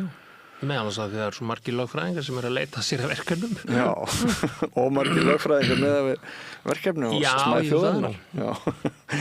Heyrðu, en það er alltaf gaman að hitta þig Gísli minn og spjalla við þig. Sömuleiðis. Sko, ef að ræða kreditkortið hennar Heiðu, hafa þetta bara svona svolítið kosningaspjall? Já. Það kom nú fram fyrir 1-2 dögum að Hildur Björnsdóttir oddviti Sjálfstæðisflokksins hefði fengið þessar upplýsingar í janúar. Líklega til þess að nota gegn Heiðu ef að hún yrði oddviti sem hún varð ekki. Og ákvað svo að nota það ekki allavega. Við vitum ekki hvað hann ætlaði með þær. En mér fannst þetta nú svona frekar veigalitið. Þetta hef ég ekki lesið allar athugasemdir en þetta var sett upp mjög grótesk 23 athugasemdir eða 37, ég man ekki hvað það voru margar.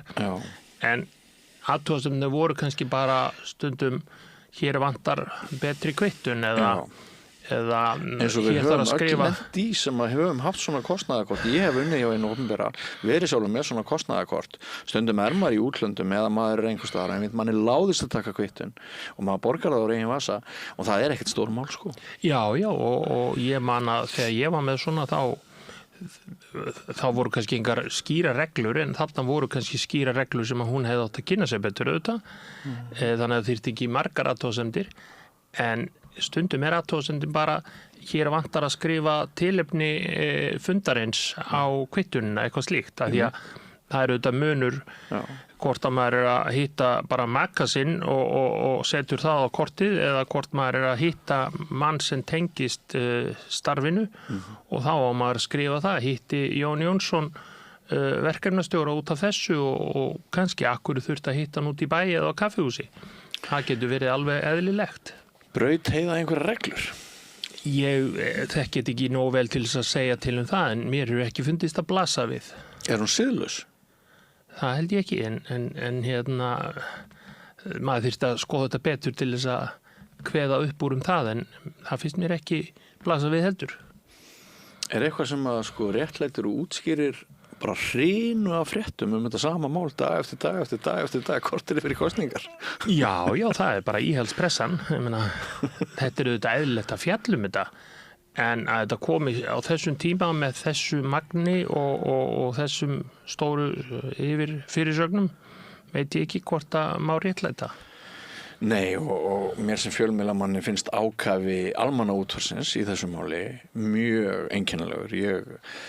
Ég hef nú stundum sagt það við þig að ég vann nú á RÚV fyrir langalöngu og Ríkisútvarpið var nú alltaf varfærið þegar komað einhverju svona en þetta er svona nánast búið að hegða sér eins og gulasta pressan á landinu eins og það hegðaði sér þegar Ástu Lóu var komin fyrir Kattanef og svona fleiri mál þannig að það er orðið mjög áhugavert að velta fyrir sér hlutverkið hins varfærna fyrrum og íhaldsama almannaútvarps okkar og hvernig fréttaflutningur af svona scenaríum og meintum hneykslismálum hvernig Ríkisútvarpið gefur tónin. Já, eða mögulegum hneykslismálum. Það þarf auðvitað stundum að upplýsa til þess að komast að því hvort þetta er siðlaust eða hneyksli og við höfum nú stundum verið að hrósa RÚV hér fyrir framsækna þáttagerð. Þannig ef þeir láta alla láta jafnt yfir alla ganga þá er þetta kannski í lagi. Já, en það er ákafinn og allar þessar framhaldsfréttir sem að ég held að ná ekki alveg tengingu hjá þjóðinni af því ég fann ekki glæpinn þess vegna spyrir þessi lögmann hefur hún brotið einhverja reglur? Ég hef ekki lesið nógu margar fréttir til að segja til það en þetta sýnir kannski bara sérstaklega í kosningabaráttu þá sjá menn þetta hver sínum augum. Ég meina vinstri menn tala bláskjá og segja RÚV sé bara fullt af íhaldsmönnum. Hægri menn eru hins vegar sannfærðir að þetta sé bara vinstri elíta sem að hafa aldrei gert annað en að hata sjálfstæðismenn Þannig að ég er nú oft bara þarna í miðjunni og sé þetta öðrum augum en þessir vangir til hægri og vinstri. Ég hef alltaf blásið á þessa meintu vinstri slagsíðu eða hægri slagsíðu. Ég held einmitt að tilvíkin séu bara jafn mörg til vinstri og til hægri eða ég held að þetta sé allt saman meira en eitthvað bull en fagmennska er hins vegar eitthvað sem að mér finnst að eiga einkenna Ríkisútvarpið, góð dómgreind yfirlega, já alveg rétt við höfum hrósað Ríkisútvarpinu fyrir margt en það þarf líka að veita Ríkisútvarpinu aðhald þegar manni finnst að gangi of langt því að Ríkisútvarpinu til þess að verði traust hjá almenningi gagnvart fréttastofu Ríkisútvarpsins þá má það ekki taka of mikla áhættu heldur það er svona, svo er mín skoðun allavega. Heyrðu, en við erum þá bara búin að fara yfir svona nokkur mál sem meir og minna tengjast upptakti kosningarna sem eru á laugardaginn. Ertu búin að gera upp við þig hvað ætlar að kjósa? Nei, ekki endalega. Ég ekki heldur. Það er svolítið skrítið með við hvað er margt í boði og þá er ég en mér hefur fundist Pétur Marteinsson koma mjög vel út. Ég hafði ekki trú á honum sem svona utanaðkomandi atvinnurekanda í forystusæti en mér finnst hann svara mjög vel fyrir sig og sína að hann er alvöru jafnaðarmaður. Ég var ánægður með það. Já. Þú lítur á sjálfa þig sem jafnaðarmann? Já, ég hef alltaf skilgreint mig sem annarkvort félagshyggjumann eða jafnaðarmann eða framsóknarkoma eða eitthvað. Framsóknarkoma, já. Ég ennþá í bullandi kreppu með mitt atkvæði. Ég var síðast að ræða við konuna mína í gærkvöldu áhyggjur mínar að þessu. Já. Mér finnst ég alltaf vera að hitta fólk sem að segja það nákvæmlega sama og ég. Bara fólk sem að segja hún er daufleg þessi kosningabarátt, ég veit ekkert hvað ég á að kjósa, lítil málefna ágreiningur og allt eitthvað asnalegt. Já, við verðum að ákveða okkur fyrir laugardaginn. Já, við verðum að gera það. En Gísli Tryggvason, kæra þakkir fyrir að koma hingað í þáttinn Réttur er settur, lögmaður og sérfræðingur á þessu sviði. Við höldum áfram hér, kæru hlustendur áhorfendur, með annan kafla eftir andartak, ekki fyrir langt. Við lifum á tímum þegar þörfin fyrir opna og gagnrýna umræðu er brýnni en nokkru sinni fyrr. Ég heiti Ólína Kjerúl Þorvarðardóttir og ég styð og vel samstöðina, sjálfstæðan og óháðan fjölmiðil. Alþýðufélagið er eigandi samstöðvarinnar. Markmið félagsins er að auðga og bæta umræðu í samfélaginu. Allir geta gengið í Alþýðufélagið með því að skrá sig fyrir áskrift að samstöðinni. Samstöðin.is.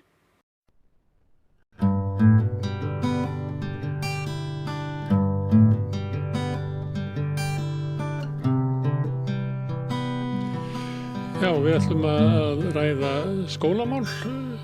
Það er svona hluti af því sem maður hefði ætlað að yrði kosningamál, það er kannski farið minna fyrir því.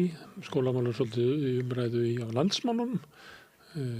Gustar í kringum Ingu Sæland, menntamálaráðherra, sem vil gera ýmsar breytingar. En það sem hefur tengst svona skólaumræðunni undanfarið misseri er mikið umræða læsi, svona hugmyndum það að við séum að missa tökin á því, að börnin okkar séu ekki almennilega læs, hafi ekki lesskilning. Og þegar að Inga Sæland var að ræða þetta og tala samfélagslegt hrun. Ég ætla svona að reyna að ræða aðeins þessi atriði og fengið hingað mjög góðan gest. Sigríður Ólafsdóttir. En Ragnheiður Stefánsdóttir kemur hérna á eftir. Þú ert dósent á menntavísindasviði Háskóla Íslands og manna fróðust læsi og lestarkennslu? Allavega læsi. Já. Og orðaforða. Já, ekki lestarkennslu, ekki hvernig við náum orðaforða? Jú, en lestarkennsla er sér, það er að kenna lestur bókstafa, en mitt sérsvið er meira málskilningur, lesskilningur, tjáningarfærni og ritunarfærni. En ég ætla bara að þakka fyrir, Smári, að ég skilti fá að koma hingað. Ég ætla bara að láta þið vita það, ég er einlægur aðdáandi samstöðurinnar. Gott að heyra það. Ég er bara alveg hlusta og hlusta. Þakka þér miklu heldur.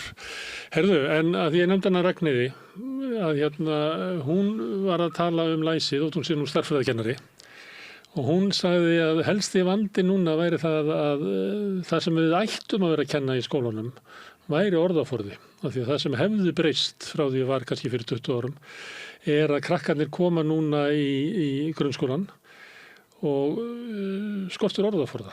Kannski vegna þess að þau voru á leikskóla þar sem að stór hluti starfsfólksins var ekki með íslensku sem svona sitt móðumál og kannski með takmarkan orðaforða. Kannski út af bara erlinum sem að er í lífinu okkar og að foreldrar gefi minni tíma til þess að tala linnulaust við börnin eða lesa fyrir þau. Að þetta væri átaki sem hún vildi sjá, að við myndum bara snú okkur af því að kenna orðaforða. Ég líst mjög vel að þessa byrjun sko. Aha. Orðin, þetta er ekki bara einhvern þáttur tungumálsins, heldur er það þekkingin og hugsunin, hún er í orðunum. Og þegar við erum að tala lesskilning, þá eru krakkarnir að takast á við að afla sér þekkingar í gegnum lestur. Og þekkingun er miðla með orðum. Og þegar eftir því sem að framvindur í náminu verða viðfangsefni námsgreina víðtækari og flóknari og við þurfum flókin orð til að skilja flókin viðfangsefni og fyrst og fremst ekki bara til að skilja það sem aðri segja og það sem aðri hafa skrifað heldur umfram allt að geta talað það og skrifað það. Þetta er svona lykilatriði í læsiseflandi skólastarfi. Og já.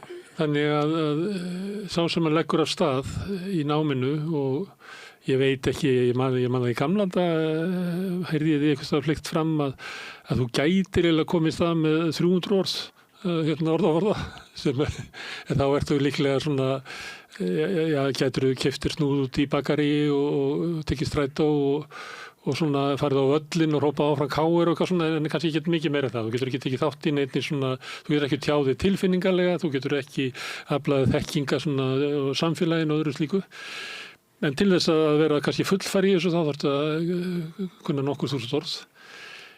Heldur eða ert að segja það að þetta sé kannski vandamálið að það sem þegar krakkarnir koma inn í skólan að þá þyrftu að eiga miklu fleiri orð að tök á fleiri orðum til þess að geta bætt við sig. Ég býst við að sé þannig líka ef ég mæti með 200 orð í 7 ára bekk að þá kannski ef ég ekki mikla möguleikann á 80.000 orðum 16 ára. Það verður bara, ég verður alltaf á eftir. Þannig að hver ætti, ég meina, er þetta það sem við ættum að vera að horfa á? Já, fyrst og fremst, þetta mitt sérsvið. Já. Og hverju erum við að tala orðaforða? Hvar byrjaði þetta? Þetta byrjaði 1975 þegar Katrín Snow varði doktorsrannsóknina sína og fólk svona fussa og sveigaði yfir þessu viðfangsefni.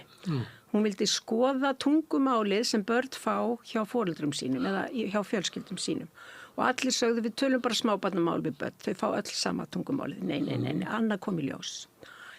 Þannig að börn fengu, það var svoleiðis himinn og hafa á milli þess tungumál sem börnin fengu. Og orðaforðið þeirra, hann var algjörlega í samræmi við það, magntungum, þeim fengu að setja upptökutæki inn í heimilin. Þannig að því fleiri orð sem börnin fengu í samskiptum, þeim stærri var orðaforðin. Og þarna við erum á Íslandi, erum við fyrst með börnin heima, þangað til foreldraorlofinu, fæðingarorlofinu líkur, og þá fáum við þau inn í leikskólana. Og við erum með Evrópumet í löngum skóladegi lítilla leikskólabarna. Þar er ábyrðin en þar er líka gífurleg tækifæri. Og mér finnst gott að bera svolítið saman leikskóla sem er, heldur vel utan börnin, þeim líður vel og þau leika inn og úti, það eru lesna bækur fyrir hópin, það er eitthvað rætt bækurnar. Og þetta víða og örugglega margt mjög gott. En leikskóli sem væri að nýta sér málþroskafræði, þar að segja rannsóknir síðustu áratuga á því hvað það er sem skiptir máli í námi í grunnskólanum og hvernig við getum byrjað að byggja upp strax frá fæðingu. Og leikskólakennarar og starfsfólk og leikskólastjórar sem hafa sett sig inn í þessar rannsóknir, þeir myndu í maí, mér finnst gott að taka bara maí núna, taka vorið fyrir. Breytinguna í náttúrunni, farfuglarnir, lauftré, bartré. Ef þú tekur þetta fyrir 1 dag, svolítið orðaforði.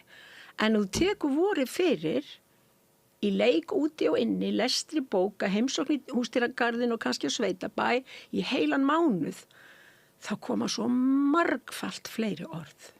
Því að við erum að tala dýrin og náttúruna með orðum. Við erum að gefa krökkunum þekking á heiminum með orðunum. Þá veistu að kennarinn sé að tala brumið á greinunum og sífellt og barnið hlusti. Barnið hlustar en rannsóknir sína að börnir læra mest þegar skiptast á að tala. Þegar barnið talar á móti þeim fullorðna. Það er ekki messur. Gagnkvæm tjáskipti. Þannig að börnin og jafnvel að þegar krakkar að leika sér, við látum þau hafa leikföng sem tengjast vorinu og þau eru í leik og þá förum við til þeirra í leikin og færum hann út með tungumálunu. Og talar ekki barnamál? Ekki smábarnamál, nei. En þú veit, hvaðan er þessi doktorsritgerð sem varst að nefna þetta frá 70? Katrín Snow, hún varði þessa ritgerð 1975. Er þetta Bretland eða? Nei, Harvard háskóli í Bandaríkjunum.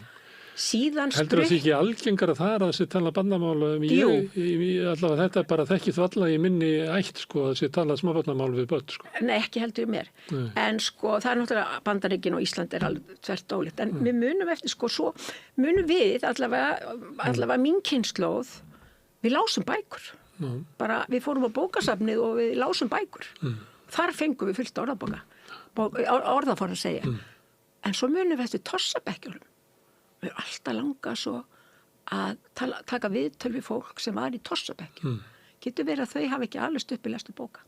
Vegna þess að orðaforðin er svo margfalt ríkulegri í rituðu máli en töluðu máli. Og þegar við erum að tala við krakk og segja þeim frá bartrjám og lauftrjám og allt þessu, og ef við tölum bara við þau svona, þá er svona takmörk fyrir því hvað við erum að nota mörg orð. En leið og við fyrir að grípa bækur eða horfa á menntandi efni og tala það, alltaf lykilatriði, ekki bara horfa og hlusta, tala saman það, þá margfaldast orðaforðin. Og börn sem eru svo lánsöm að vera í slíkum leikskóla, þau koma miklu sterkari inn í grunnskóla. Þá er þetta að tala um að segja lesi fyrir börninu. Já, lesi og talað. Lesi og talað. Já, en þetta ekki að tala um að börnin sé að lesa. Já, nei, sko, fyrst erum við að lesa fyrir þau í leikskólanum. Og það er bara svo sorglegt. Það er þessi matteusar áhrif. Og þau eru svo óbóðslega ábyrrandi og ýkt í skólastarfi. Að ég hef haft mistranema sem hafa fylgst með börnum í leikskóla. Og þá höfum við beint sjónum okkar að börnum sem ekki nota íslensku heima. Sem sagt börn af erlendum uppruna. Í blönduðum hópi með börnum sem er íslensku sem móðumál. Og það var svolítið sláandi. Það héldu allir starfsmennirnir að börnin væri bara, nei, elst þetta eru börnin okkar, þau eru virka allan daginn, þau gera allt það sem þeim er sagt, þau sitja kyrr og prúð og leikin og úti, svo fóru þau að skoða börnin ánar. Og þau fengu sjokk, það var bara akkurat það sem kom fram hjá starfsfólkinu. Við fengum sjokk. Við uppgötum það að þau sátu í lestarstundum, voru búin að venja sig á það að loka bara eyrunum. Þetta var allt og þungt tungumál og þau lærðu ekkert á lestarstundunum. Þau tók ekki þátt í samtölunum og eftir lestarstundunum og þá fór starfsfólki að spurja þau og þá hrukku þau í kút. Það var enginn spurtu áður. Og svo fór starfsfólki að gera átak og þá byggjum við, ég er mjög rannsóknarmiðuð, Smári, á rannsóknum sem sýna að svona tengsl, að starfsmaður fer til barsins og mynda tengsl og tengslin verða best og mest í gegnum tungumálið. Og þau fóru að sinna börnunum svona, passa upp á að lesa fyrir lítinn hóp barna með sambærilega íslenskufærni. Þannig að þau myndu skilja og læra ný orð. Og þetta var eins og vökva blóm. Að vera með svona tossabekk. Tossabekk? Sko, við erum með... Það var að tala um það á neikvæðinni sem fylgir í þetta að vera tossi. Að þeir sem að ekki hafa íslensku sem tungumál á sínu heimili, að það sé búið til lesefni fyrir þau, til að lesa og ræðum. Við eigum fullt að lesefni, þetta er smábarnabækur. Ræður leikskóla við þetta? Það er alltaf verið að tala um manneklu þar. Já, sko, það er mennta yfirvalda að sjá til þess. Þeir hafa hreyfiafl til framfara. Og þá er ég að tala um ráðherra, embættismenn í ráðuneytinu. Og þetta er verkefni sem við verðum að gera núna. Þetta er bara, horfðu bara á samfélagi kringu þig. Það er í bónus. Sjáðu hvað er margt fólk af erlendum uppruna. Og yndislegu börnin, saklausu börnin. Við viljum að þau muni blómstra á Íslandi. Og það er engin hliðarleið af því að blómstra á Íslandi. Það er íslenska tungumálið. Og við vorum átt okkur á því, Smári, að íslenska tungumálið er notað á öllum skólastöðum. Við erum ekkert að kenna á ensku. Við erum að kenna á íslensku. Svolítið í háskólanum. Já, svona bara hliðar. Já. Kemur svona smá saman. Enskufærnin er mjög mikilvæg. En við verum átt okkur á því að íslenskan er tungumálið. Og mér finnst gott svona að þegar fólk er að tala um að enskuþværnin sé svo mikil, og þá er ég líka að tala um börn að íslenskum uppruna, að þau sé alltaf í stjalltækjum og eitthvað svona. Og þá segi ég, hvað myndi kennarar og krakkarnir segja við mættum bara í grunnskólan á morgun og segja, við nærmum sig lengur. Nú ætlum við bara að hætta að nota íslensku, við ætlum að nota bara ensku. Ég get sagt þér að Smári, kennararnir og krakkarnir, þeir gæti þetta ekki. Af hverju? Af því þau hafa ekki þetta námstungumál. Þá er ég komin að fræðilegu hugtaki. Námstungumál. Að þegar við erum að taka vori fyrir í heila mánuði í leikskólanum, þá kemur alveg brjálæðslega mikið námstungumál. Það eru orðin sem við notum með orðum eins og farfuglar og spendýr, umkomulaus, lífsskilyrði og þar fram eftir göttum. Þetta eru orðin sem við notum með, þetta eru ekki orðin sem að tilheyra einmitt dýrafræðinni eða náttúrufræðinni. Þetta eru orð sem eru notuð í öllum námsgreinum grunnskólans. Þetta eru orð sem eru notuð í öllum námsgreinum framhaldsskólans og síðan öllum fræðasviðum háskólans. Við köllum þetta námsorðaforða af því að þetta eru orðin sem að gera okkur kleift að nota íslensku á öllum þessum skólastöðum. Við erum að nota íslensku þegar við erum að læra heimspeki, þegar við erum að læra náttúruvísindi og allt þetta í háskólanum. En ef við myndum skipta yfir í ensku þá höfum við ekki þessa sömu getu. Nei, og þetta er ekki... Við ofmetum ensku kunnáttu okkar, eins og margsins þannig að þetta er námstungumálið, þetta er námsorðaforðin, er náttúrulega öflugastur, en með honum fylgir fjölbreytileg málfræði og setningagerð. Og það saman heitir námstungumál. En námsorðaforðin, hann er allt í öllu allt. Við þurfum hann til að geta fjallað eitthvað sem er ríkulegt og eitthvað sem er flókið. Og við eigum svoleiðis orði í íslensku, við erum mjög rík af þeim orðum.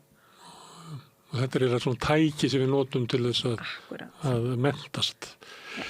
En varðandi orðaforða og svona veikleika að segjum að fólk, krakkar sem að alast upp á heimilið sem að foreldrarnir hafa bara mikið að gera og kannski var ekki mikið lesið fyrir þau og það er svona erill. Og þau eru síðan í leikskóla þar sem er einn starfsmaður sem talar íslensku, sem sitt móðumál, hittur innflytjendur sem talar misgóða íslensku með mismikinn orðaforða og þetta barn kemur í grunnskóla. Er þetta að mæla að segja að þetta barn kann 450 orð á meðan að barni sem var lesið fyrir og var heppnara með leikskóladeild, það sem var meiri töluð íslenska kringu það kannski með 1400. Getur þú gefið mér eitthvað svona hugmyndum? Já, það er komið svona próf. Lanis heiti, Jóhanna Telma Einarsdóttir er stjórnast í rannsóknarverkefni sem er lagt fyrir leikskólabörn í samvinnu við Miðstöð menntun og skólaþjónustu. Svo erum við búin að vera með í mörg ár, hljóm heitir það, sem að mæli hljóðkerfisvitund barna, veistu hvað það er? Það er svona næmið þeirra fyrir hljóðum tungumálsins og það er nauðsynlegt til þess að geti lært hljóðbókstafa og tengt hljóðin saman til þess að lesa Sísí sá sól. Er ekki hægt að kenna íslensku svona? Þarna kennum við ekki íslensku, við erum að kenna lestur. En lestur, ég er ekki hægt að kenna lestur út af hljóðum? Nei. Þetta er rétta aðferðin. Þetta er aðferðin sem búið að margsanna að er árangusríkust, þessi nákvæma hljóða aðferð í lestrarkennslu. Það átt að nota ykkur aðra aðferð, ekki? Það er, nei, lestrarkennsla, nákvæm hljóða aðferð í lestrarkennslu, Sísí sá sól, krakkar eru bara 6 ára, og þau þurfa að fara í gegnum þetta ferli. Þá er ég ekki að tala um þetta sem við vorum að tala um áðan. Nei. Þetta verður að vera aðskilið í 1. bekk grunnskólans. Lestrarkennsla, 2 kennslustundir. Og síðan svona máleflandi skólastarf eins og í leikskólanum á sér kennslustundum. Ekki blanda þessu saman vegna þess að það er eiginlega mest rannsakaða svið innan menntavísinda er lestranám og lestrarkennsla. Og það er búið að kortleggja börn. Það er bara svona hátt hlutasbarna, 5-10%, læra að lesa og þarf ekki eins og að kenna það. Ég læra jafnvel á hvolfi þegar stórasískin er að læra að lesa. Já, ég er yngstur þannig ég lærði að lesa mokkan á hvolfi. Já, þá ert þú einn af þessum 5-10%. Svo er það 45% cirka pluss mínus sem læra að lesa en best með þessari hljóðaaðferð. Restin, helmingur af börnum, læra að lesa með þessari nákvæmu hljóðaaðferð og mikill í þjálfun. Þannig við eigum ekki að blanda saman þessu máleflandi ríkulega tungumál eins og í leikskólanu. Við höldum því áfram í 1. bekk og 2. bekk, en við þurfum að tilenga ákveðna kennslustundir í lestarkennsluna. Það er ekki mitt sérsvið. Ég hef ekki helgað með því, en ég er búin að lesa svo mikið til um það. Þannig að það er mjög mikilvægt að halda áfram með þessa þemavinnu, svo vorið, haustið og allt það, að haldinni áfram 1. bekk grunnskólans en sér kennslustundir að kenna bókstafina og hljóð þeirra og æfa krakka í að tengja það saman. Og ef við förum eftir því, það er búið að prófa þetta á Íslandi aðferðir sem hafa verið prófað í öðrum löndum og það eru svakalega flotta niðurstöður. Að börn sem fengu svona nákvæma hljóðaðferð og það heitir paralestur, svona PALS heitir það. Það eru 2 og 2 sem æfa sig að lesa saman eftir ákveðnu prógrami.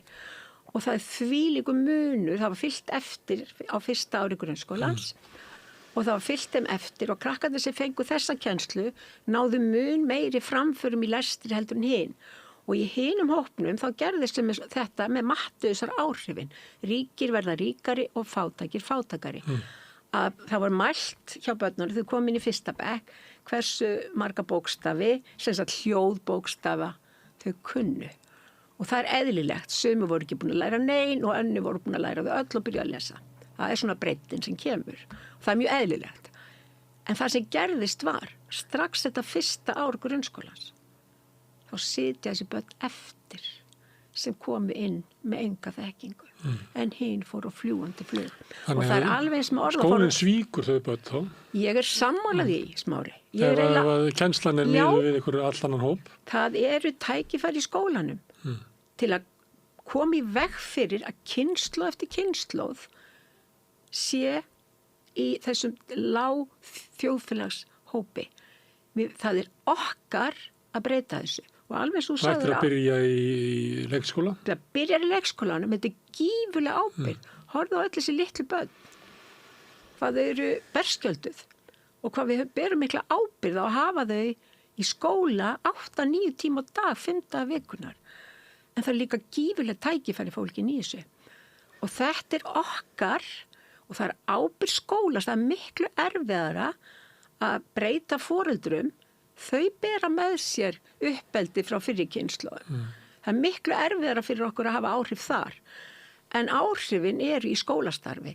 Enda ég á barnabörn og ég fyrir með þau í húsdýragarðinn og svo komum við heim og kannski finnum einhverja bækur dýrin eða eitthvað, tölum saman í kvöldmatarborð og gerum ekkert meira með það. Það er bara eðlilegt í fjölskyldulífi. En í leikskóla, þar er markvisst nám. Að taka dýrin fyrir í langan tíma, þá gerast undirinn, þá verður tungumáli svo ríkulegt og börnin koma svo sterkinn í grunnskólan og það er bara nákvæmt samhengi og það er búið að rannsaka þetta svo mikið að það er algjört samhengi á milli þess hversu ríkulegt tungumál börnin fengu í leikskólanum og hvernig hver orðaforðið þeirra er 6 ára gömul þau byrja í grunnskólanum. En er skipulagt íslenskunám í leikskólum? Á sumustöðum, já. Það er byrjað, það heitir orðaheimur. Og það er í gangi og það er búið að fá styrki og það þarf að halda áfram með það. Það er misjant eftir leikskólum og það fyrir eftir hvort að leikskólakennararnir og leikskólastjórarnir hafi fengið þessa þekkingu í náminu eða í starfsþróun. Og það er ekkit alltaf af því það hefur verið ákveðin tregða að taka mið af þessum rannsóknum. Það var þessi trú að fyrir svona 30 árum og hún er ennþá mjög lífseg á Íslandi að við eigum ekki að vera með svona tölfræðilega rannsóknir þegar við erum með börn. Heilbrigðiskerfi þarf að vera með tölfræði, tilraunir, prófa eitthvað lyf, prófa einhverja læknisaðferð. Það sama eigi ekki við börnin. Og það var mjög eðlilegt viðhorf fyrir 30-40 árum. En síðan er þetta ekki leyfilegt lengur. Við getum ekki leyft okkur að líta fram. Þú vilt mæla alls konar. Þetta snýst allt börnin. Þetta snýst allt þeirra framtíð. Og við getum ekki litið frá því að það eru vísindarlegar sannanir. Þetta próf sem ég sagði áðan, þetta hljóm sem er búið að vera lagt fyrir í mörgars ár.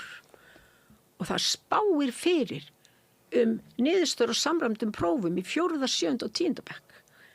Þannig að það á ekki að gera það. Við viljum ekki sjá það aftur. Vegna þess að við viljum bæta krökkum upp sem koma illa út á hljóm, 5 ára gömul, þá viljum við gefa þeim auka stuðning, þannig að þetta sé ekki eitthvað svona spá, jæja, þú átt ekki séns, vinur minn. Þú ert svona lélegur svo prófi, þú átt ekki séns. Svona eru rannsóknirnar að sýna okkur á Íslandi aftur og aftur og aftur. Það eru núna 11 ár síðan ég kláraði mína doktorsrannsókn. Og hún var svo ótrúlega sterkar niðurstöður að bara því meiri orðaforða, íslenskan orðaforða sem krakkar höfðu í 4. bekk, 9 ára gömul. Bæði með íslensku sem heimatungumál og annað tungumál.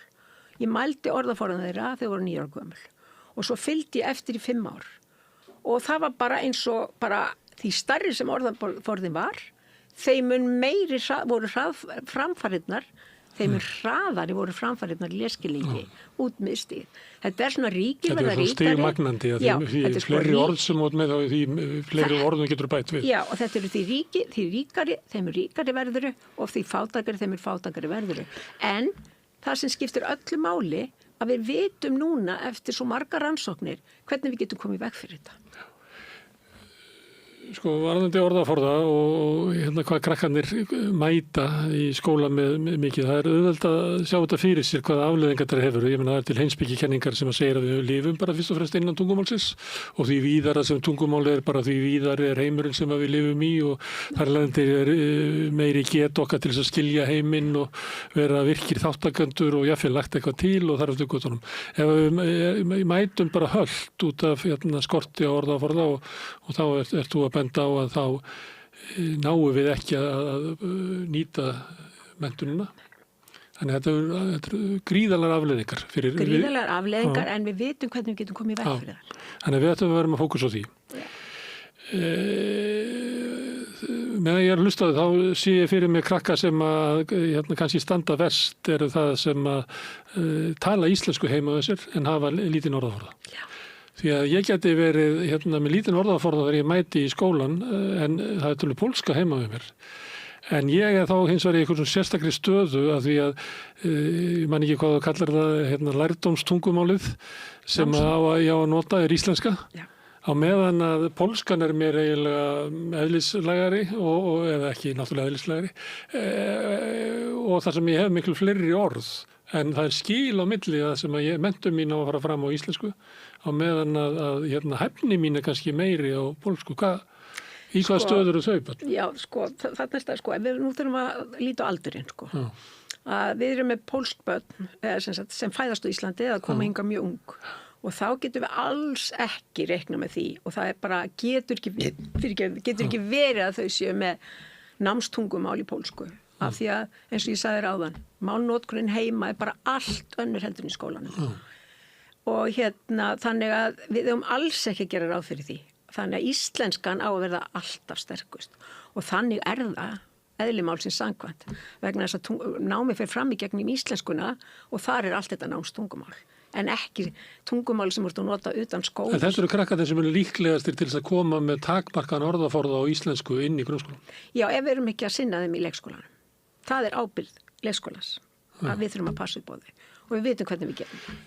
Ok, við vitum hvað við erum að gera en því miður þá er það bara ekki hægt því að við getum ekki ráðið fólk sem að er gott í íslensku í að vinna á leikskólanum. Við erum bara heppin að geta ráðið einhvern og ég meina stundum bara kann fólk að valla nokkra íslensku.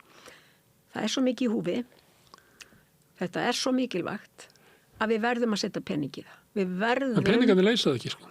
Jú, við erum að hækka launin, bæta aðstæður. Það bara, þú meina tvöfaldar launin svo að fólk sækist eftir því að... Ég veit ekki alveg hvað þarf, en leikskólastarfið, kennarastarfi í leikskóla, er svakalega gjöfult og ánægilegt og maður heyri bara hversu fólk er ánægt að vinna í leikskóla. Hversu dásamlegt það er að vera með börnin. Það er svo góðu vinnufélagar, sko. Þetta er bara svo yndislega gefandi. Og þannig að við eigum að skapa aðstæður í leikskólan þannig að það sé eftirsóknarvert að vinna þar. Og það er alveg eins og til dæmis í Finnlandi, við erum alltaf að bera okkur saman við Finnland, en Finnar búa við þann lúksus að kennarastarfið er eftirsóknarvert. Þannig að það vilja allir fara í kennarana og miklu fleiri heldur en fá eingöngu. Svo er sagt. Já, þannig að við þurfum að finna leiðir til að gera leikskólastarfið aðalega. En við erum ekki í þeirri stemmingu, við erum í stemmingun í samfélagi núna að þeir sem eru menntaðir í skólafræðum, eins og þú, hafi eiginlega keyrt skólakerfið okkar út í skurð og það þurfi núna einhverja MBA stráka frá viðskiptaráði til þess að ná tökum á þessu og ná bílnum upp á veginn aftur til þess að verði ekki hér samfélagslega trun eins og menntamálaráðherra sagði. Þannig að það er ekki eins og að sé... Við erum ekkit mörg sem eru með mína sérþekkingu og veistu akkur það er? Nei. Það hafi ekki fengið styrkir í þetta. Nei. Það var svo lífseg mýta að börn læri tungumáli svo ekkert sé. Það var svo lífseg mýta að börn læri að lesa eins og ekkert sé. Við vitum miklu betur í dag, það er ekki þannig. Þau þurfa að fá tungumál til þess að læra tungumál. Þú veist betur. Ég veit betur, en við erum allt of fá. Við erum líka í samfélagi þar sem að segir, já Sigrid, það getur vel verið að þú hefur komist á þessu í þínu rannsóknum. Mér finnst hins vegar að það er bara einhver skoðun einhvers manns, getur verið menntamálaráðherra, það getur verið bara einhver sem tekur þátt í umræðinni, sem er bara litið á sem jafngilt og þessar rannsóknir sem að þú ætla að vísa til. Já, það er algjörlega þetta sem er að gerast. Það eru skoðanir og hugssjónir og hugmyndir, en það sem þarf er samtal eins og þið eruð hér aðalsmerki fyrir. Það þarf samtal og við þurfum, það vantar svolítið sameiginlega sín á menntamál. Þess vegna verða viðbrögð svolítið öfgakend og pólariseruð. Eins og Inga Sæland segir að hún vilji koma með tölur í staðan fyrir bókstafi, það verður allt vitlaust. Byrju, akkur verður allt vitlaust? Er eitthvað réttlæti í því að barn sem læri vel heima og fær 8,5 fái B alveg svo barn sem nefndi ekki að læra heima og fær 6,5? Sumir kennarar segja að það bara skiptir einhver máli. Það skiptir máli. Það skiptir máli, þú sér það bara sjálfur ef þú ert að setja einhver markmið. Þá vinnur þú betur heldur þú ert ekki menin markmið. Að vinna frá 8,3 upp í 8,5. Það er bara opboðslegu munur á 6,5 og 8,5. Ég sé það bara nemendum mínum að þeir sem fá á 6,5, þú lærið þér ekki þetta og ég er bara að útskrifa þig, þeir vantar þetta, það er ekki nógu gott. En þú getur fengið 8,5 eða 6,5 í prófi, það sem er verið að mæla einhverja tiltekna þekkingu, en einhverjum sem er á baku B, að það eiga að vera alls konar þættir aðrir sem að kennararnir eiga að meta. Lykilatriði í þessu öllu er að hæfniviðmið séu skýr. Það sé ekki of mikið orðskrúð. Að það sé bara skýrt sett fram hvað krakkarnir eiga að læra í hverjum bekk, hvaða hæfni þau að ná. Taka bara inn það sem er sannarlega mælanlegt. Sko nei, ekki hugulegt. Nei, það er bara máli. Ef þú ert með mjög sterk og greinilega hæfniviðmið, þá far kennarinn ákveði svigrúm. Ef hann er með algjörlega skýrt hvað er ætlast til af honum og það er ákveðin próf til að mæla hversu það gengur og síðan er námsefni sem styður það líka, ég maður bara sjálf því að kenna. Hvað það gefur manni mikið svigrúm. Þú ert með allt hérna fyrir fram að þig og þá getur þú leyft þér eins og bara okkar, við erum núna búin að keyra kennsluefni í 6 vikur í haust sem byggir á gífurlegum rannsóknum, þar sem við erum að kenna þennan náms orðaforða. Og kennararnir fengu í hendurnar gagnreynt kennsluefni. Og það er skiptist í 7 verkþætti og hver einasti verkþáttur er margbúið að sanna að skilar árangurinn. Þannig að, en þetta býður upp á svakalega skapandi vinnu fyrir kennaran. Hann er hérna með, hann veit hann er að gera rétt og hann getur síðan skapað skemmtilegar umræður, rökræður, kynningu fyrir foreldra, leikrit. Hann getur gert svo margt umfram það að þurfa að finna sjálfur upp hjólið. Finna sjálfur út, byrju, hvernig á ég að ná þessu hæfni við mig hér? Og hvenær á hann að hafa tíma fyrir það? Og þetta, það er svo ótrúlega tækifæri fólkin í því að gefa kennurum skýrt námsefni sem sanna hefur árangur sinn og þá er svigrúm fyrir svo margt annað. Þetta er mjög mikilvægt að við setjum fókusin á orðaforða í upphafi grunnskóla og hann fæst ekki nema að liggur við að við þurfum að fá námskrá tungumálakennslu í leikskólum. Eitthvað svona leiðbeiningar sem að fólki þar geti fengið og í fyrstu er það að hafa þá sem kannski hafi ekki íslensku sem tungumála heima hjá sér að þau fá þetta og svo munum við læra það að það gagnast mjög vel 70% af krökkunum en svo þurfum við kannski ekki að auka fyrir 30% og smátt þá verðum við góðið í þessu. Þetta er svona vegferð sem við ættum að leggja af stað. En við erum ekki að leggja af stað í hana. Við erum búin að gera hæfniviðmið í íslensku sem öðru tungumáli fyrir leikskólabörn. Sem að þú eru mæld hæfnið? Nei, það er ekki mæld. Það er bara þetta lanís og þetta hljóm, ég veit ekki til þess að... En til hvers eru þá með... Já, segðu, við erum bara förum aldrei alla leið. Vegna þess kannski við höfum ekki trú á þeirri leið sem þú vilt fara sem að byggir á svona sannreyndum aðferðum og rannsóknum og öðru slíku. Að skólamála yfirvöld eru kannski frekar á því að gera bara það sem að svara kalli tímans. Á skoðanakonun sem að sýndi að krakkarnir vilja hafa þetta svona og akkur gerum það ekki. Ef þú heldur þá getur runni bara einhvern veginn og alls konar. þá verður árangurinn þannig. Ég meina við breyttum framhaldsskólanum í 3 ár og það er engin rannsóknir að gera því hvernig það gekk upp. Nei. Sérstaklega þegar við erum að skila krökkunum frá okkur með hverju árinu eftir 10 ára grunnskólana. En það er líka bara svo margir sem halda það krakka læra að lesa alveg sama hvernig og allir getur orðið sterkir í náminu bara ef þeir eru glaðir. En þessar rannsóknir sína, ástæðan fyrir allir þessum rannsóknum er bara til að finna út hvað er það sem krakkar sem gengur vel í skólanum, hvað hafa þeir umfram hina sem gengur illa í skólanum. Það er þessi námsorðaforði, hann er bara allt í öll. Sem við fá heima, það eru koma heimilum þar sem að foreldrar eru kannski menntaðir, þar sem er meiri frítími, það er meiri tími til þess að sinna með börnunum, það er börnir eru aðstóð í heimanámi, þau eru í fleiri tómstundum sem að örfa málþroska þeirra. Akkurat. Það er bara stéttaskipting og skólinn átti, það var hugmynd allavega á 2000-öldinni, að skólinn næði einhvern veginn að leiðrétta hana. Það hann á að gera. En hann er ekki að því. Nei, hann er ekki að því. Við getum ekki komið, vonandi, kannski við erum mist sjónar af mikilvægi þess. Já, ég held það. En við það er alveg ljós í myrkrinu, þetta kennsluprógram sem við unnum í haust. Við byggjum það á rannsókn með 6.000 börnum víða land. Og við erum búin að hafa samband við 10 skólastjóra, 100 kennara og foreldrar þessara 6.000 barna gáfu okkur öll leyfi fyrir því að börni fengi að vera með. Þannig að við erum með kennarana, foreldrana og skólastjórana með okkur í liði. Það vildu allir vera með.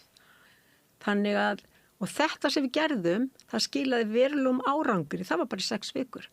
Og allt þetta sem við erum að byggja á er að sýna það að það næri ekki bara til 70%, heldur til 95-100%. Ég vissi ekki það, ég var bara að segja svona hvernig svona fyrirbrigðið þróast, að þú byrjar á einhverju og það kannski er laust fyrir stóran hluta.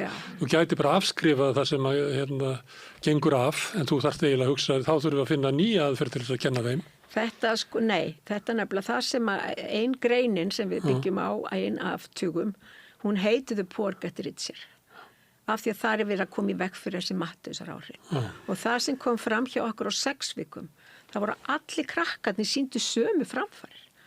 Krakkar sem eiga foreldra af erlendum uppruna sýndu sömu framfarir og hinir. Það var alveg stöðugur munur, en þeir sýndu sömu framfarir.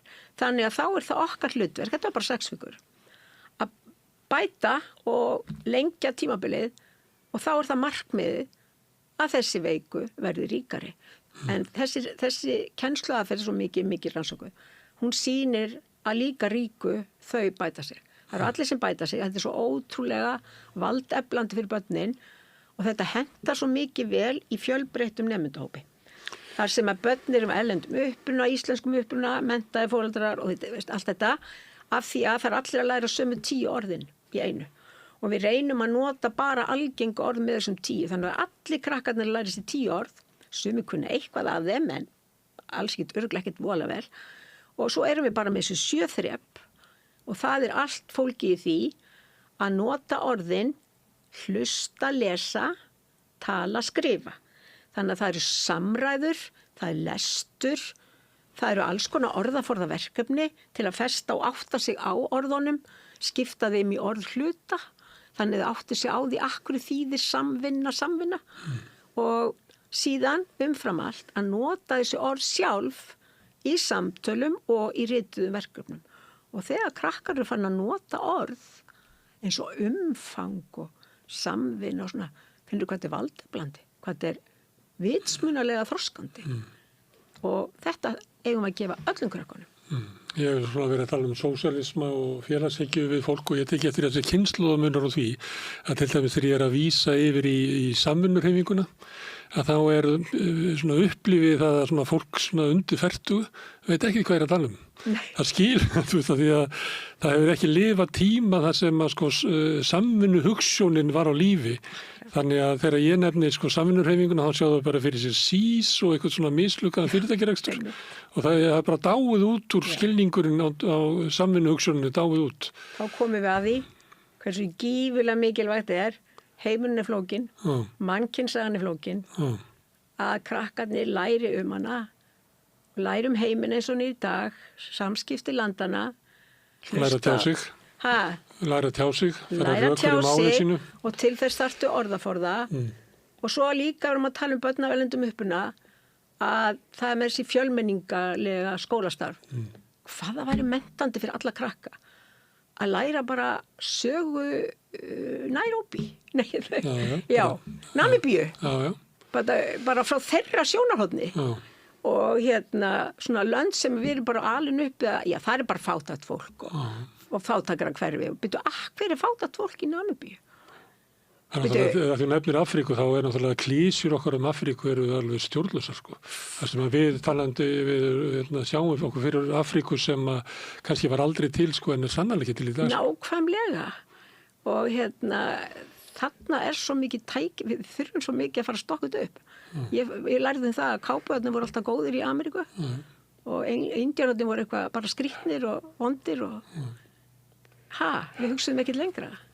Herðu, en ég hef verið að hugsa mig út að tala svona bara úr mínu lífi og það er náttúrulega hlutverk foreldrana skiptir máli. Já. Ég var alveg upp að einstæðri móður sem ræddi alltaf við okkur 4 bræðurnar við kvölduraborðið og við erum ennþá á þessu fundi, hún er fallið frá móður okkar en við bræðurnir hittust reglulega og höldum hópinn og höfum aldrei rifist þessi 75 ár sem svo elsti hefur lifað. Þannig það er svona dæmi hvað hægt er að gera að spjalla málin. Það er algjörlega lykillinn öllu, það er þessi samtöl. Já, en það er eitt sem ég gerði við son minn sem er núna 41, að ég held hann að verið svona 4 ára að þá byrjuðum við rifrildum það hvort væri skemmtilega að horfa á fréttir eða teiknimyndir. Og það rifrildi stóð í eitthvað 3 eða 4 ár og hann sótti að reynda alltaf að vinna pappa sinn í pexinu. Ég var að velta fyrir mig hvort að maður mætti ekki líka leika sér með þessum hætti að auka orðaforða. Jú, þjóðaríþrótt frakka eru rökræður. Og þetta er svo hollt að vera ekki að sami skoðun. Og þurfa bara að fara ekki í mannin, heldur bara að rökræða. Og það ef við myndum geta gert það á Íslandi, þannig að við gætum fengið svona sameiginlega sýn. Auðvitað, sko til dæmis undir menntavísindum eru mörg fræðasvið. Og við erum náttúrulega bara að ræða saman og rökræða og við í akademíunni að koma fram með ákveðna sameiginlega sýn á gildi menntunar og ábyrgð skólans. Ef við gerum það ekki, þá er svona svolítil upplýsingaóreiða.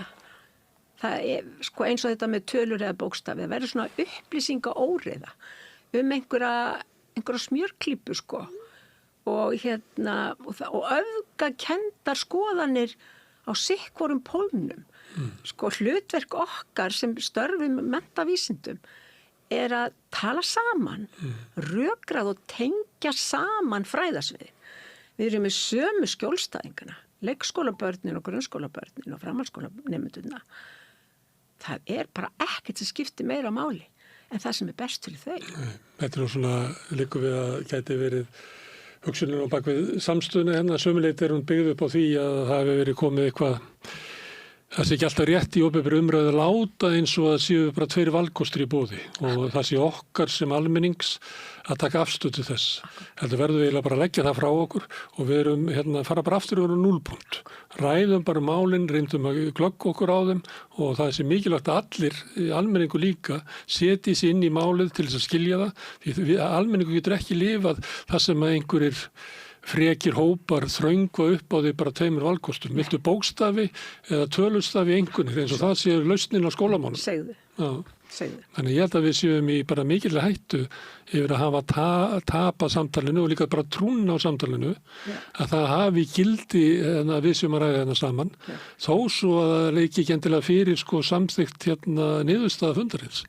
Heldur og líka bara fyrir mig að átta mig á hlutunum og hugsa að ég gæti farið heim og hugsað en ég er miklu fljótar að hugsa og komast að niðurstöðu í samtali við annað fólk. Nákvæmlega. En þetta finnst mér eiginlega vantar. Ég minnst bara minna af þessu núna í dag heldur náður. Bara vantar algjörlega. Og ég veit ekki af hverju við töpum þessu. Ég veit ekki heldur en hlutverk okkar háskólahugsjónin.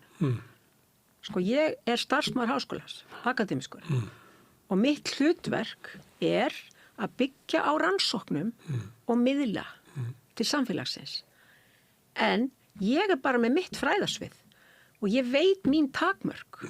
Ég sérfræðingur í þessu, en svo eru önnur svið menntavísinda sem ég ekki sérfræðingur í og ég átta mig á því og ger ekki ráð fyrir því að ég sé sérfræðingur.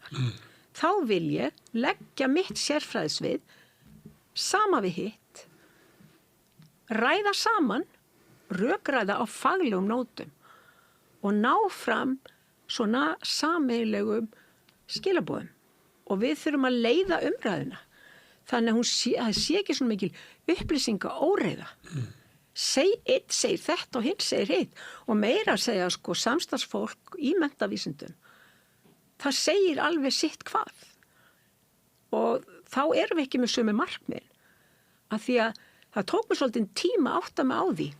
Það voru ekki allir með markmið námsárangur. Ég bara, já, það tók mér alveg mörg ár. Beidu, hvernig getur þú leyft sér að vera að leggja áherslu á þetta? Þetta ekki til að krakkuna gangi vel í skólanum. Og svo fattaði ég það. Það var ekki markmið. Vegna þess að það þessi trú, það gengur öllum vel í skólanum. Við þurfum bara að passa upp á að hafa fjölbreytt skólastarf og allir séu glaðir og allir hafa eitthvað við að allir séu virkir og þeir metnir á sínu forsetum og það rosalega hættulegt að segja alltaf að krakka sér svo ólíkir að þessi þarf svona og hinn þarf hitt. Þá ertu bara komin út í einhver algjöra þvælu sko. Þá ferðu með viðmiðunina á stöðuna sem barnið það vantar orðið hvatar að læra eða bæta sig eða hvernig hvað orðalag sem við notum. Það þessi væntingar það að krakkarnir geti valið sér framhaldsskóla eftir því hvar áhugasvið að liggur og við vitum að framhaldsskólarnir undirbúa krakka misvel fyrir hinn ýmsu fræðasvið háskólans. Þetta þurfum við að gera okkur grein fyrir og við þurfum að passa að allir krakkarnir hafi sömu möguleika. Að krakkinn sem vill vera tannlæknir,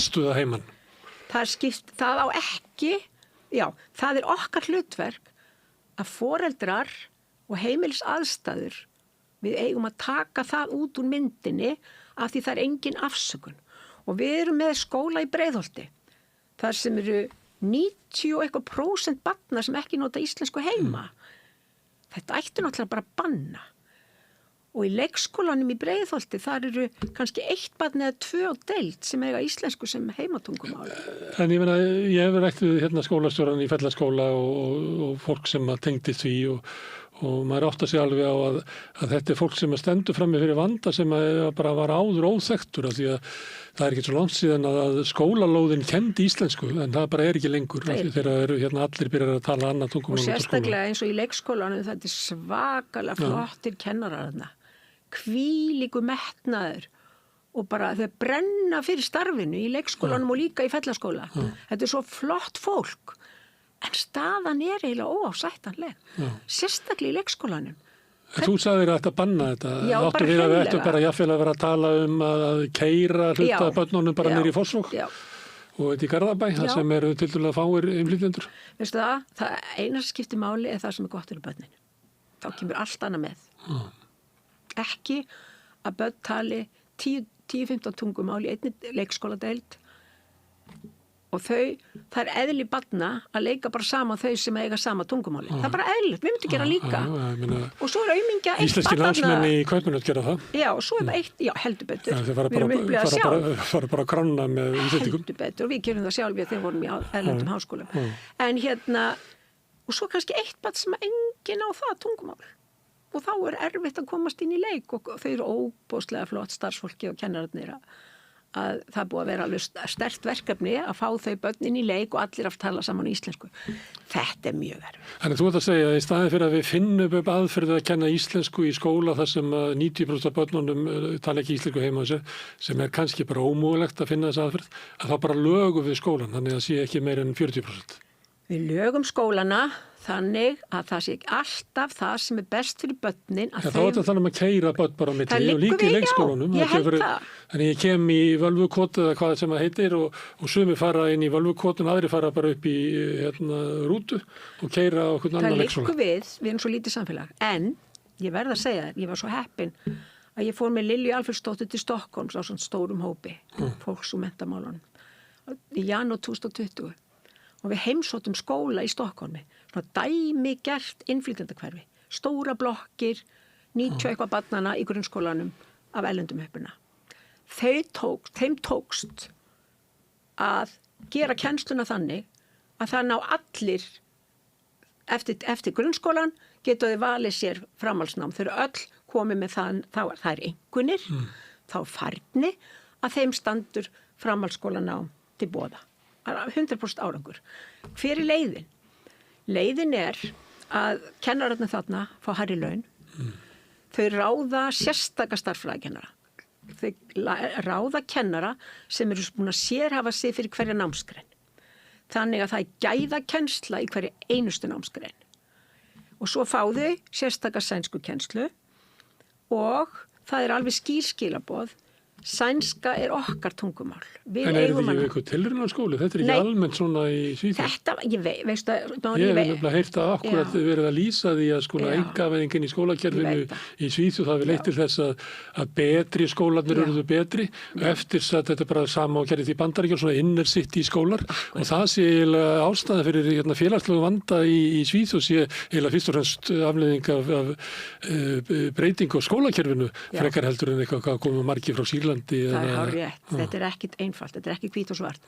Sennilega var þetta bara fyrirmyndar skóla og þess vegna fórum í heimsókn. Eins og útlendingur er oft vísað í þessu alltaf fyrirmyndar. En það var samt svo mikið lærdómur í þessu að það var sem sagt kennarin átti að sinna nám og kennslu. Hann átti ekki að sinna einhverjum erfiðum fjölskyldu aðstæðum eða sálrænum erfiðleika barna eða barna með mikil sérþarfir. Hann átti að einbeita sér að nám og kennslu. Og við þurfum svolítið að fara í það á Íslandi að kennarin, hann á ekki að þurfa að vera sálfræðingur, geðlæknir og hann á að vera kennari fyrst og fremst og við þurfum að fara að beina sjónum okkar að skólastarfinu, öll leikskólaárin og öll grunnskólaárin þannig að við gefum öllum krökkum tækifæri til að vera sterk í skólanum og þá eiga þau bjarta framtíð. Við vitum ekkert hvað framtíðin ber með sér. Hvaða störf, en við vitum það að störf sem reyna á tungumálið, störf sem reyna á þetta mannlega umfram gervigreindina. Þar er eftirsóknin. Við þurfum að manneskjan, tilfinningarnar, þetta eins og þú ert að lesa kvæði á ýmsum tungumáli, eða allavega þú ert að þýða stórkostleg kvæði, ég er svo fylgjar á Facebook. Fílík hugsun á bakvið þessi kvæði. Heimurinn er svo flókin og það er tungumál sem túlkar heiminn. Tungumáli er allt í öllu, það er lykillinn að hugsun og miðlun hugsunar. Lifum innan þess. Og það er þar sem við þurfum að beina sjónum okkar og við ætlum ekki að fara að segja við krakka, já, þér gengur illa að lesa, gervigreindir reddar þessu öllu. Það er mikill miskilningur. Fangilsin eru fulla fólki sem ekki lærða að lesa. Gervigreindi bjargar ekki. Bjargar ekki. En að því að tala um að kennararnir einbæta þessari kennslu og svo séu svona einhver stuðningu til hliðar, þá er þetta ekki svo óvanaleg hugsun að þegar ég var í svona 11 og 12 ára bekk í Vogaskóla, þá voru 2 tannlæknastofur í skólanum. Já, það var bara til stuðnings á því að þá var samfélagi ennþá að ganga í gegnum breytingar sem að fylgja breyttu matræði. Við nefndum Afríku áðan, það er það sama að gerast þar að allt í einu er komin tannskemmdir í börnin og þetta gengur yfirleitt á svona 2-3 kynslóðum. En það var vandamál þá og þá brást skóli við með því að hafa tannlækna. Ég minnir að hafa verið hjúkrunarfræðingur líka í... Já, það var. Já, það var. Já. Þannig að í sjálfum sér er þetta ekkert óvanaleg hugsun innan íslenska grunnskólakerfisins. Nei. Pétur Martinsson sem er í frambóði fyrir Samfylkinguna, hann var að segja það að hann hafi stamað mikið og verið með svona talmennafræðing þegar hann var. Ég meina hann er ekki svona 50 pluss. Þannig að þetta er búið að vera lengi þessi stuðningur við tiltekna nemendur eða þá stuðningur til þess að mæta svona félagslegum aðstæðum eins og ég held að tannlæknarnir hafi verið, það hafi verið fyrst og fremst kannski svona efnameiri fjölskyldunar hafi átt efni á því að setja börnin til tannlæknis og kannski með athygli á því, en það var ekki þá og þá var brugðist við því og við erum að tala fyrir 50 árum. Já, veistu það, þetta er svo ríkt þjóðfélag og það svíður að fara í Krónuna eða Bónus og sjá fólk sem er að taka ókeypis ávexti og svona fólk sem eru innflytjendur og hælisleitendur og það svíður svo sárt. Það er bara til fullt af peningu þessu þjóðfélagi.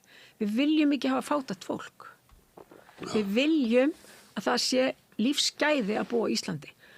Það er engum greiði. Það skapar vandamál fyrir alla þjóðina að sinna ekki börnunum. Við getum haft hér stórkvöldið samfélag. Við gæðum svo fá, við getum alveg breytt hlutunum. Sigríður Ólafsdóttir, takk fyrir að koma hingað. Ég heyri að við getum talað miklu lengur og kannski gerum við það seinna. Já, takk hérlega. En við ætlum að halda hérna áfram við rauðaborðið, við erum alltaf að skilja hana heim, samfélagið og okkur sjálf. Næsti kafli er eftir augnablik. Ég heiti Þórhildur Þorleifsdóttir. Á Samstöðinni er fjörug, opin, skemmtileg og gagnrýnin umræða allt milli himins og jarðar. Samstöðin á erindi inn á öll heimili. Alþýðufélagið er frábær hugmynd. Félagsgjöld í Alþýðufélagið eru krónur 2.750 á mánuði og renna óskipt til dagskrár og útsendinga samstöðvarinnar. Samstöðin.is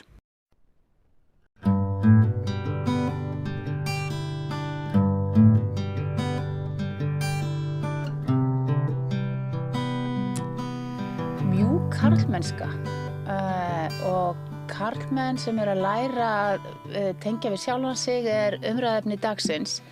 En hjá mér er einn svona vinsælasti nuddari landsins sem að karlmenn fara til og fá tækifæri til þess að finna tilfinningar og gráta og upplifa alls konar sem þeir eru ekki vanir.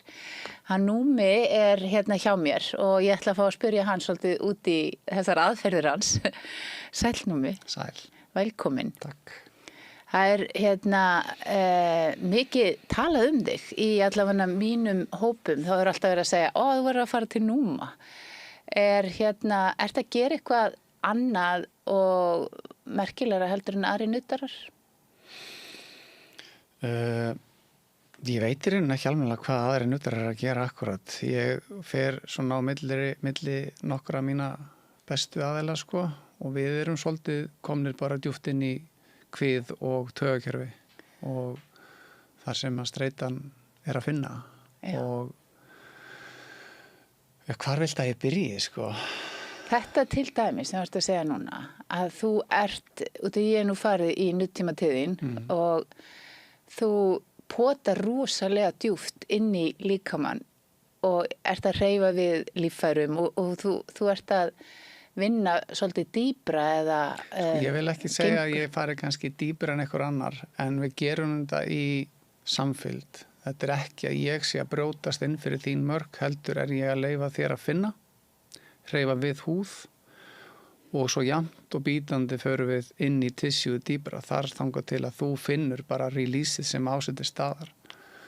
Og þetta er, myndi ég segja, ef þú ert með bakverki, það er 70% líkur að því að það komi frá koronaður og bara inneflum og þess aftur út af því inneflum á okkur eru konstant að reyna að tala við líkamann eða gefa okkur signal ef það sé eitthvað sem er ekki upp á sitt besta og náttúrulega með þessari streitu í dag þá er taugakerfið okkur rosalega strekt og við flest þekkjum ekki í rauninni taugakerfið okkur. Við vitum í rauninni ekki hvað það er.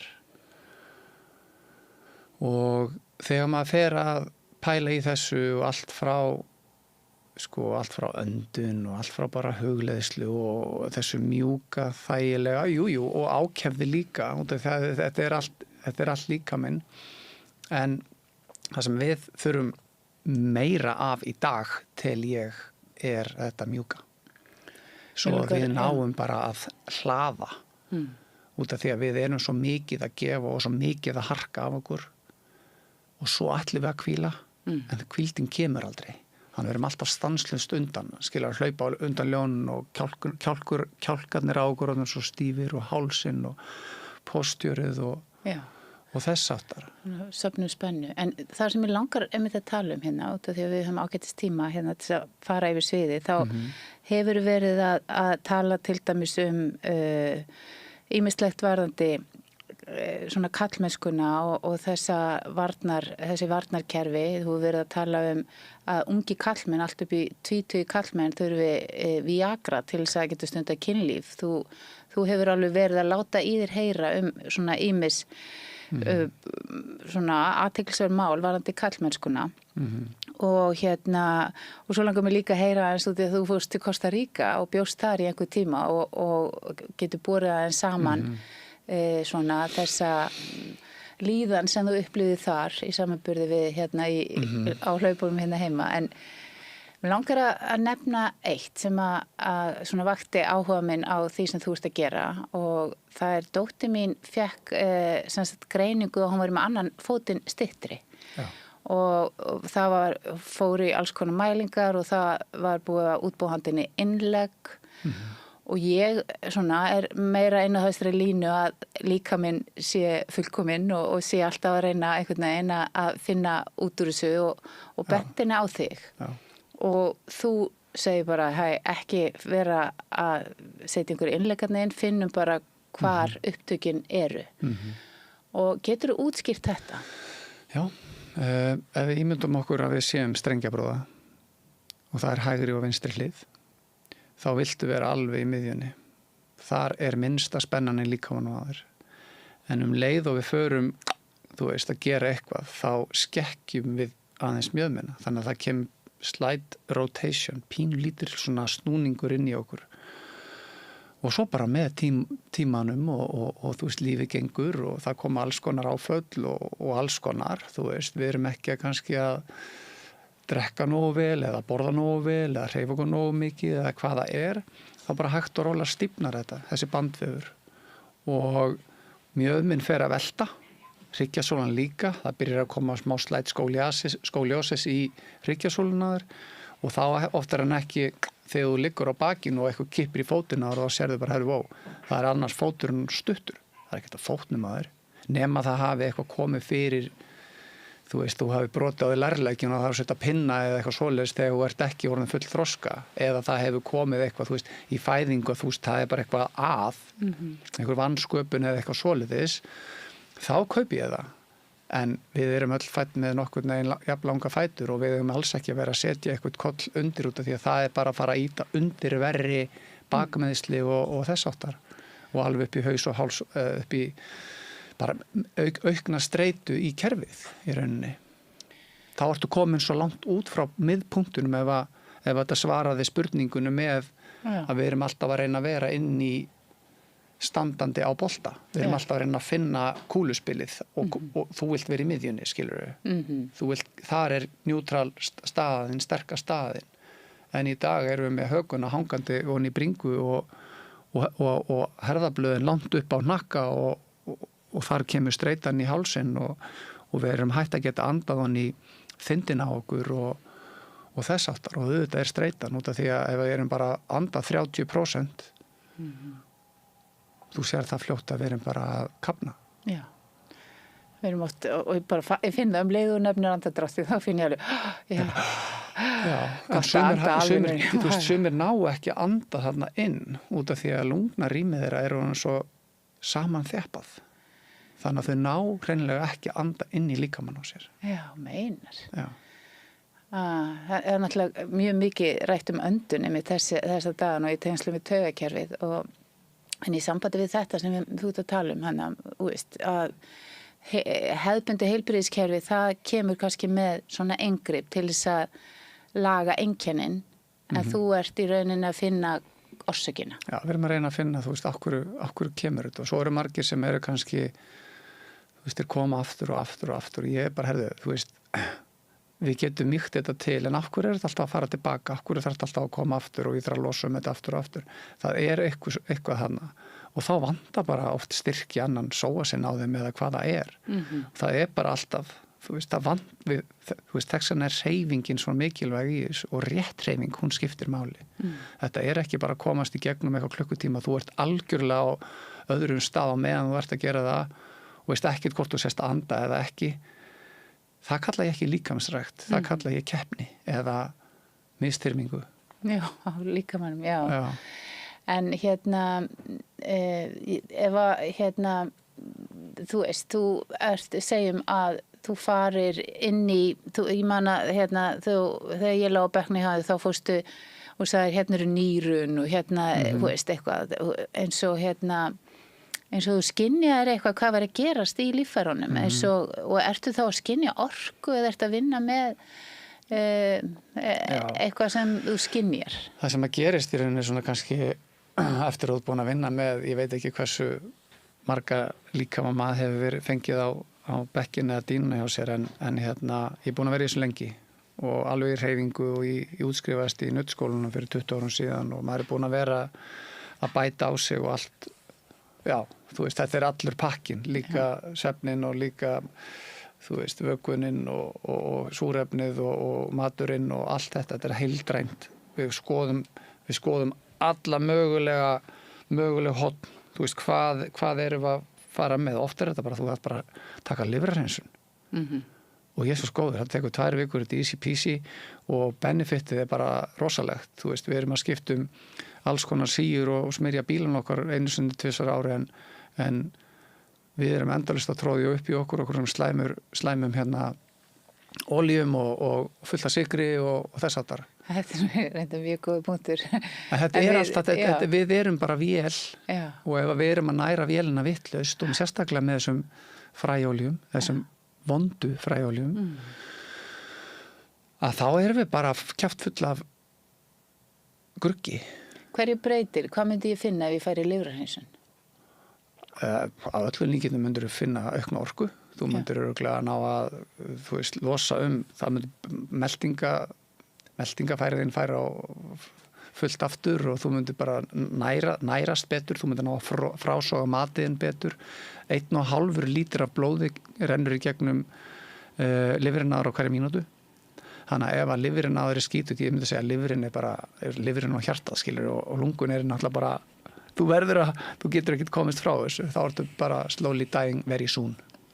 Vá, þannig að lifrin, þú finnur þetta hjá þeim sem eru að koma, það er oft kannski bara lifrarhreinsun sem er nauðsynleg. Já, ekki bara það, heldur, þú veist, það er alltaf mikið koffínæsla, nýrun á þeim er alveg grilluð, þú veist, bara leið og ég kem nálagt naflasvæðinu, það er bara stífla. Það er bara öskrandi stífla og það eru fullt af tilfinningum og það kemur reiði og það kemur grátur og það kemur öskur og það kemur alls konar. En ef að þeir ef að sá sem liggur á dýnunni er nær að gefa eftir og treysta og sleppa, þá bránar þetta allt saman. En það getur líka verið alveg þröskuldur fyrir marga. Að leyfa sér bara, fuck it, ég get ekki ráðið við þetta, ég bara, þú veist, og þá ferðu bara alveg. Og það er mjög algengt. Að gefa eftir inn í Já, bara gefa eftir og leyfa mig bara að líkamann. opna naflan á þeim og opna fyrir spennuna í kviðnum á þeim. En getur útskýrt akkur þessar varnir og lokanir, þú veist, koma og hvað í rauninni, segjum sem svo kallmaður sem er alveg upp með síðustu öld sem hefur aldrei grátið. Aldrei fengið faðumlað, aldrei verið sagður elskaður að eða svoleiðis, þú getur rétt ímyndaðir. Hvernig meðferð fær maður sem kemur svoleiðis til því? Það er ástæða fyrir að herbyggið mitt lítur út eins og það lítur út. Út af því að ég vil fá bara, ég bara dreg niður, ég set blindfolds og nú bara er þetta mitt space, skilur. Búið til öryggi. Ég er að búið til öryggi, ekkert nema öryggi. Já. Og þetta er algjörlega teamwork, þetta er samvinna. Þannig ég þarf stundum að leiða samvinnuna, skilur, eða ég leiði samvinnuna og ég læt bara fólk finna fyrir ofsalega mjúkum snertingum. Og svo þegar tekur á móti mjúku snertingunni, þá sé ég hvort þau til í næstu snertingu, sem er aðeins dýpri og ákveðnari. Og svo fyrir ég kannski að hreyfa og ég fyrir að skoða og ef að fólk næra að halda sér slökum og upplifa það sem er að gerast með mýkt og öndun, þá er þetta ekkert mál. Ferðu þá eins og í gegnum einhverja varnarveggi? Já, þú bara hleypir mér, þú hleypir mér bara dýpra og það bara, og ég sé bara andlitið og hálsvöðarnir og postjörið fer að detta inn í, eða þú fer að detta inn í betri postjör, að slaknar öxlunum, að þeir mjöðmennar að þeir opnast, þú fer bara inn í rest and digest. Þú getur alltaf inn að byrja að fá vatn í munnin út af því að þú ert bara, wow, svo stendur upp og þú ert bara, I feel high. Þú veist, maður er bara svona, wow, hvað er nice, út af því að þú ert bara dottin inn í slökun í taugakerfið, útvíkun í taugakerfið. Segðu mér einhvern svona dæmi og bara nafnlaust, einhverju sem hafa komið til þín og þú hefur séð svona algjöru umbreytingu og einhver sem hefur vitnað eitthvað kraftaverk. Já, ég er með fullt. Segðu mér. Stundum vildi ég að herbyggið mitt væri aðeins betur einangrað út af því að það eru stundum alveg rosaleg öskur. Já, bara alls konar hljóð. Það kemur alls konar hljóð, sko. Alveg frá svona reiðis, gleðis, öskur, djúpum, alveg bara yfir í hörkugrát og bara ekka og alls konar. Og það er bara svo rosa mikið þarna hjá mörgum. Já. Og það er, sem betur fer, fólk að átta sig á því að þetta er hægt að gera bara með orkunni frá annari mannesku. Að þegar við erum sett saman, einn er gifur og einn er receiver í rauninni, þá gerast ótrúlegastur hlutir. Og ef við erum bæði stilt á það sem við erum að fara að gera, sky's the limit, sko. Þannig að skipti máli að fá aðstoð við þetta, þess að komast inn í mýktina. Og ef að þú ert tilbúin til þess að kíkja á þetta og laga þetta, þá þurfum við bara að rekja okkur áfram. En hvaða umbreyting verður á mannesku við þetta? Bara slökun inn í taugakerfið sem þýðir bara að þú hefur meiri horsepower, þú hefur bara meiri drifkraft inn í daginn, þú vaknar betur, þú ert bara miklu meira með sjálfum þér, þú ert ekki eins fastur í hausnum á þér, þú ekki sér liti, þú veist, þú meldir matinn betur, það var allt, liturali allt, það er það sem við þurfum að gera. Við þurfum að draga niður á taugakerfinu á okkur. Leið og getum farið að anda niður í mjúka maga og grindabotnin í mjúkur og allt er bara, þá spurðum við svo miklu orku, þá er svo gaman að vera til. En þegar við erum endalaust í dagskránum, svo er bara að vera að halda sér gangandi eða fókust með einhverju quick fixum hér og þar, þetta texta í ákveðin tíma, við erum náttúrulega ótrúleg. En þegar þetta er búið að vera ár eftir ár og þú gerir ekki rass, þú veist, það sem að þú kallar að slaka á eru kannski six-pack á föstudegi og kvöld og laugardagskvöldi. Þá menn ég bjór og áfengi. En það er þín slökun. En þú hefur ekki hugmynd að það alveg hræðilega þurrkar bandviðun á þér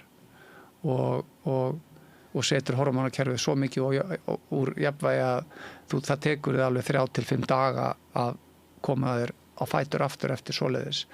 Og þar erum við svolítið föst. Við erum alltaf að spóla í sama farinu. Við náum aldrei að hreinsa líkamann.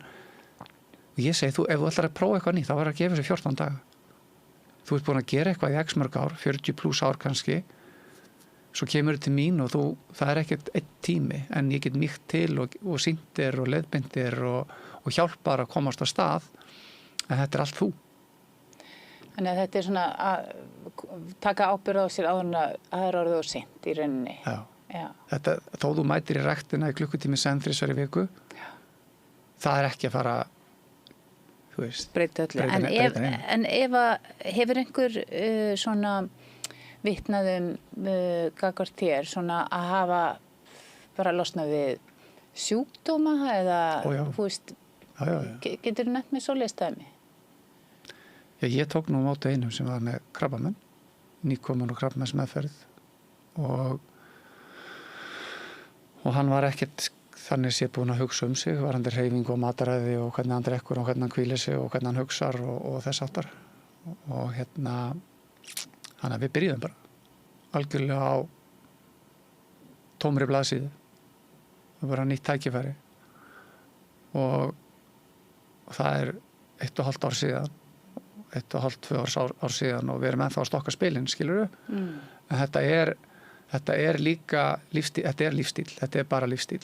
Það er bara hvernig þú hefur þetta yfir daginn hefur, hvar þú ert að næra þig, hvernig þú ert að næra þig, ertu á hlaupum, ertu sitjandi, talar til mataðins, þú veist, talar til vatniðins, þetta er allt lifandi. Já, en tengjur til dæmis eins og krabbamein við það að fara vera ekki að hugsa vel sig? Já, það er bara það. Segðu mig hvernig þú sér það. Hvernig sérðu þessa... Ég sé bara... Kannski þessa hefðbundnu sjúkdóma. Ég sé bara, sem sagt... Þetta er góð spurning sko og það er mörg svör í rauninni en í rauninni er þetta afskaplega einfalt út frá líkamannum séð kannski. Hann er bara að biðja þig að, hörðu, hérna er komið inflammation eða bólga. Þetta er sel sem það er eitthvað að gerast. Þú veist, við þurfum að hreinsa. Við þurfum að styrkja allar hinar frumurnar, góðu frumurnar, svo hún nái bara að líkamann á að sinna sér og gera við það sem hann þarf að gera. Og í rauninni besta sem hann getur gert verið að hætta að éta og drekka. Já, bara leyfa hann algjörlega fasta, bara fá að vera í friði. Hann sér sig sjálfur sko. En við erum alltaf að reyna að gera eitthvað og við erum alltaf að taka yfir náttúrunnar hendi sem er náttúrulega það versta sem við getum út af náttúrunnar fullkomi vil ég meina. Og hérna já, þannig að svo, þú veist, þannig er þetta í rauninni. Krabbamein er bara, þú veist, það er ekkert, þú fæðist ekkert með krabbamein, skilur við. En þú kannski fæðist með verra ónæmiskerfi en einhver annar sem er frá foreldrum sem eru bara sjúklega heilbrigð versus foreldrar sem eru ekki heilbrigðir. Þú sér það afkvæmin, þau eru ekkert endilega eins út af því að ofnæmiskerfið, taugakerfi hjá einstaklingum sem að þú veist, eiga barn sem er taugakerfi í slökun og það er góð næring og góður svefn og allt þarna, það barn kemur miklu betur undirbúður inn í heiminn heldur en það sem er kannski fæðingi búið að vera erfið og þú veist, allt þetta. Meðganga undir streitu og allt bara einhvern veginn og þú ert kannski búin að tútna út á meðgöngunni út af því að það er bara, þú mátt bara borða allt núna út af því að þú ert bara að reyna að komast í gegnum þetta.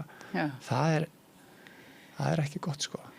Þannig að þú vilt meina að svona þessir sjúkdómar margir hverjir eru bara hreinlega út af því að við erum ekki fara nógu vel með okkur og ekki að hlusta á líkamann. Já.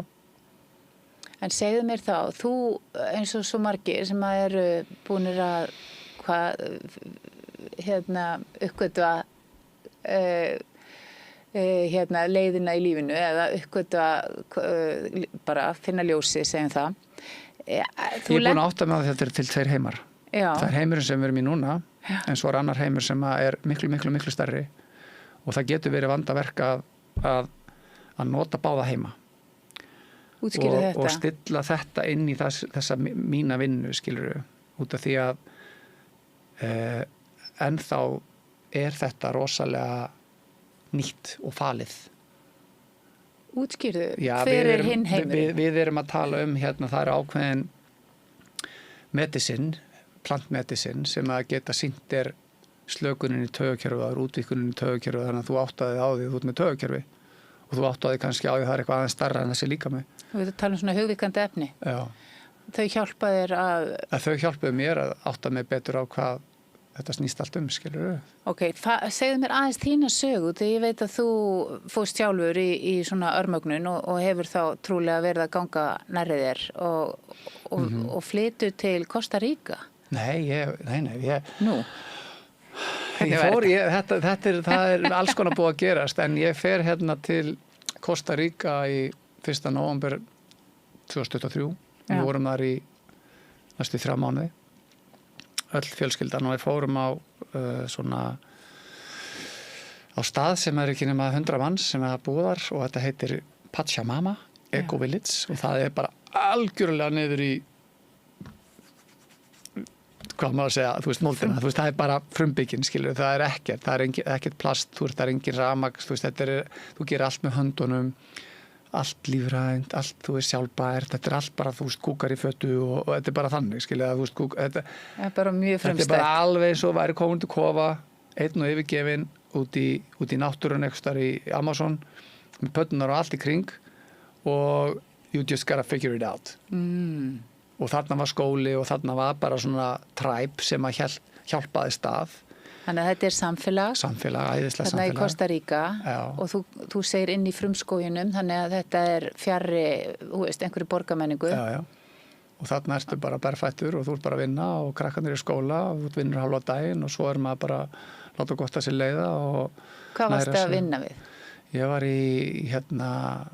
var í recycling í 3 vikur og svo var ég lengst í Eco. Þá er það að búið til, ég var að rekta, búið til alls konar. Þannig að allt þú með- ferð þarna út á einhverjum forsendum þar sem þú ert að svona eins konar sjálfbúið liði eða eitthvað. ég vinn hálfan daginn, þar fæ ég mat eða svona afslátt af mat og afslátt af húsnæði og afslátt af námskeiðum, fullt af námskeiðum. Þarna er hugleiðsla á hverjum einst degi, þú veist, sem er bara silent sittings, þú lítur ekki augun á neinum, þú segir ekki neitt við neitt, þú sest bara á þinn stað og svo hugleiður í 45 mínútur hverjum einasta kvöldi. Þú Er veist, það hluti af því sem að það er samfélagi það sem að gerir? samfélagi snýst Já. hugleiðslan, silent sittings Ok. og svo er alveg endalaust skemmtilegt. Þarna er rosalega mikið heilbriði, rosalega mikið hollusta, rosalega mikið kennsla á taugakerfi, öndun, bara ást og kærleik, hvernig við biðjum, hvernig við svitnum, hvernig við dönsum, hvernig við kveikjum eld, hvernig við, þú veist, hlustum á músík, hvernig við spilum músík, hvernig við, já, endalaust fegurð. Það er bara annar heimur kannski. Og þessi reynsla, hvað kendi hún þér? Hún kendi mig bara svo mikið þegar ég kemur tilbaka og ég hef gert þetta líka áður þegar ég bjó í Stokkólm í 7 ár, svo kem ég tilbaka og það er svo erfitt að segja við hana típiska Íslending sem hefur farið lengst út í 2 vikur í þú veist, eitthvað blindfullur á okkur baðströnd skilur og sagt bara hérna, þú veist, það er svo erfitt að tala svona við Íslendingin og því hann er bara fastur í sínu, hann veit akkurat það sem hann er búin að upplifa, þú veist, og heldur að hann sé hugsanir sínar og maður er að reyna að segja að þú veist, við erum öll þú veist, hér í ákveðnu líkama sem við verðum, það, þú veist health is wealth þú kemst ekkert án heilsunnaðinnar. Nei. Og ég sé það bara rosalega mikið í minni vinnu að það sem að fólk er kannski búið að reyna að berjast við öll þessi ár er einskinsvirði þegar þú missir heilsunnaðina. Meinar þú svona að við séum árangursmiðuð, við séum Við erum alltaf að reyna að verða rík eða eiga meira eða gera meira eða þú veist eitthvað, en svo bara er bodyið búið. Já. Og þá þráir ekkert nema að komast aftur bara í göngutúrin sko, niður í fjöru. Þú hefur séð svona, þetta er fólki Ég sem meina, kannski þetta- leita til þetta- þín sem já, er bara já, búið að keyra sig í kaf. Það er það sem ég er að díla við alla daga, 24/7. Og er það hjálplegt fyrir þig að hafa sjálfur, þú veist, Sjálfsögðu. þú lentir sjálfur á einhvern svona vegg? Ég var bara lafþreyttur. Já, bara lágþreyttur. Já, ógeðslega þreyttur. Maður bara keira, skilur, þú veist, íþróttir allt sitt líf og svo bara, þú veist, fór maður bara að spyrja sig aðeins dýpri spurninga, þú veist, bara, fór bara að finna fyrir einhverjum ákveðin svona innmannleika, bara svona, þú veist, hvað er eitthvað skrítið og svo upplifi ég þetta náttúrulega að það er til svona annar heimur og það bara breytti ekki svona lífið mínu og tók taugakerfið með það niður og ég var bara hætt að vera hræddur og bara fór að vera þakkláttur fyrir allt sem ég er að gera og allt sem ég á.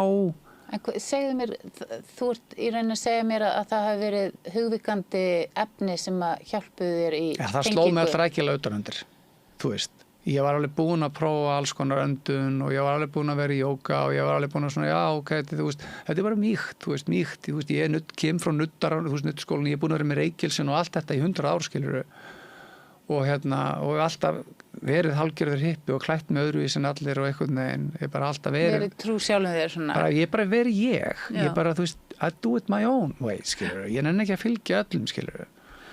En hvað gerist? Lýstu, hvaða efni prófaður og hvað gerist þarna í þessari hugvíkandi ferð? Ég er náttúrulega bara, þetta byrjar hérna 2018, fer til Perú 2019 og svo náttúrulega er ég bara búin að vera að skoða þetta og tala náttúrulega við sérfræðinga á þessu sviði og þá sem að geta sagt sömu sögu og svo er náttúrulega bara eins og staðin er í dag alveg eins og kennara minn, þar, þú veist, Paul Check heitir hann.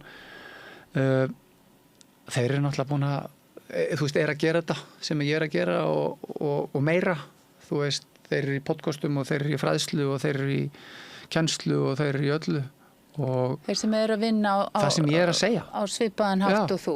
Já. Og þú veist, svo er þetta bara, sumir eru svo langt leittir að þú verður að blanda þessu saman og þar gerist rosalega magic. En mér langar svo að heyra, hvaða efni prófaður?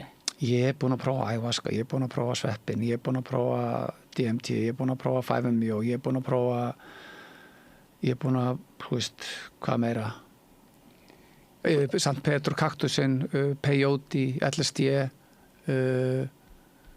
já, ég ætla að prófa þetta allt saman þetta er ákveð þú veist, þú upplifir alltaf eitthvað nýtt, þetta er svo stort sko. Hefur þetta mismunandi áhrif á þig? Já, og stundum er þetta þú farir bara alveg blindfolds og headphones og bara farir inn í eitthvað rosa heim sko, inn á við og svo er líka eftir að nota þetta þannig að við erum að gera þetta í göngum það er æðislegt þannig að þú ferð aldrei en þú ferð að upplifa útvikkununa og mýktina sem er inn í consciousnessinu þínu og það er eftir að hreyfa þig inn í náttúrun og náttúrun talar til þín og þú bara wow og það er bara ákveðin healing moment í því fyrir mig þú veist, ég get bara að tala út frá mér sko. Ertu að nota efnin í nutti? Kemur fólk og tekur inn sveppi og leggst svo á nuttbekkin?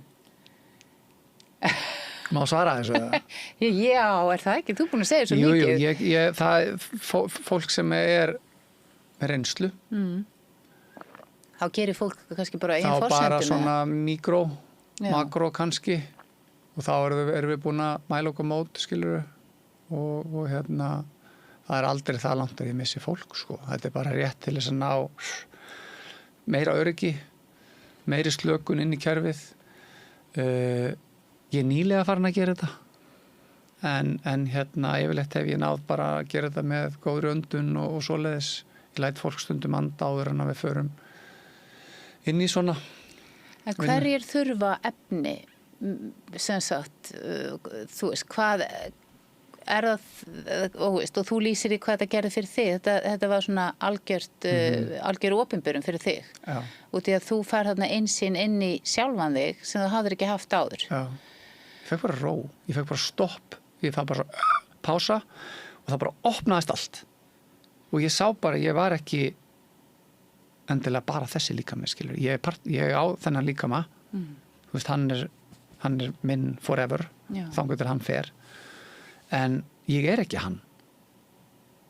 Þú veist, ég er tvær personur. Ég er hér í þessum heimi með þennan líkama, en svo get ég lokuð augunum og farið þar sem ég vil, skilur. Þannig að þú upplifir svona eins og skynjunin nái langt út fyrir þennan líkama og þessa tilveru sem við erum að sjá með augunum. Já.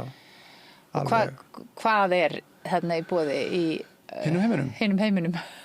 Allt sem þú vilt. Allt sem þú vilt. Meinar þú getur bara ímyndað er það eða? Þú getur læknað allt, þú getur gert allt. Þú meinar að þarna sé svona heilunarmáttur? Já, bara galdrarnir. Er það að tala bara um eitthvað svona æðri mátt? Já. Ég bara tala út frá mér og ég hef séð, þú veist, ég var í Costa Rica þegar við vorum í Svetlóts og ég hef séð hluti og ég bara þarf stundum að klípa mig, sko. Ég hef séð orku koma á fólki, ég sé orku í andlituna á fólki, ég sé útlínur í fólki eins og í avatarmyndunum, þú veist, þetta er miklu, það er svo erfitt að útskýra þetta fyrir fólki sem er ekki búin að upplifa þetta. Og fólki sem að hristir hausinn núna og kannski svona, þessi nú kannski aðeins búin að detta of mikið í eitthvað, þá segi ég bara, þú veist, þeir sem dæma harðast, þeir hafa ekki prófað þetta. Það er bara mín skoðun á því. Og það er allur gangur á því og þetta er ekki fyrir alla. Þetta er ekki fyrir alla kannski. Nei, þetta er svo stórt. En þú ert að fá mjög mikið út úr þessu og þú ert að lýsa því að þetta sé svona eins og opinberum fyrir þig og að það opnist fyrir alls konar skynjun sem að þú hefur ekki aðgang að bara í dagvitundinni. Út af því að slökunun inn í taugar, það sem þessi efni gera er að bara fá þessa slökun inn í taugar þannig að þú nærð að koma, þetta er bara rosalega djúp hugleiðsla. Þeir sem hafa praktisera hugleiðslu og komist í hennar núllpunkt þar sem þú vilt bara vera og helst, þú veist ekkert að þú ert ekkert í líkamannum aðeins lengur. Þú veist, ég lærði það eftir að ég upplifði plöntumedicínið, skilur. Ég hefði ekkert fattað, ég hefði getað gert þetta með hausnum á mér fyrir en að ég upplifði það. Og það er bara þannig með okkur að við verðum að upplifa til þess að trúa því. Fyrir en það, áður en við upplifum, þá er þetta bara eitthvað puff. eitthvað sem er ekki... Þetta náttúrulega eitthvað sem ekki hægt að skilja, þú veist, út af því að... Og þetta svo stórt að við getum ekki sett í orð út af því að þú skilur þetta ekki, út af því að þú hefur ekki prófað þetta.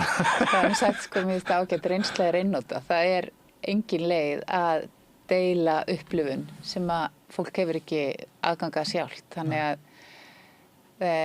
það er það er stór partur af þessu ferðalagi þínu, sjáanlega, það er þessi hugvíkandi efni og þú ferð þarna til Kosta Ríka með fjölskylduna og er það hluti af því sem gert í þessu samfélagi?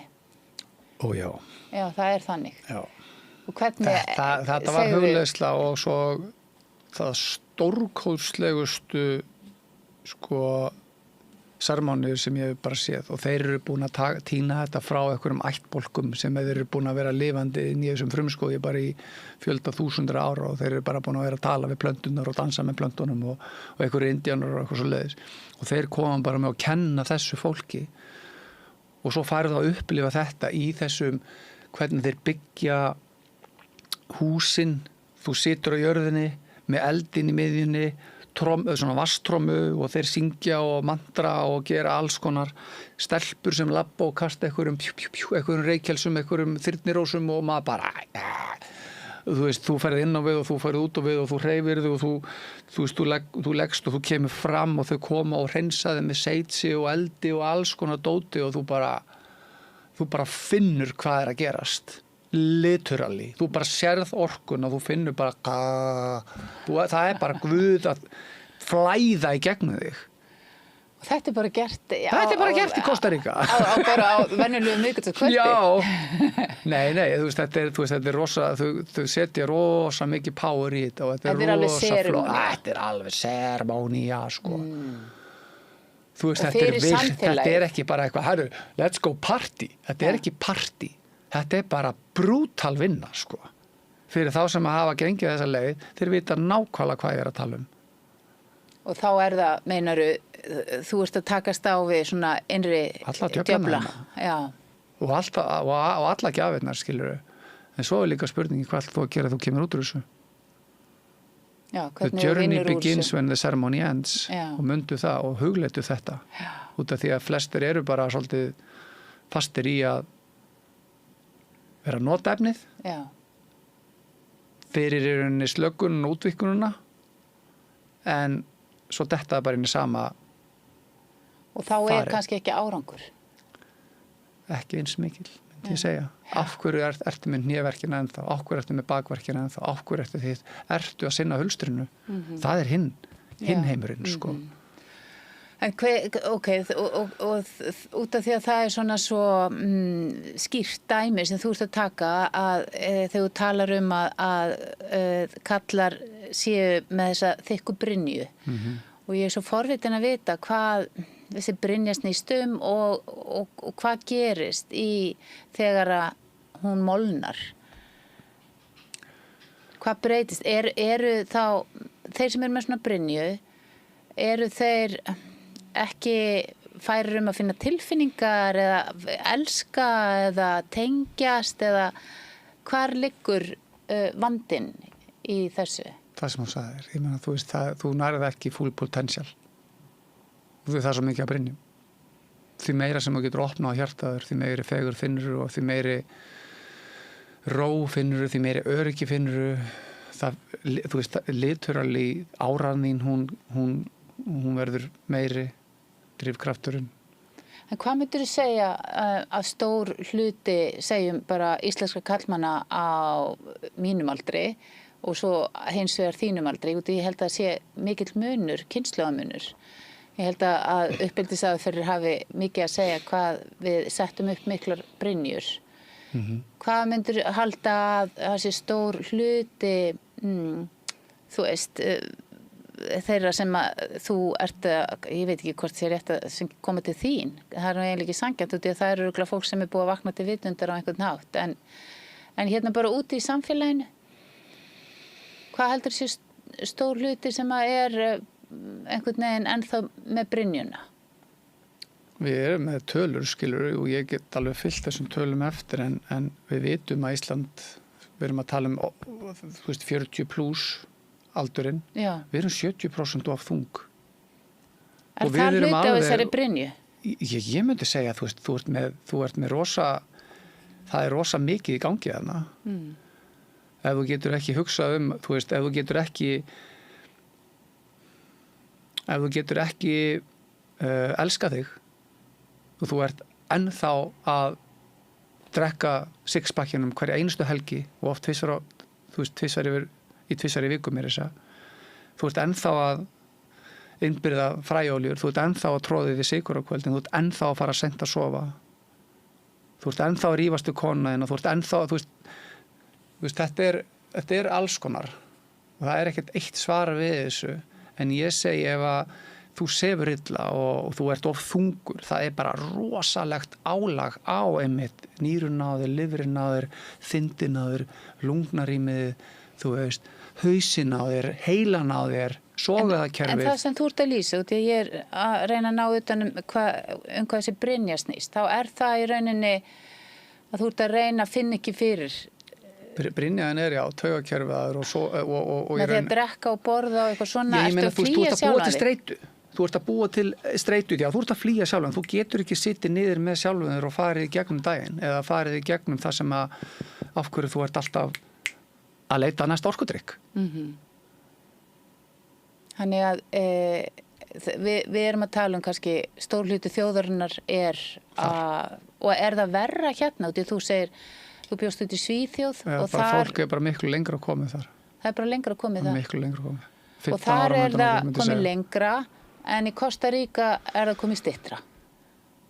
Að þessu leyti, að þar er fólk ekki búið að ná í skotta á siðmenningunni til þess að kannski... Nei, þau eru ekki þar, Taugakerfið á þeim er bara það er bara slagt.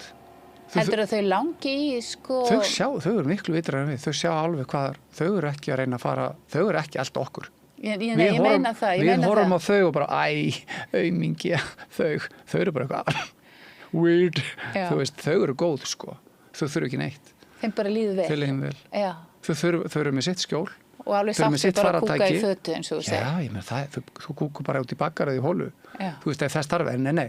Í 90% tilfella er þetta komið, þú ert allana með klósett en það fer kannski beint niður og flestum í litlum þorpum og svona þá þú getur styrtað niður og þú mátt ekki henda pappirinn moni, þetta er bara eins og í Tæland og svoleiðis. En já, ég myndi segja að þau eru ekki að eldast við það sem við höfum, út af því að þau vita þau eru búin að læra það mikið með öndun og taugakerfi og heilun að þau sjá það er ekkert að gera neitt að þessu með taugakerfið þarna uppi Það er þess vegna sem fólk þarf að trappa sig niður inn í ró áður en það fyrir svona ferðalag. Út í yfirleitt ferður bara eitthvað svona ferðalag og þú ert þarna uppi og svo eru bara komin í vinnudaginn eftir. Og þú bara wow, hvað gerðist eiginlega? Þú verður að sitja með þessu, þetta er svo stórt. Já. Hvernig breytist þú? Þú ert þarna með út í Kosta Ríka með fjölskyldinu þinni, litlu börnunum þínu. Hvað eru þau gömul? Þá voru þau 4, 6 og 8. Já. Nei, 6 og 9. 4, 6 og 9. Hvernig er þetta fyrir fjölskyldinu að vera í þessum aðstæðum? Ég ætla ekki að segja þetta að vera auðveld. Þú veist, þetta náttúrulega tók alveg 2 vikur að komast inn í skólana og Embla var 4 ára gömul og en svo var þetta bara ótrúlega næs og þau bara lærði á þetta, þau eru svo auðveld og þetta gengur svo vel hjá okkur eitthvað nefnir því að ég og Elín tökum sem bara svo, þetta er bara svo fallegt og þegar svona mikið það fallegum hlutum kemur þá bara maður bara wow, þú veist, þú hættir að veita erfiðleikunum svona mikill athygli og þetta fer meira við að leikur og flæði og svo bara redda maður sér, skilurðu. Og það var akkurat það sem... Þeir hjóninu saman í þessu... Við vorum bara, við vorum bara taka okkur úr sambandi. Já. Leyfa þeim að koma heim eftir alla þennan lærdóm að koma og þá sjáðu Ísland. Já. Þá bara svona, já, wow, þú meinar. Ef þú nærð aldrei þessu fríi, ekki 2 vikna strandpartífríinu, þegar þú virkilega ferð eitthvað og gerir eitthvað að vinnu og skoðar og pælir og situr í hugleysli klukkutíma hverjum einasta deg í 3 mánuði, þá gerist ýmislegt. En þegar þú ert fastur í hringjengjónu hérna, samar að hamstra hjólinu og þú vaknast þreyttur dag eftir dag eftir dag, þú fyllir það koffinni og sykri bara til þess að surviva. Þú veist, það er það sem býr til krabbameinið. Heyrðu, eitt sem ég var búin að lofa að ræða, þú ert búin að lýsa yfir að það séu bara ungi kallmenn sem að þurfa Viagra til þess að þeim standi. Hvað veldur því? Of örfun. Það er búið að tala um klám. Ná, það er rosa mikið það, en ég er aðalega að tala um of örfun í drykk og nikotín og veipi og öllu þessu, og svo er það mataræði. Það er ekkert sólarljós. Þú veist, þið fara aldrei út. Og þetta er bara, þú veist, óöryggi. Þetta er alls konar. Já. Og þetta er bara svo, þeir bara veit ekki, þeir eru bara alveg týndir. Þeir bara, veit ekki hvort þeir eru að koma eða fara eða neitt. Þeir eru bara að reyna að komast í gegnum daginn. Og það er bara allt svo lendaðir í einhverju og þú veist, og svo bara hafa þessu mikla áhyggjur af þessu. Þetta verður svo slemmt fyrir þá, sko. Og þeir eru skítrættir, þannig að þeir bara redda þessu og svo bara þróar þessa, og svo þurfa þær alltaf að nota eitthvað til þess að pikka honum upp, sko. Og er þegar þeir vilja fá hann. Ofan af þessu? Er þetta eitt af því sem er hægt að vinda ofan af þessu? Að sjálfsögðu. Bara með réttri nálgun og öryggi og hreinsun og bara æfingu. Já, þú ert aldeilis með svörin við... Ég er ekkert endað með svörin, þetta er minn heimur. Ég vil líka ítreka það að þetta er minn lærdómur, það sem ég er búin að stúdera af rosalega flottu og virtu fólki sem er líka búið að stúdera yfir 40, 50, 60, 70 ár og kannski alla ævi. Og þetta er komið úr alls konar heimum og í þetta, út frá þessum heimum, bæði, þú veist, spiritual heiminum og physical heiminum, þá set ég þetta inn í þetta og mitt skottsvæði er naflinn. Mér finnst allt og fáir við byrjum þar. Þar er fyrsta, þú veist, ef það er stífla í naflanum á okkur, þá er stífla eitthvað staðar annar staðar, út í líkama. Ertu þá að tala um orkustöðina eða bara bæði. Þetta svæði líkamanns? Já, þetta er bara miðpunktur líkamanns. Og þetta er allir rosa hræddir við naflan á sér. Ég segi, ef þú ert ekki að nutta að naflan, þá skaltu byrja núna. Og slaka inn í og leyfa að finna hjartsláttinn þarna inni. Og svo byrjar við bara að gera litla hringi, hreyfa húðina. Þú þarft ekki að vera, þetta alltaf vera mjög mjúkt og fínt. Þannig að... Og akkur eru við hrætt við naflan, eða þetta naflasæði? Við erum bara svo skrítinstundum. Við erum bara svo rosalega hrætt við nánd. Að fá þetta góða. Það er þar sem að ég sé mest gerast. Þegar fólk getur einmitt, ok, þú mátt, gjör svo vel, þú mátt, gjör svo vel. Alveg búin að segja gjössuvel og þá er gaman, þá bara, bara segja við sjálfan sig, þá er þetta upplifun, skilur við. Meinur það, segja við sjálfan sig þetta gerur svo vel, ég má bara slaka á. Og ég kannski hjálpa því, þú veist, að slaka á og það gefur mér leyfi að bara skoða. En þetta með naflan, og það er minnst þetta svo fornilegt og það er svona viðráðanlegt verkefni fyrir okkur sem ætlum bara að byrja á naflanum. Já. Hvað er ég að gera ef ég fyrir að íta á þetta svæði kringum? Ég myndi bara setja alla puttana á hægri hönd, nota vinstri hönd bara léttið þrýstings til að hjálpa og svo byrjar það bara að gera litla hringi og svo bara ferðu og skoðar og svo ferðu bara dýpra. Þarna ertu í rauninni bara að tengja við líkamann. Og þú ert bara að skoða og þú veist, þú fer bara inn í allt og sjá hvort það er eitthvað. Stundum er óglið og eitthvað svona, og það er einmitt staðni sem við eigum að skoða.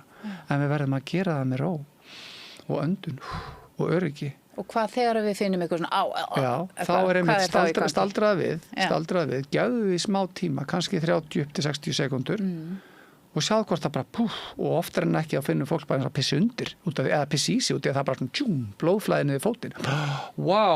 Og þú veist, þetta tengist allt, sko. En það er þá svona mikil spenna sem við söfnum hérna? Já, rosa mikil spenna. Allstar í hálsinum á okkur, í fótunum á okkur, allstar. Þetta er bara þurr svampur. En það sem ég dettur í hug, þú segir þetta með naflan, þá get ég ímyndað mér að þeir sem eru mjög mikið í hausnum og eru alltaf bara að hugsa en ekki að finna, séu kannski að fá svona tengingu við líkamann með því að vera að snerta sig hérna í kringu naflan, þá ertu að komast nærri. Ég mæli með að karlmenn og kvenmenn byrja að þurrbusta sig. Bara líkamann. Já, áður en það fara í sturtu. Já. Bara, þó að það sé ekki nema mínúta. Bara þurrbusta. Það er bara rosa mikið sem það gerir. Svo getur maður farið að, þú veist, prófa aðeins að skoða naflan á sér. Taka eitt skrif í einu. Svo getur maður farið aðeins að toga í stern og klædóma staut ítiðu sinna hálsviðan á sér og svo getur maður lært að gera alls konar. Þú getur gert, þú getur þetta allt saman sjálf. Þetta er snýst að tengjast sjálfur sér og líkamannu sínum að finna fyrir þessu öll. Og hann líkamann veit upp á hár hvernig hann á að laga sig. Við erum bara alltaf fyrir. Já. Og þegar við förum oft frá, þá kemur líkamann og adjusta sig í rauninni. Já.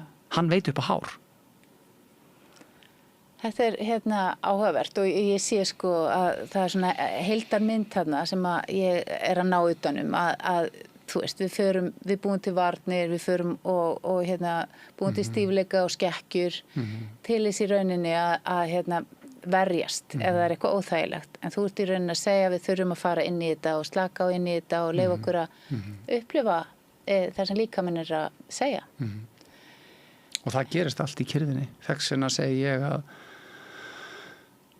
þetta mjúka, ég var þekktu fyrir íþróttaálfinn út allt og ég gat allt og hversu sterkur og drarara og svo þegar fólk er að spyrja mig nú, þú veist, krakkarnir nú, hvað átt þú í deadlift, og þú veist, maður er bara svona hvað er styrkleiki, þetta er ekki í kílóum, þetta er að geta sýnt hver þú ert í raun og veru og hvaða gildi og hvaða standarda þú hefur og hvað, þú veist, hvernig þú vilt hafa hlutin í kringu þig. Það er þú. Það er styrkurinn þinn. Og oftar en ekki, þá er þetta í mýktinni og þessari kyrði, sko. Já. Sem ég finn, sko. Styrkurinn í mýktinni. Já. Mýktinni í karlmennskunni. Já. Það elskar kvennorkan, hún elskar þessa mýkt karlorkunar. Já. Herðu, þetta er hérna mjög áhugavert. Er eitthvað sem þú myndi vilja segja lokum? Ef þú svona eitthvað sem ég hef ekki spurt eða eitthvað sem að þið finnst mikilvægt að koma á framfæri? Mig langar bara rosalega mikið að koma á framfæri íþróttir og orkudrykkir og sykur og fræjóljur. Þú ert á móti því að við séum að innbyrða þessa orkudrykki. Nú snýst íþróttin þetta. Þetta er sponsorinn. Ef við að tengja íþróttir við orkudrykki? Og sykur. Já, ok. Þetta er bara allt orðið þannig. Og það er þekksuna sem eru mjög margir íþróttastrákar og stelpur að koma til mín sem eru, þú veist, þau eru á unga aldri. Þau eru ekki eins og náttúrulega úlingar, sko. Og þau eru byrjað að tæta upp á sem hnén og svo leiðis. Er það illa með líkamann að innbyrða svona mikið orkudrykki með sykri? Er það? Það er bara það versta sem maður getur sett inn fyrir því að varir. Það er ekki bara svona sykursýki eða... Nei, nema, þú veist, það býr til sykursýki. Já, en líka jáfnvel að liðirni fara að skemmast og eitthvað svo leist. Tissjúðu okkar, það þolir ekki sykur. Þú ert alltaf að spæka insulinni, bang, bang, bang, bang, bang, hverjum einasta myndbita. Og oftar en ekki er þetta algjör skýta sykur, sko. Eitthvað ógæðislega útspreyja drastlskilur, eitthvað korsýrup drulla. Og þetta er hvað hétta. Og svo skiljum við ekkert í því okkur verðum svona, og svo dælum við, sko, og krakkan er að spila kannski 10 mínúna leiki og hafa 20 mínútur á kvíld á milli og það er að dæla onið á grifflum eða kanilsnúðum sem eru sponsor og Seriós og Hunang-Seriós og bláum og rauðum og gulum drykkjum sem er ekkert nema litarefni og kornsýróp. Og þetta vil ég segja stopp við, sko. Já. Þetta er mér finnst þetta algjörlega bara út í hött og ég verð að fá að segja þetta svona. Já, sko. bara endilega og þú veist. Þú veist, það er engin heima. Bara, það reiður við yfir þessu, sko. Já, en hverju ber ábyrgð á þessu? Peningar, já. Stóru fyrirtækin. Það við erum að tróða þessu upp í börnin okkar og láta þetta líta út eins og þetta sé bara rosalega eðlilegt. Hverju eiga að taka á þessu? Og þegar ég er að sjá krakka undir eins ás gamla að vera að drekka bláan Powerade eða Gatorade eða hvað þetta er, ég er bara oh my god, sko. Já. hver ætti að spórna gegn þessu? Er það íþróttafélögin? Erum við ekki 70% of feit? Já, en ég er bara að spá í, þú veist, er íþróttarhreyfingin að leyfa þetta? Eða hvar sérðu? Mér sýnist það. Já. Ég veit ekki nákvæmlega hver það er, en þetta er ekki í lagi. Þetta er bannað í Noregi, skilur. Þú mátt ekki auglýsa þetta, og í Svíþjóð, held ég, allavega mjög fljótlega. Þú veist, þetta er það sem er að ganga frá íþróttamönnunum okkar. Ég er bara að segja það, sko. Þetta er svolítið stór umræða og ég við ætlum aðeins að geyma þetta og við erum búin að ná utanum þessa nálgun sem þú ert með sem er mjög áhugaverð og það að mikið að kalla bara hljómar ótrúlega vel og að gefa þeim tækifæri. Ég er með svona rullunámskeið, þú veist bandauðslósun og svona hreyfi teygjur og svo leiðis. Já.